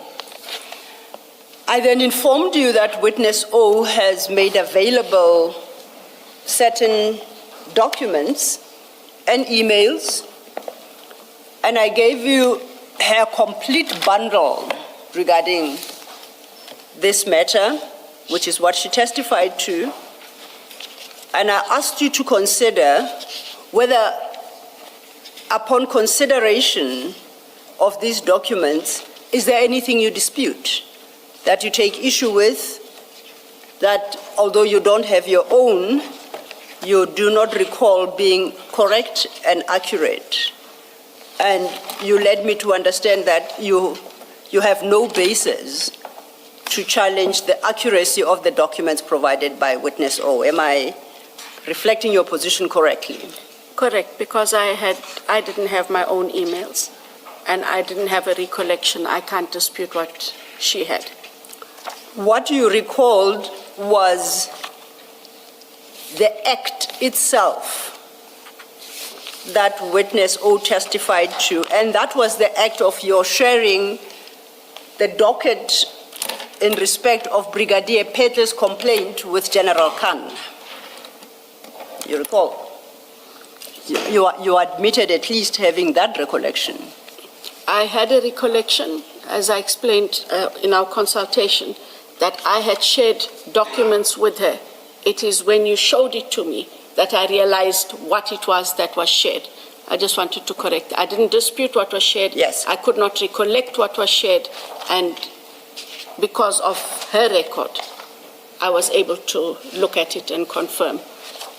And we engaged about the contents of the exhibits of witness O's annexures, including the statement by Mr. Barry Bateman explaining the circumstances under which the docket was shared with Mr. Khan. At the time, you had an explanation for what transpired there. So, and I point that out to state that the fact that you have an explanation as to what transpired based on documents you did not give means that they triggered your memory. Upon considering and reading the papers, your memory was triggered and you remembered what transpired. Am I correct thus far? Correct. And lastly, you indicated that you cannot shed any further light because of a non-personal relationship you have with General Khan. And, you expressed your relationship, at least to me, during consultation, in the same terms that you have in your statement. But we know that's not correct. We've established that this is a very, very close and personal relationship. So I say, you must know why and under what circumstances you shared that docket with General Khan.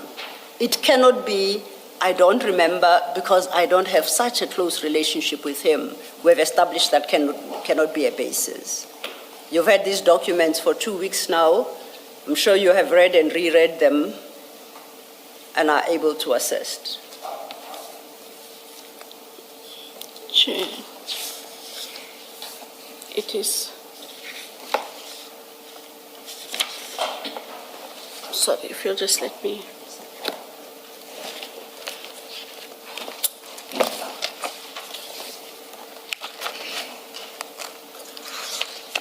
Oh, if you are looking for the documents, it's Exhibit 1, CJC 368, starting from page 1.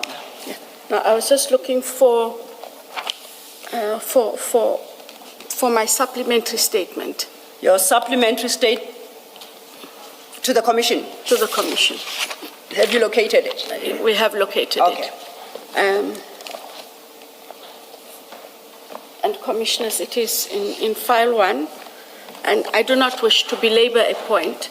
I have read this into the record. And at the stage where we are, and I'm expected to perhaps respond and answer a question, I just wanted to indicate, Chair, that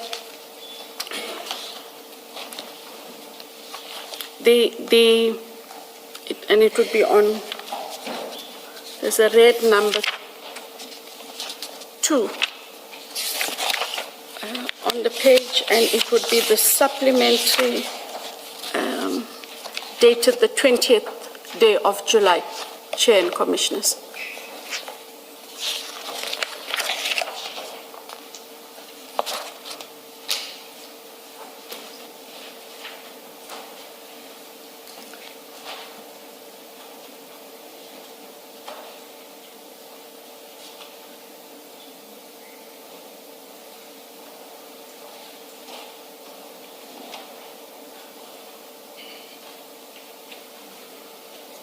Chair? Yes, please do. Sorry, I proceed at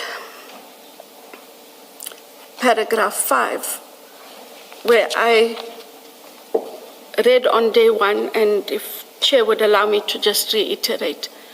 I said the notice requires me to deal with allegations against me testified to by Colonel Kobus Rule Officer, Captain McLean, and Witness O. The allegations, as summarized, implicate me in alleged criminal conduct. The allegations are contained in a docket, which is now with the NPA for a decision on whether I should or not be prosecuted and further handling. That this is so, Chair, was confirmed by the NPA on the 10th of July 2026, as well as by the witness McLean when he testified on that day. Now that the matter is before the NPA on the basis set out above, Chair, for a decision on whether I should or not be prosecuted, various consequences emerge. One of those consequences of the need of that are the need for me to have my rights protected.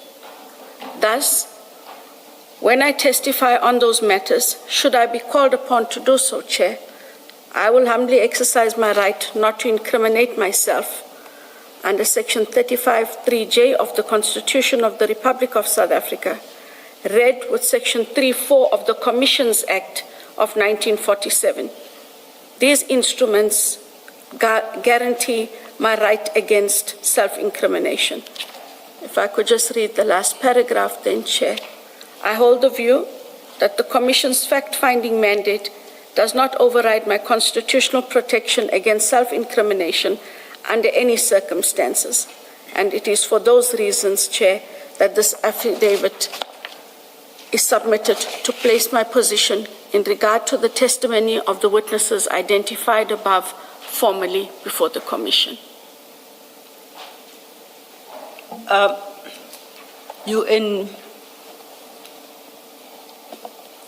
Two things. You say you were informed that the matter is before the DPP to decide whether or not to prosecute. Is that correct? That is correct. Or to proffer charges against you. So that decision is not in yet. It's not there. Correct? There is no decision to prosecute right now. There is a docket that has been sent for prosecution with its evidence, meaning that a decision must now be made, Chair, on whether or not I should be prosecuted. And I maintain there is no decision to prosecute.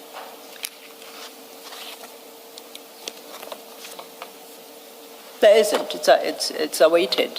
That's the first. And if the decision has not been made and you are not under prosecution, I'm sure you appreciate you cannot invoke the rights set out in Section 35 of the Constitution, because those are the rights of an accused person. Correct. Okay. That I do invoke the rights of the Commission. Indeed. And as I appear before the Commission, Meselo, I therefore invoke those rights, as those rights are also set out to protect me in terms of my right not to incriminate myself. I have lost my note here, and you rightly refer to Section 3(4) of the Commissions Act. But you know it must be read with the regulation. You are aware that anything anyone states and testifies to in the Commission that has the potential to self-incriminate cannot be used against them in any subsequent criminal proceedings. It can, however, be used by investigators, as has been the case, to roadmap further investigations against you, to enhance and bolster their case. My question remains unanswered.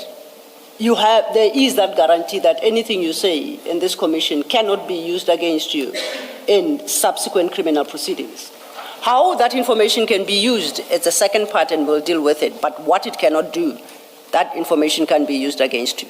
Things that you uttered, they can be used against you. It's a legal position. You have to accept that. It is what it is. I quite appreciate the risks that you highlight. We'll get to them. But you have to accept that that's what the law provides.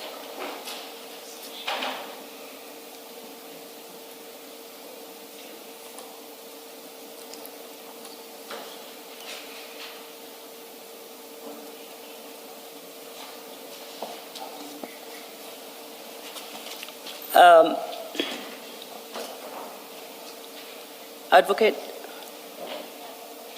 No, the commissioners can multitask. They dig through papers while listening. Sorry, Ms. Silo. Yes, Section 35, 3J refers to an accused person. But does the issue of accused person apply to Section 3, subsection 4 of the Commissions Act with regard to the privilege against self-incrimination?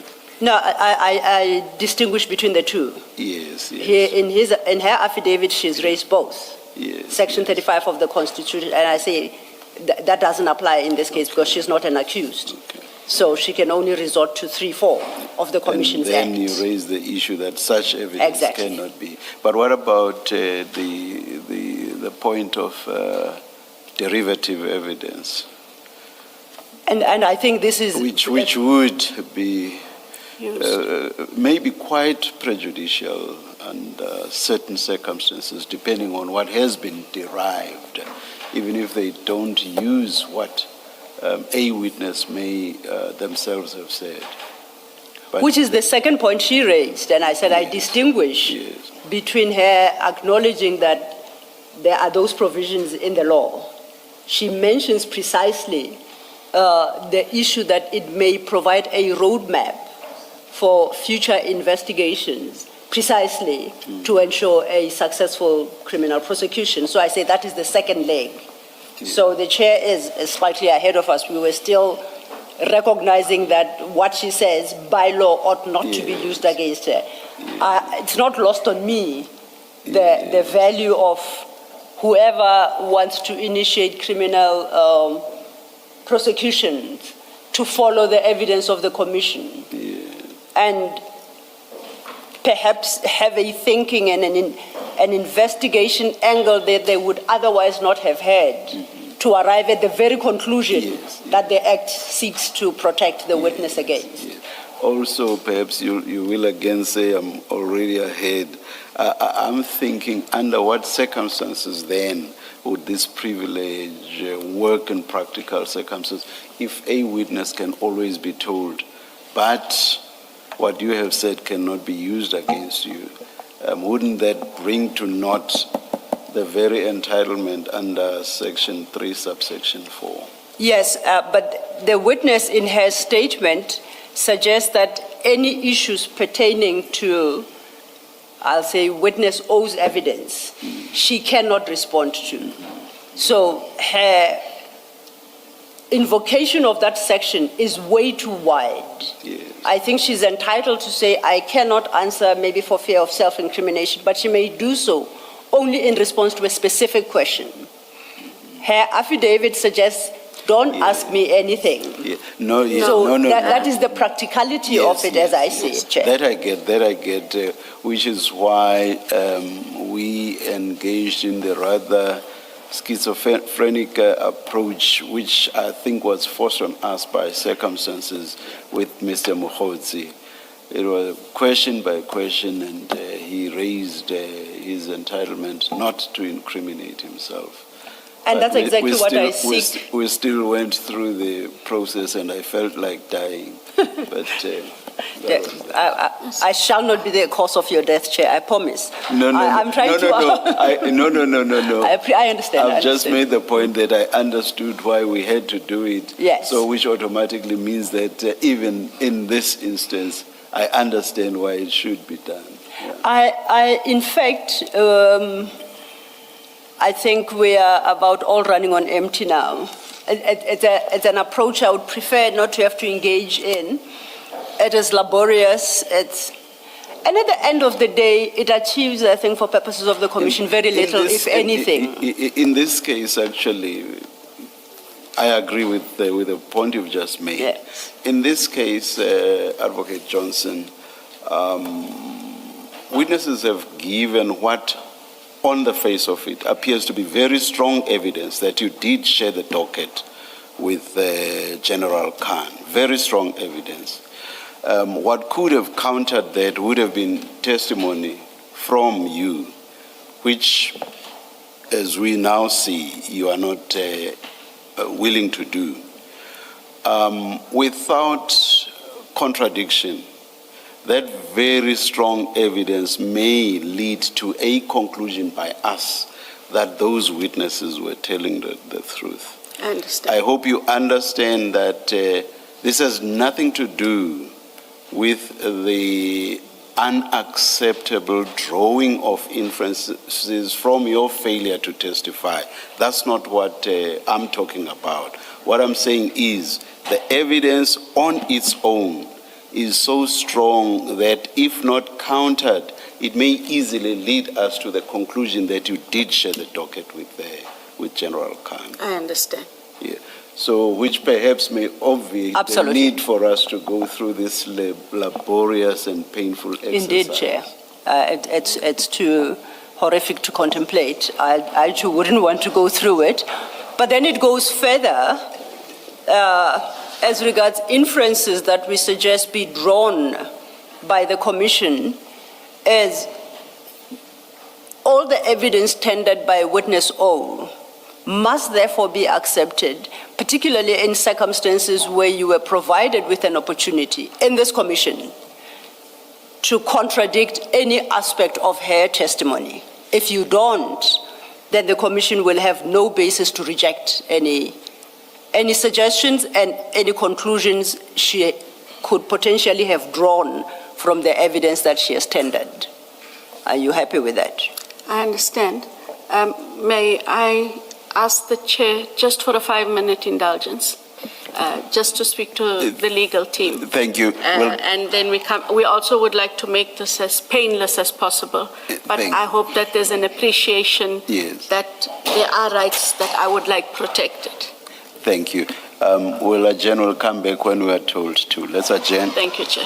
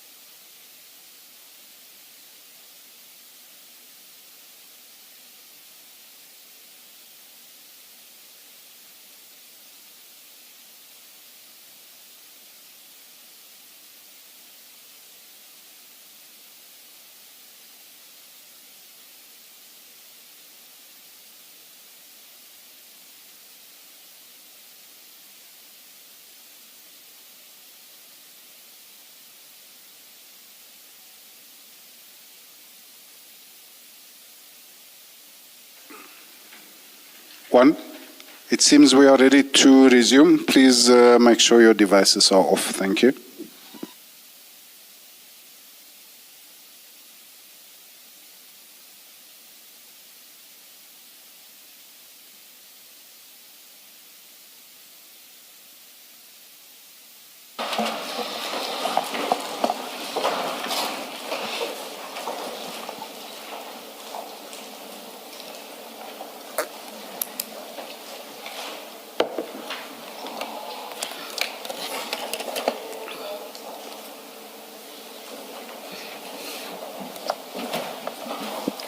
Yes, Mr. Thank you, Chair, and thank you for granting Advocate Johnson an opportunity to confer with her legal counsel. Advocate Johnson, then to recap, as you correctly pointed out, Mr. McLean testified, so did Mr. Rulofse and Witness O, and all of them testified on matters relating to your sharing of the docket and implicating General Khan in an assault with General Khan, pursuant to which General Khan then prepared his own statement to the police. That's in summary what their evidence was about. We're at a point where I must give you an opportunity to challenge any of the evidence that they tendered to the Commission.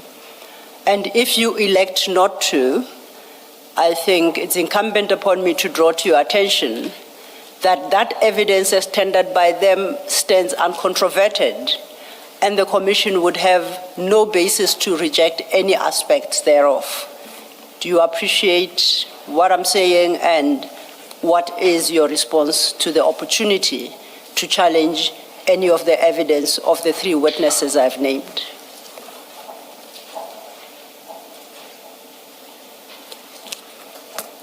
Thank you, Chair. And I must at the outset indicate that this is not a decision I make lightly, nor do I make this decision to frustrate the Commission. I have come to the Commission, as I have over several days, and have answered as best I could on all matters. This matter, however, affects me directly. I am aware then that should I choose not to answer any of the questions, they remain unchallenged. I elect not to answer questions so as not to incriminate myself. And that will be in relation to all aspects of each individual witness's testimony? That is correct, Chair. Yes. Can I just check, does that include the testimony about your interaction with Mr. Bateman, Barry Bateman, and there's two parts to it. There's the first, which results in the docket coming to you, and then there's the second part where he says you've called him. He's filed an affidavit. He spoke to you. You spoke to him after all of this had come out, when you became aware of the investigation. Is that part of what you say? You accept that, firstly, you take a view. You're not going to speak to it, but you accept that it will stand as testified to by the other witnesses. That is correct, Chair. You accept that? Okay. And one last question about that for me.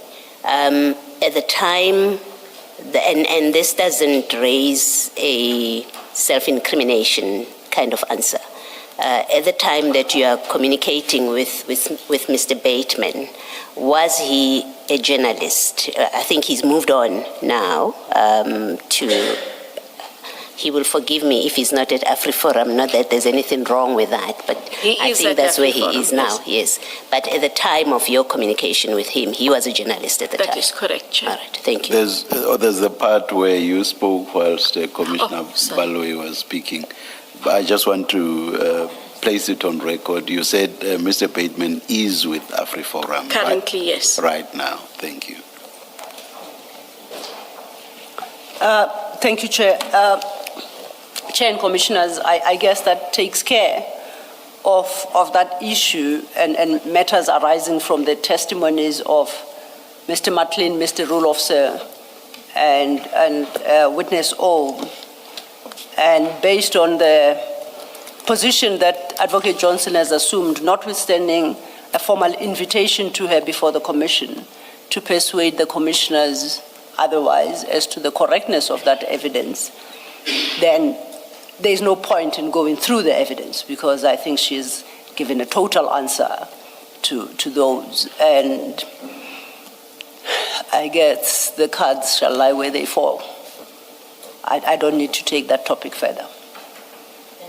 That means you, should we take it, you will then make submissions to us that the evidence of those witnesses should be accepted as true.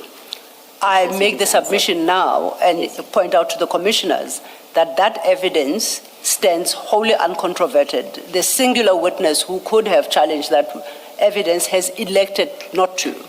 The reasons thereof become irrelevant. What is relevant is the weight of that evidence before the commissioners. And I argue that it has to be accepted because there is no other basis, in fact or in law, to question the accuracy and correctness of that evidence. Thank you, Mr. Thank you, Commissioner. We'll see what to do with it when we prepare our next report. That's your last issue. That's my last word on that topic. I just have one small question, and this one is small. minute.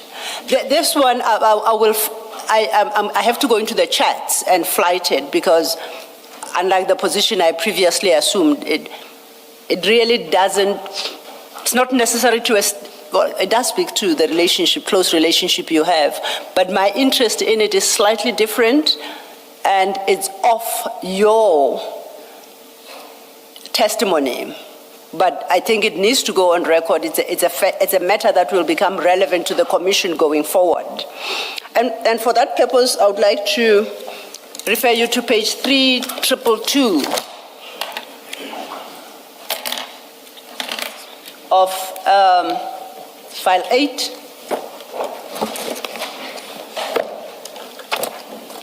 This is a message sent to you by General Khan on 7/9/2021. And that's on the 9th of July. We know the date is the American version.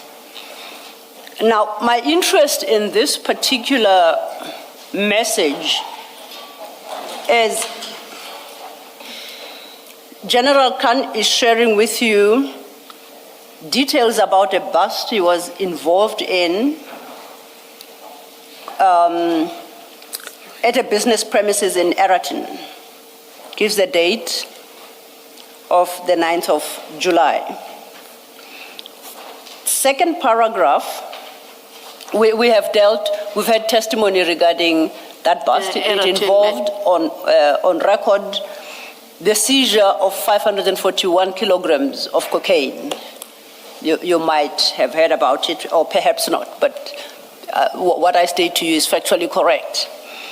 I'm interested in what General Khan says to you at midway the second paragraph.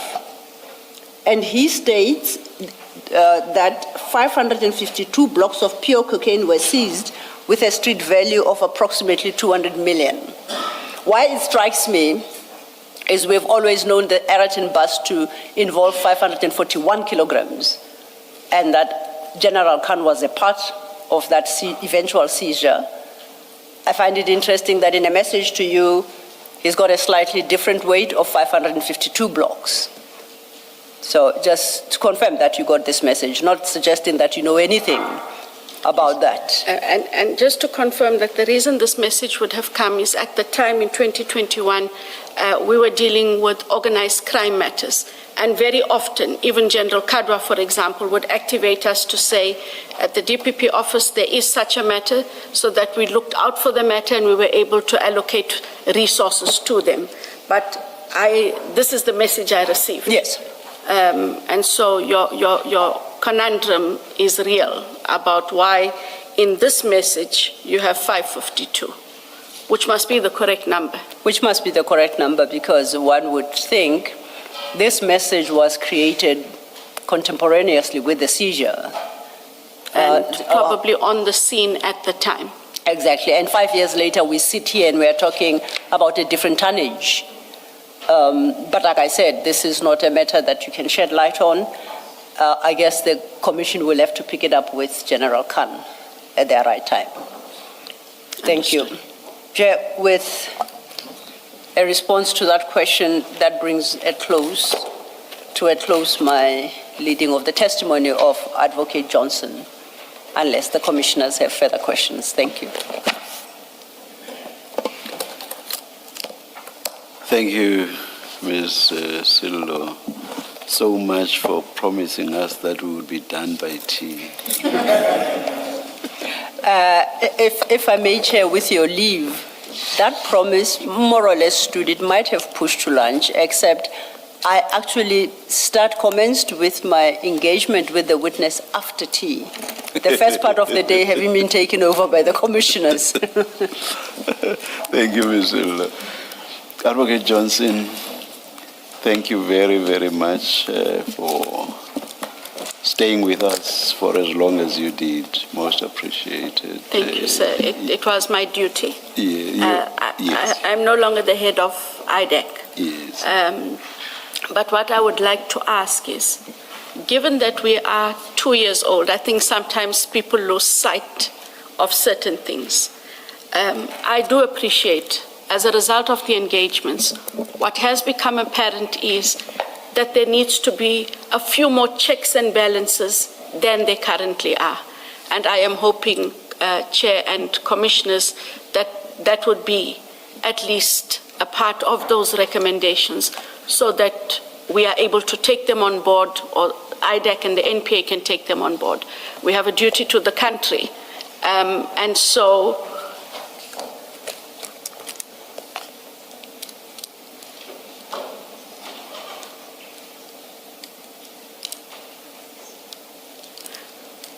and because we have a duty to the country, we have to rely on sound minds as yourself to, where we have erred, at least point out our errors and hope that we find our space. It was created for a specific reason, and I'd like to think that that reason fulfills itself even in my absence. And thank you, Commissioners, for the opportunity.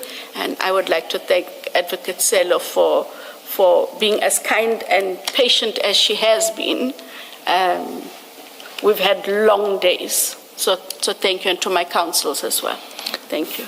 Thank you. And perhaps something I should say is that despite what may have been a grueling engagement, you still found time to put in a few words of humor. Thank you very much. Thank you. You are excused, Advocate Johnson. Thank you, Commissioner. Thank you very much.